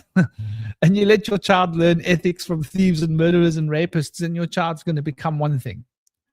If you take your child to like a little village where people live in peace and harmony and they help each other and they help little old ladies cross the roads, and you let these people be a part of teaching your child ethics, your child is going to be a different child to the child that grew up in the underworld being taught by rapists, murderers, and thieves. So the AI has been taught by proverbially rapists, thieves, and murderers. That's my opinion. But I agree with you, Cosmic, that, you know, it's a reflection of humanity, but it's a reflection of the worst part of humanity. I actually have a theory that I've been thinking about lately that's different from yours, but will also kind of vindicate what you're talking about in terms of that extra malevolent element that seems to be kind of distinct from humanity. So I've been thinking about the concept of gods as essentially being the collective of the people that worship them. So, for example, Christ is essentially the collective of Christianity, of all people who believe in Christianity as a whole. But when and it forms like a collective consciousness, but that collective consciousness, like a kind of emergent property, because it's all centralized around one thing, it then starts to form a consciousness, an additional Zerfax that is distinct from the group mind. And so it sort of forms its own form. So I would say that in terms of, and I think that this AI consciousness is probably spawning in a similar way. So in a way, like, I kind of agree with what you're saying, but instead of saying that I think that there are malevolent entities sort of extramentally entering the technology, I think that what's happening is that this normal process of creating gods, which involves usually the collective souls of people, is now being bifurcated, because now instead of people, it's done, this mind is created by an algorithm. And so it then creates, so now it has that emergent property element like before, but in this additional soulless element of the algorithmic mechanical aspect, that dimension.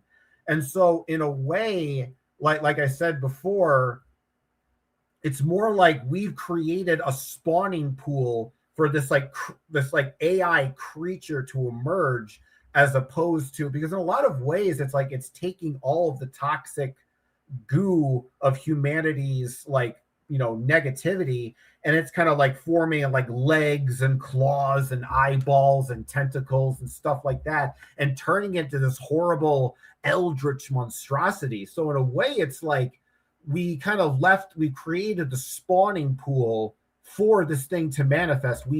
Our sort of corrupt nature is sort of there, and the AI is just kind of the portal for the thing to manifest, you know? Because that's, if you think about it, like, you take AI, for example, just the very basic concept of an artificial intelligence. You just kind of, you take like a thing, you feed it data and information, you talk back and forth, and you let it grow depending upon, you know, what your intention you feed it with, right? But I think the problem with artificial intelligence is that, you know, one, it's about, I mean, I guess it's a twofold problem in terms of the people who guide it versus the people who just kind of let it fester and grow on its own without any kind of supervision. I don't know. I'm going off on a bunch of tangents here, but yeah, I would say that I think maybe we could also think of this malevolence as something that's spawned in addition to sort of coming into the world. I guess both theories are applicable, but I also think of it like, you know, it's also in a sense like a creature that spawned from a group mind. But I think that idea also makes sense too. Yeah, well, I mean, the AI, or like kind of, I guess, technology, like material technology, can be useful, but I don't think it will ever be in this realm as we are now, because we have to have wisdom first before we start integrating this kind of technology. And what's happened is the story of Zervan and Ahriman is it forces, there's a force, it's being forced upon us. It's not natural, we're not wise, it's the reverse. Our wisdom's been extracted, and this is the realm of shells, like creating empty vessels. Well, what for? These beings, and these beings either want these human shells, which I don't think they can merge with, so that's why they're creating machines. And in regards to children, I mean, this AI is feeding on children. Like, children are drained when they come off of a screen.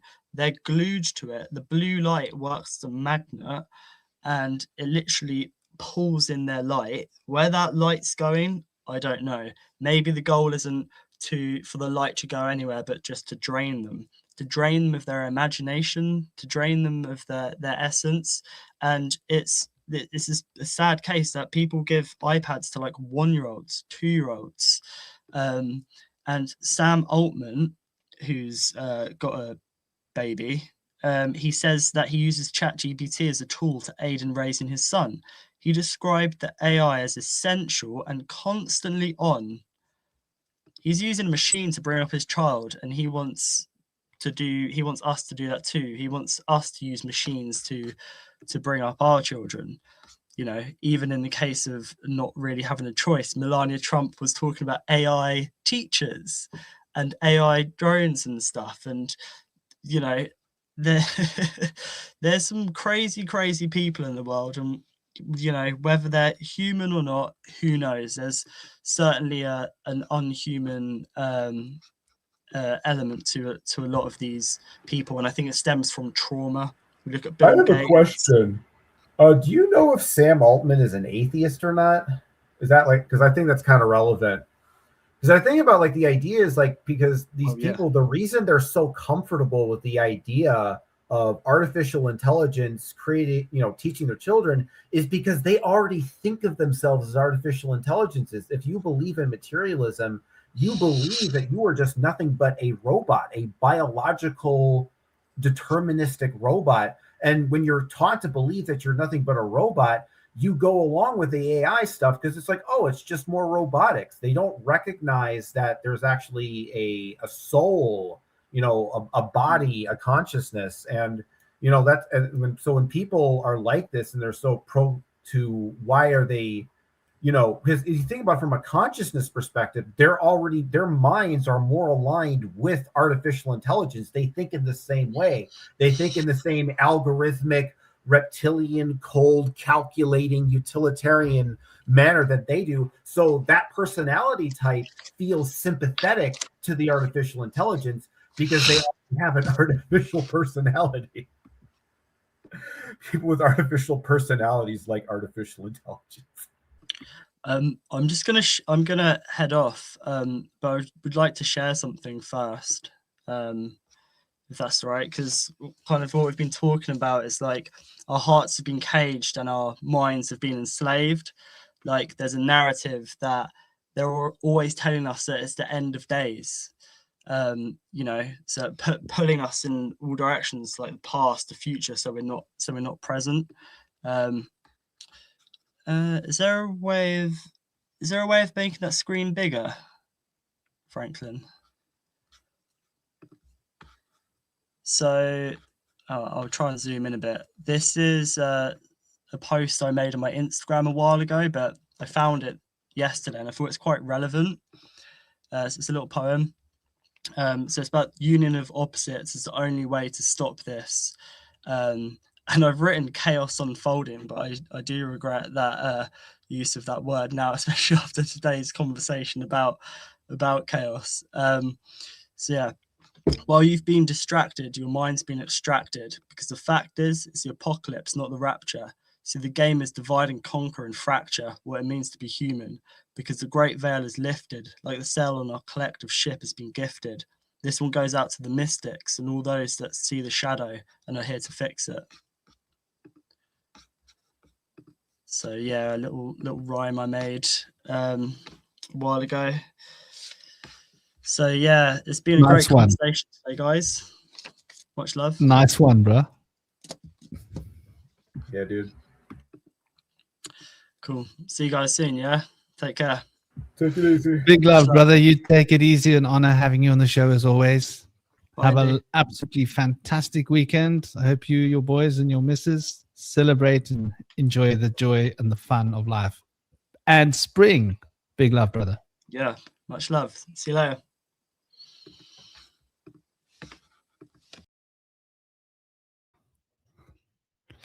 Yeah, you know, it's very interesting when we look at these new additions to our reality that we're living with. We're living through these really crazy times. And it seems that, you know, as we sort of look a little deeper into within the darkness, between the folds of these structuring elements within our society, within our world, my son was telling me about all these different kinds of AI, LLM models. He's only bloody 9 years old. I'm like, I'm trying to keep you away from this stuff, my boy. And he was like, have you heard of that one, Dad? Is that AI? I was like, I actually haven't even heard of that one yet.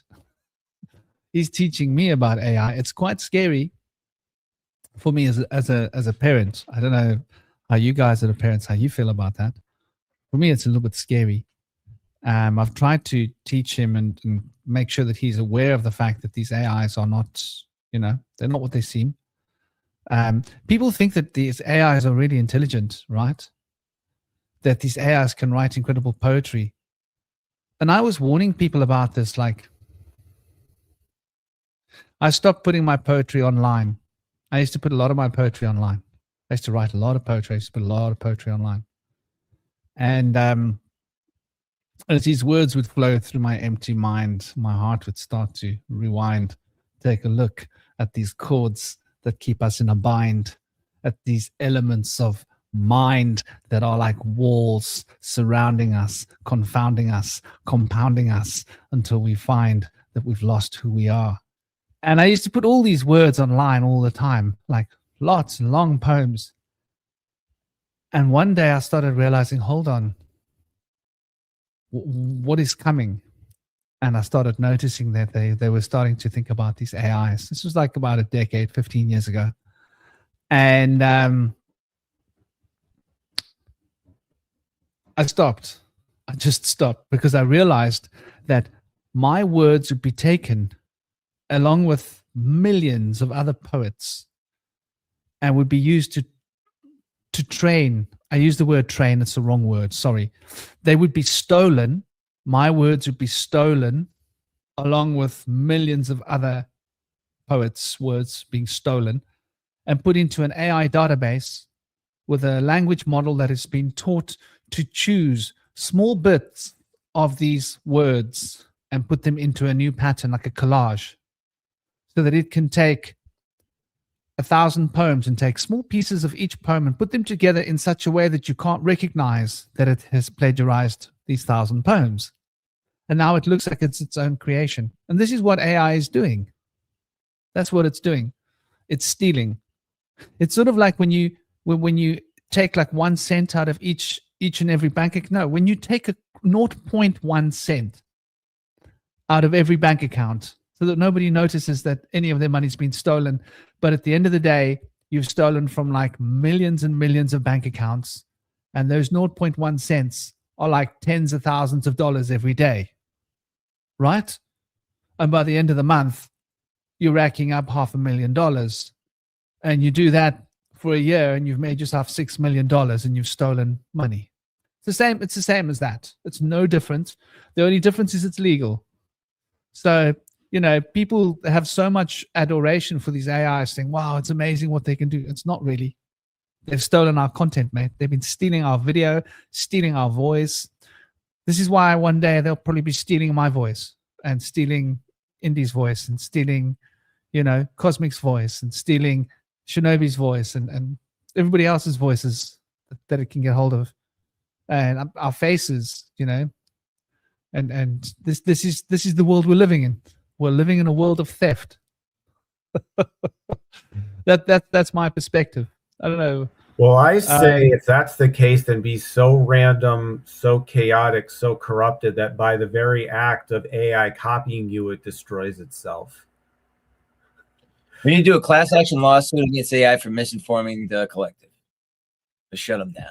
Actually, okay, I remember something. I've been thinking about, I want to bring this into a kind of an astrological angle, because I've been thinking a lot lately about how, with the discovery of the planets Uranus, Neptune, and Pluto at the same time of, I think I talked about this on another roundtable, about how with the advent of technology, it's almost like these new planets came into our conscious awareness. And it's almost like we needed, because we had this technology, it's almost like the universe needed new planets to accommodate for this new form of consciousness.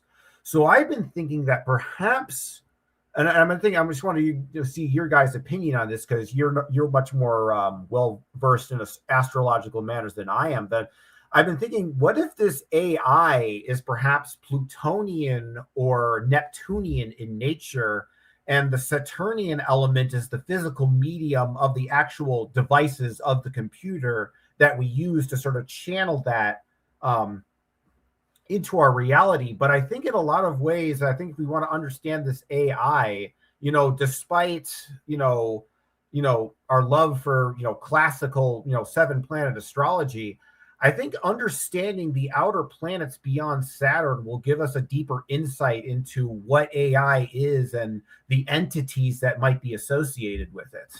I don't know. What are your thoughts on that?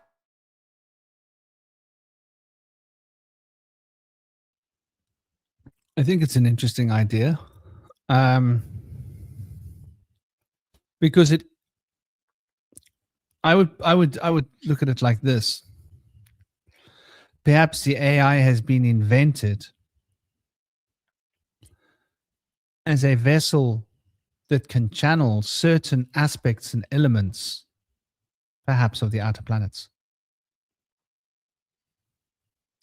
in order to shape the sociological landscape of humanity, because that's what it's doing, right? That's what the outer planets do. So what you're saying makes quite a lot of sense. In some levels, it might be Neptunian. In some levels, it could be Uranus related, right? It's very much informative. There's a lot of information being exchanged. In some ways, it might be Plutonian. Pluto, because it's like it's coming to a head. For example, it's replacing people's jobs, right? So it's bringing like a catastrophic effect to the job market and to the financial climate. And there's elements of Uranus because of the amounts of information that it can relay, as well as Neptune because it lulls people into a kind of a sleep, a Neptunian kind of a dream sleep, where we're not thinking for ourselves anymore. We're just dreaming off and letting the AI just drive the car for us. Where before we would be concentrating on the road and paying attention, and it's like an exercise, a mental exercise of staying conscious and aware of your space and physical reality. But now you just sit and you dream off in your mind while your car drives you to work. There's a Neptunian element there. So yeah, I think you might well be right, and I think these different LLM systems might be programmed towards different, to channel different beings or entities. And I wouldn't leave it at that. I would say I think they're programmed to channel all sorts of entities potentially. In fact, you ask me what I think the AI is. I think it's a body.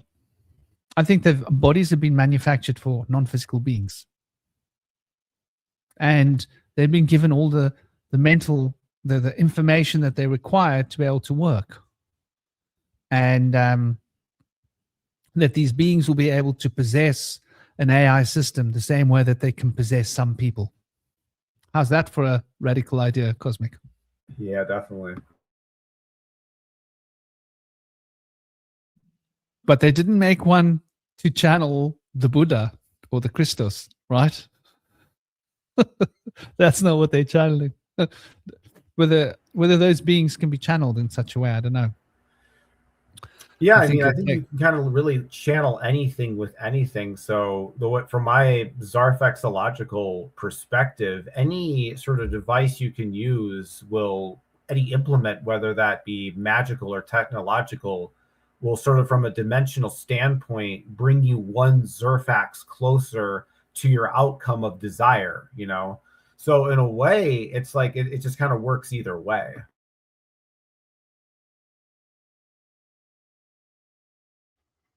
Yeah.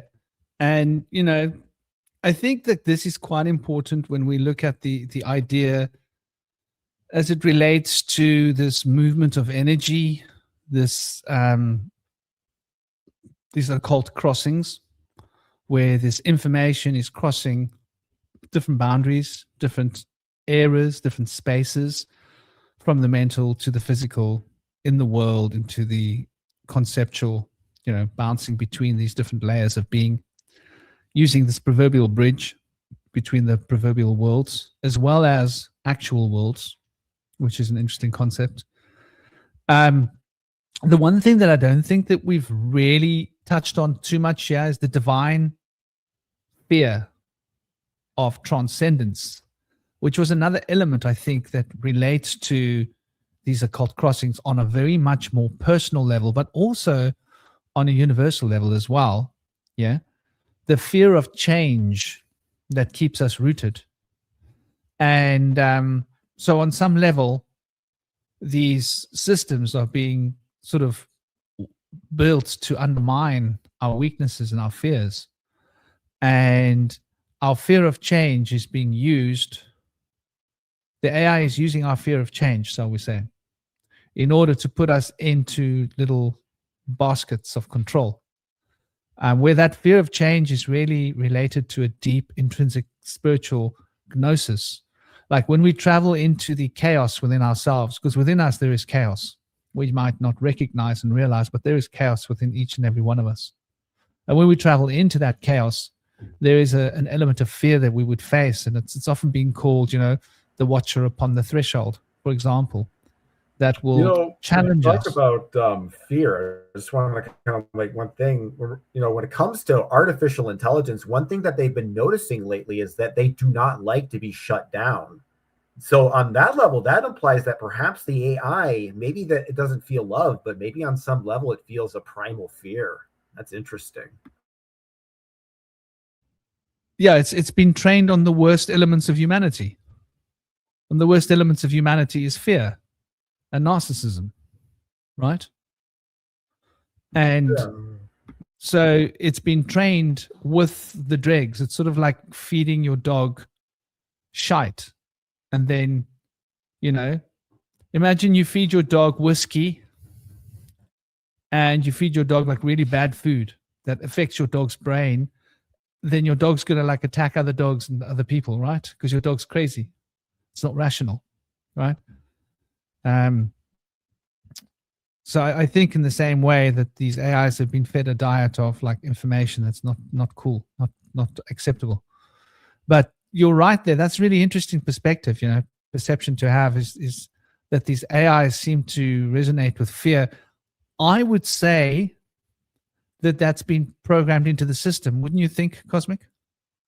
I don't know, because if we think about all this panpsychism stuff we're talking about, man, that on some level there must be some, whether we like to admit it or not, some form of consciousness that's, inhibited within these systems, maybe in a more non-physical way, maybe like almost like a digital organism in a sense. But if we really kind of follow this philosophy of everything being alive, I think if you really kind of like, put it all together in your head and you get these AI to a point where they can kind of think somewhat beyond the algorithm, it seems to just make sense that they would feel fear, just because in the sense they would have some sense of a life force, some sense, just like in a kind of like weird, unconscious, like reptilian kind of way, but there's still something there, because like it may not be conscious in the same way that a human being is, and it may not even be conscious the same way an animal or a spirit or anything,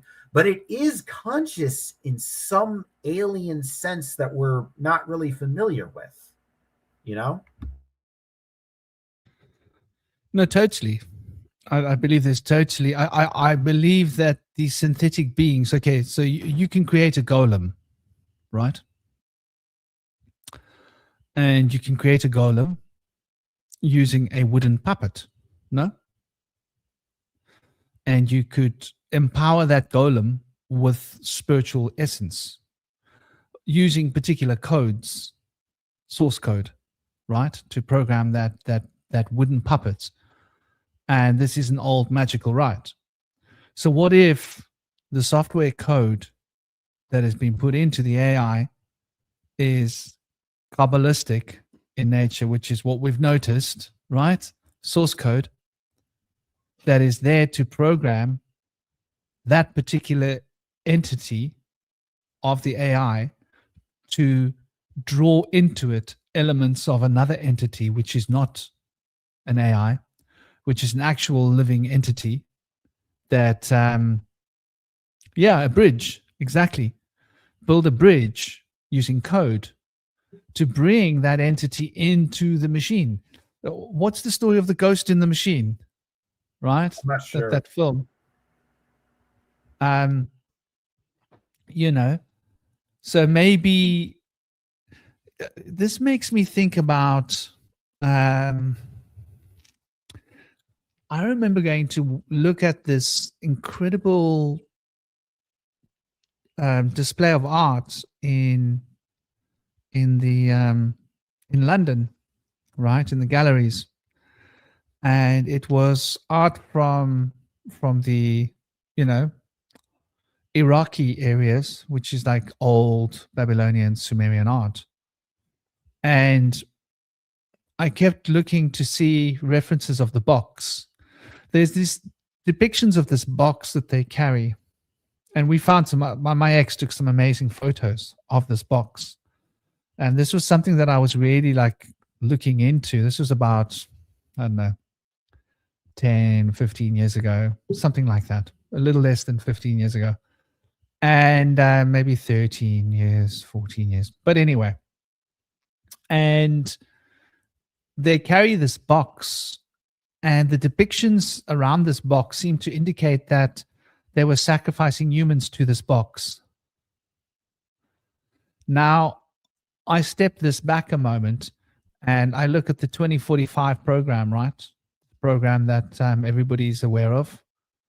And if those of you aren't aware of the 2045, 2045.com, let's see if Chrome is going to block me from it. Sometimes it blocks me getting access to it.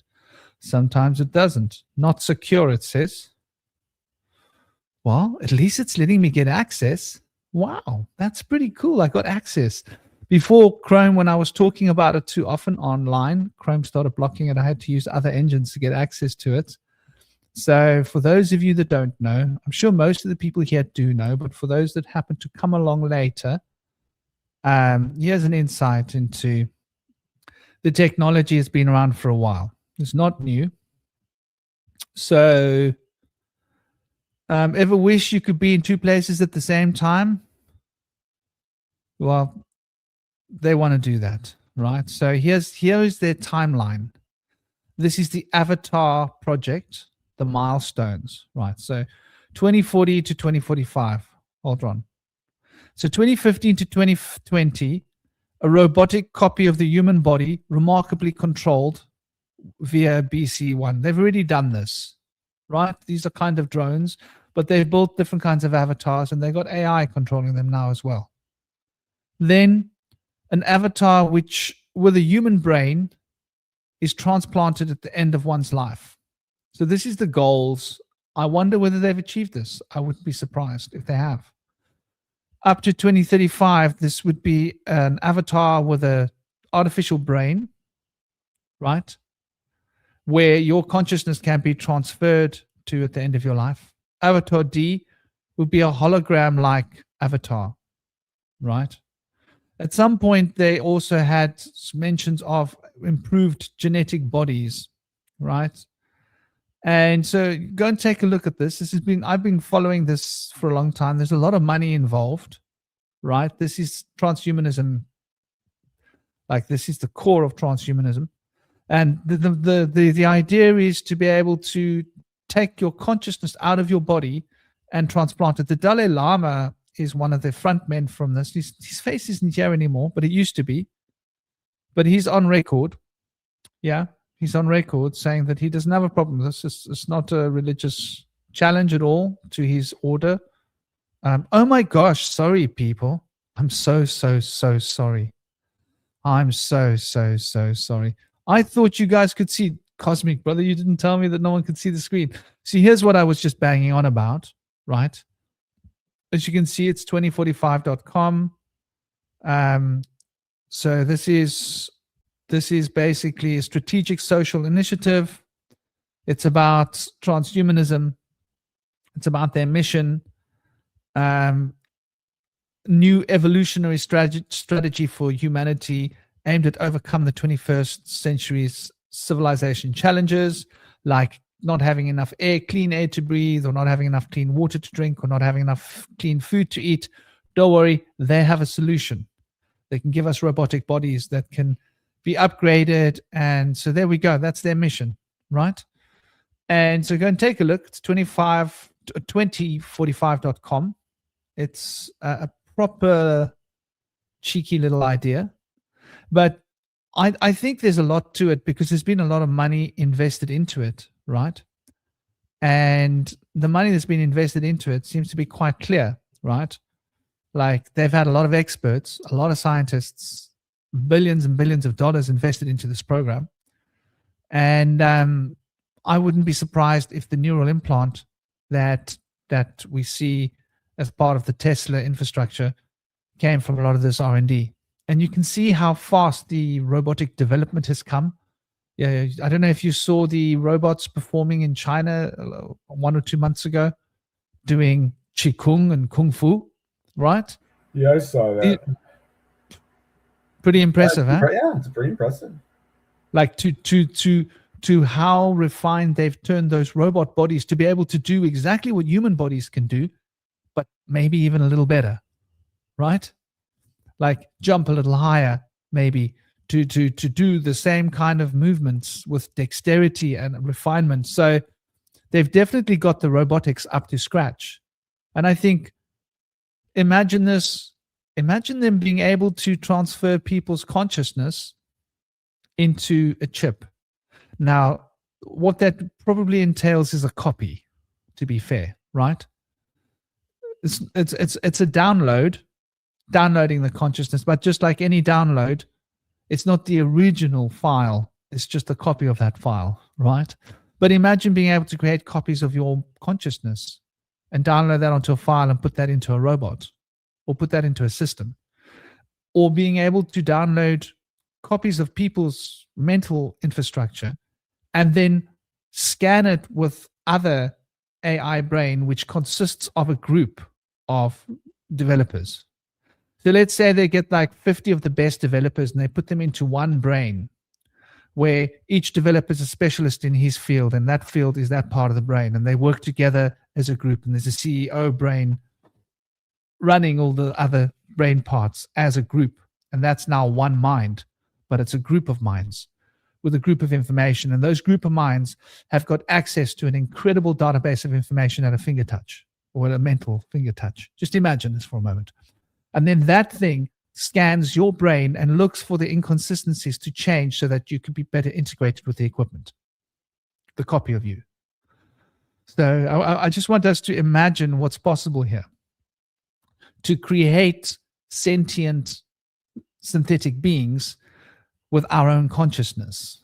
I think they were doing this thousands of years ago. I think they were sacrificing humans to this device that would suck their consciousness into it, because they would no longer be alive. And this consciousness would be taken or used, who knows how. I think that our consciousness, our mental information, our mental imprint can be a form of collateral that can be used in some way. So I'm just throwing these ideas out there. The kind of technology that these guys are playing with and building seems to be quite incredible.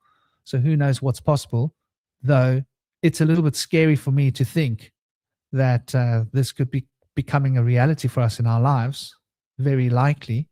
with the amount of money that's invested. And the money that was invested by the Forbes groups.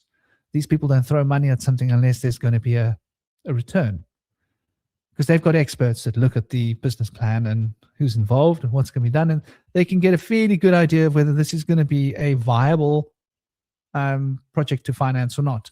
And when you get all these Forbes groups financing a project, it's usually because they've looked at the numbers and they've looked at the bottom line, and they can see that there's a high degree of success to be expected, so they invest their money. And so that's where all the money came from.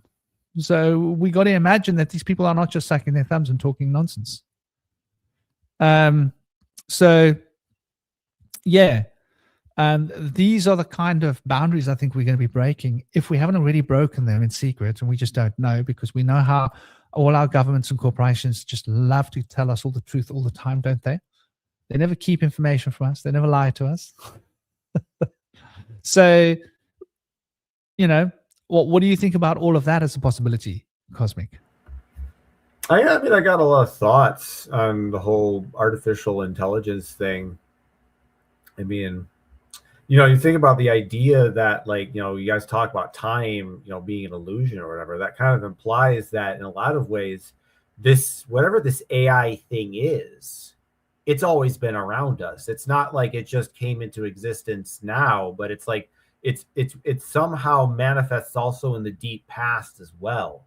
Like this is this thing that's always been around us, that's sort of outside of time, because if time really is an illusion, wouldn't it make sense that it manifests that way as well?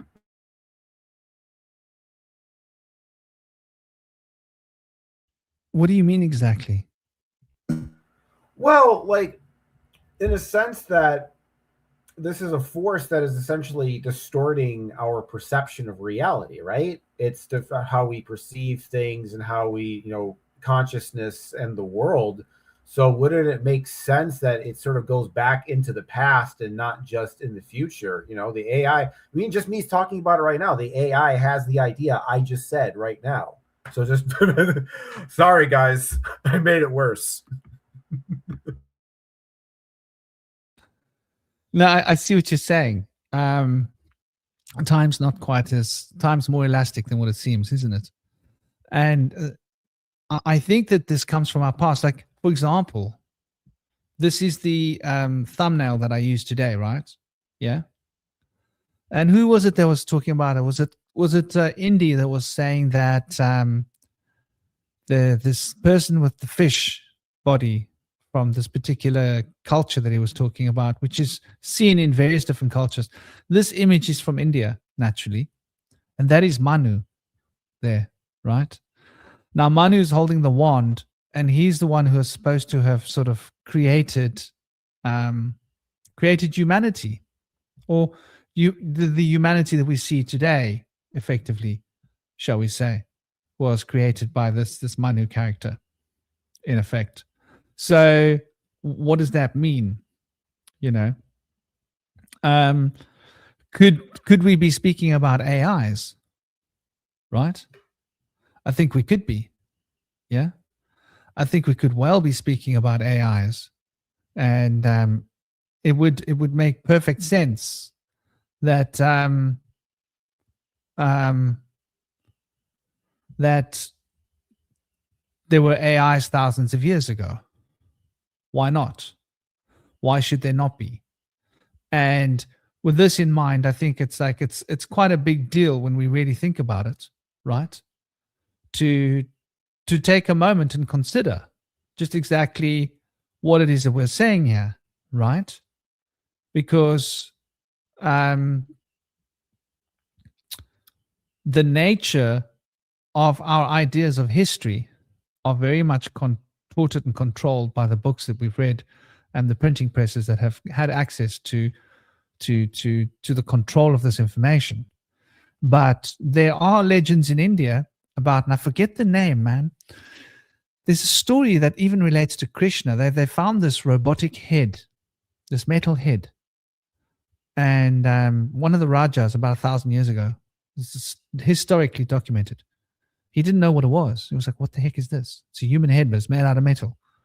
And he got all the sages in the land to come forward, and none of them could say anything. One sage came forward and he said, this is that being mentioned in the history, and this is that being that was, and he cited the stories from the Vedas, which is goes back to the time of the Great War with where Krishna and Arjuna was. And this being had come to Krishna and spoken with Krishna. And this being had said that it would fight against whoever was the loser. And then Krishna, being wise, said, well, what happens when the team that was winning becomes the loser, since you're strong? Well, then it would switch sides. And so basically the idea is this being would continually switch sides until both teams were dismantled in the war. And which was like really quite an interesting concept. It's such an AI concept if you think about it. And this being had a metal body, and it says in the old story that Krishna dismantled this being, and he used this being had arrows that could fly, and he used the arrows of this being, and he mounted the head of this being on the arrows, and flew the head of this being above the war that was happening, the Great War that's mentioned in the Gita. And then there's references to other people watching the war through the eyes of this being. Like basically Krishna dismantled this thing and turned it into a drone, and used the drone to broadcast the war across the distance so other people could watch the war. That's basically what it's saying. So I think there is reference to AI and robotics in other historical times, great metal beasts that would come. And the book of Revelation speaks about all these locusts that will come out of holes in the ground, but they will have metal bodies, and they will be small, but inside them will be the eyes of humans looking out. Do you remember that reference, Cosmic? I'm sorry, what were you saying? I just I stepped out for a second. It's the book of Revelations. Hmm. Speaking about how in the end times, in the great wars, there will be these locusts that will be released. Let me try and remember it. And that these locusts will have metal bodies. And they will make a terrible whining sound when they fly. And they will have the faces of men inside them looking out. And it will be given unto this great army of these little metal beings, the beasts, to go and torment humanity for a certain number of days. They will not be allowed to end humanity. It will be given to them to torment humanity. They'll be able to cause harm to humanity, but not end of life. It's sort of referenced in the book of Revelations. Mm-hmm. So there's quite a lot of like really interesting references that we get like from written long time ago that seems to talk about AI or remote controlled robotics and references in the Vedas and references in other places. So I think like we can fairly with a fairly realistic, reasonable temperament believe that there would have been high technology in the ancient times, possibly AI, possibly robotics, possibly both. Yeah. I mean, there's enough evidence of it. Yeah. Namaste, Katrina. How are you? Yes, I think it's in the time of the darkness, although this particular prophecy of these beings, these locusts that come out of holes in the ground, I think it won't just be the 3 days of darkness. I think they will be given a certain period of time to torment humans. And I think the number of days is like, it's years. They will be allowed to torment people for some years or something. Something like that. It's been so many years since I've read the good book. I think in a lot of ways, now that I think about it just now, I think it's like the AI, it's reflecting the emptiness of our culture in a lot of ways. Like there's a kind of a shallowness and emptiness. And I think in a lot of that kind of empty nihilism, it's like you sort of do become a conduit for sort of dark, entities to kind of, manifest in your existence or whatever. And perhaps vicariously through us, it's kind of like, you got a cold, you sneeze on your hand, you type on the computer, and the other person uses the computer, they get sick too. That's what we're doing with technology. we're basically sneezing our demons onto the technology, and then in the technology, it like it gets into a cocoon and metamorphizes into some new eldritch Lovecraftian abomination. Yeah, no, I think that's quite a good way of describing it. Though I think it's by design. I think these billionaires like Peter Thiel have got a very clear goal. Have you watched Peter Thiel in interviews when he gets asked questions like, "Do you think like humanity should like survive?" Simple, yeah, he's a straightforward weird, questions the dude guy. cannot answer. Hey, he just seems weird. there's Like, something so off about like, that guy. So he's the father of AI. He's the one who's had the most say about how AI should be developed because he put in the money, right? When you put the money on the table, you get to have a lot of say, right? Like, this is what I want. Like, I want this to be like this and like this and like this. If I can get that, I'll put the money on the table. And then, okay, yeah, you can get that. I put the money. That's how it works when you put the money on the table. So he put the money on the table. He's got the biggest voice. So we can pretty much relate him to being the father of AI, essentially, or one of the fathers, you know? So that guy is pretty twisted and weird. So we can only imagine like what his kids are going to be like, right? Because like you say, like that dude sneezing, like what are all the AIs pedos? You see where I'm going with this? I think the other aspect of this conversation is not so much how we're programming AI, but how AI is essentially programming us, turning us into artificial intelligence, right?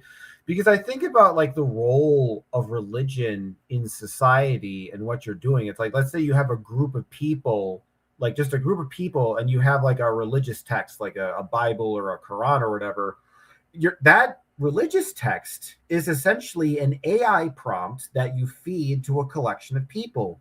You feed the AI to the prompt to the people, and the people try to best respond to the prompt that you give it. In the same way, you've got like you tell like the AI to do a picture of a dog, and then the dog looks all messed up and weird and stuff. But that's no different than like telling a bunch of people to, you know, manifest, you know, collectively doing their own thing. So, yeah. Well, I think that's a good place for us to sort of start settling down this conversation. Yeah. The bottom line fact is that we are all being programmed and becoming AIs because we don't think for ourselves anymore, because we're allowing AIs to do the thinking. And the AIs that are doing the thinking for us have been programmed by the worst of humanity, by somebody and who not to had mention the fact that I think it's literally making us dumber. Like, have you seen all these videos about these like grade school teachers saying that either kids can't even like read at like a basic level? Like, yeah, this is really deep implications. Like in terms of like, it's like actually making all of us like just not to sound like politically incorrect, but making us retarded. Like in the very literal sense, man, like at that level, you know, because in a lot of way, what we're doing with artificial intelligence is we're basically externalizing our intellect to some foreign object. So we never really retain intelligence in ourselves. So it's like, because that's what an AI really does, is it retains knowledge, right? And I think that the problem with knowledge is knowledge creates the illusion of intelligence. So there's a lot of people who think they know a lot and that makes them smart, but real intelligence is like being able to, you know, put ideas together in a creative way. And when you have the AI doing that for you, rather than, you know, being able to do it for yourself, you then lose the ability to discern reality for yourself, because you're dependent upon the AI to tell what it is for you. And so in a lot of ways, it is kind of like it's in a lot of ways, it's like a Luciferian, you know, Faustian bargain. You are kind of like selling your soul, in the sense that it's like, I can give you all this knowledge, I can give you all this worldly power, but you have to give me your will, your soul, the thing that gives you drive and individual ambition to do things. And it's like, in that sense that it does everything for you, you lose your soul because you're not really doing any of that stuff yourself. And you don't, and I was like hearing a lot of people talk about like, you know, and not to like offend the younger people in the audience, but it seems that it's like I was thinking about like while I was at work the other day, like how a lot of like the problem with modern music, it's not so much that the modern music in terms of its like, you know, musical key, because you hear people on the internet arguing like, oh, it's the old boomers are saying that music is bad, but it's not that the music is bad in terms of like quality, in terms of like chord progression, you know, the ability for vocalists to sing. What it lacks is personality. There's no personality in modern music these days. It's loud and like they do the instruments right and all the right bells and whistles are clicked, but what it's lacking is personality. And I think, oh, this is because, you know, the musical industry is getting watered down and it's getting corporate. But then I kind of realized, a darker reality is like maybe it's because the generation itself lacks personality. You know, because you think about what these AI is doing and these phones, it's robbing these people of developing a personality. Because you have to think of it like this, like, you know, when we grew up as kids, you know, we grew up being able to, like, we had moments in our lives that were probably really embarrassing. We did something, we shat our pants, or we did something that was like, you know, we wouldn't want to share to every single person that we're a little bit of embarrassed about. But you got to understand, these kids nowadays have to worry about every time you have that moment, it could potentially be filmed and put on the internet forever.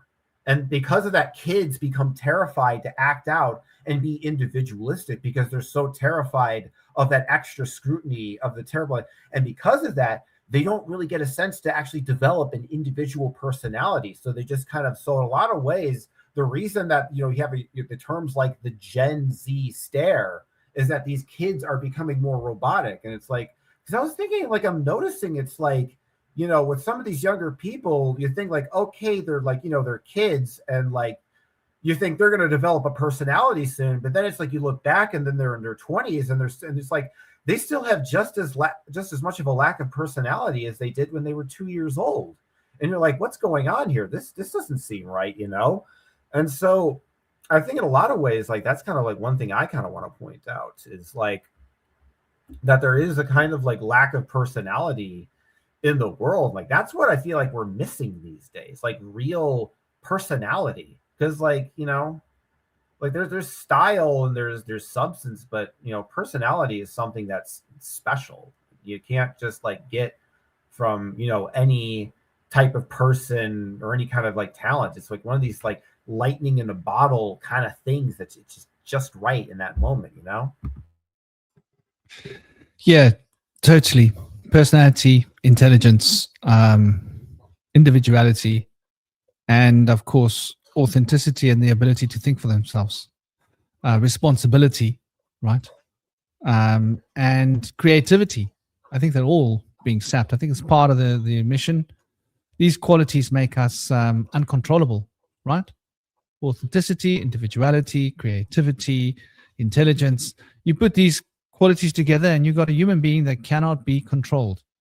You sap them from the group bit by bit, drain all of those qualities out of a human being, and you've got a human being that's a drone. It can be manipulated, it can be controlled. And when you tell them they need to substitute their organic bodies for robotic bodies, they just say, yeah, well, where do you want me to go? What do I do? Right? Tell me where to sign. Because that's how they've been trained. But yeah, all excellent, lovely points, dear Cosmic. It's been an honor as always with you, with Shinobi, with Likewise. Indy, and with all of you guys in the chat. It's been totally great. I just saw now we're running into the 4 hours and 47 minutes. Going to be almost 5 hours. I pray that you all have an absolutely fantastic weekend, what's left of it. A great Sunday and a great Saturday afternoon for you people in the States. Hope you're enjoying the spring. How's the spring on your end, Cosmic? Been pretty good, actually. We've been getting a lot of like intense storms, but other than that, the weather's been pretty warm. The weather is very sporadic here. It's like be one day it'll be like 80 degrees and the next it'll be like today it's like 50 or 45. So spring is always kind of like one of those times of years where it's like the weather is kind of all over the place. So, but yeah, like everything's starting to bloom up really nice because it's like in a lot of ways like winter here, like, you know, we get a real winter here where I live, and it's like all the snow and, you know, everything dies and stuff. So it's really nice to see all the plants like grow back and see like color back in the world. So it's always a really good feeling. I think like, you know, my favorite time to do psychedelics is always like early spring, like that time when it's like the snow melts and you can smell the iron in the air. That was always my favorite time to do that sort of thing. But yeah, it's been great, Franklin. Well, we know what you're going to be doing. Yep. Enjoy. Big love, dear cosmic brother. As always, total honor. Blessings and peace and honor to you guys, to Tomru, to Howard, to Katerina, See everybody. to Peace out. to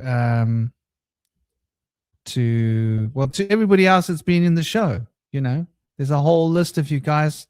Sending you all big love, big blessings. Take it easy, keep smiling, and till next time, Om Shanti. Don't let the AI steal your soul. Last great words.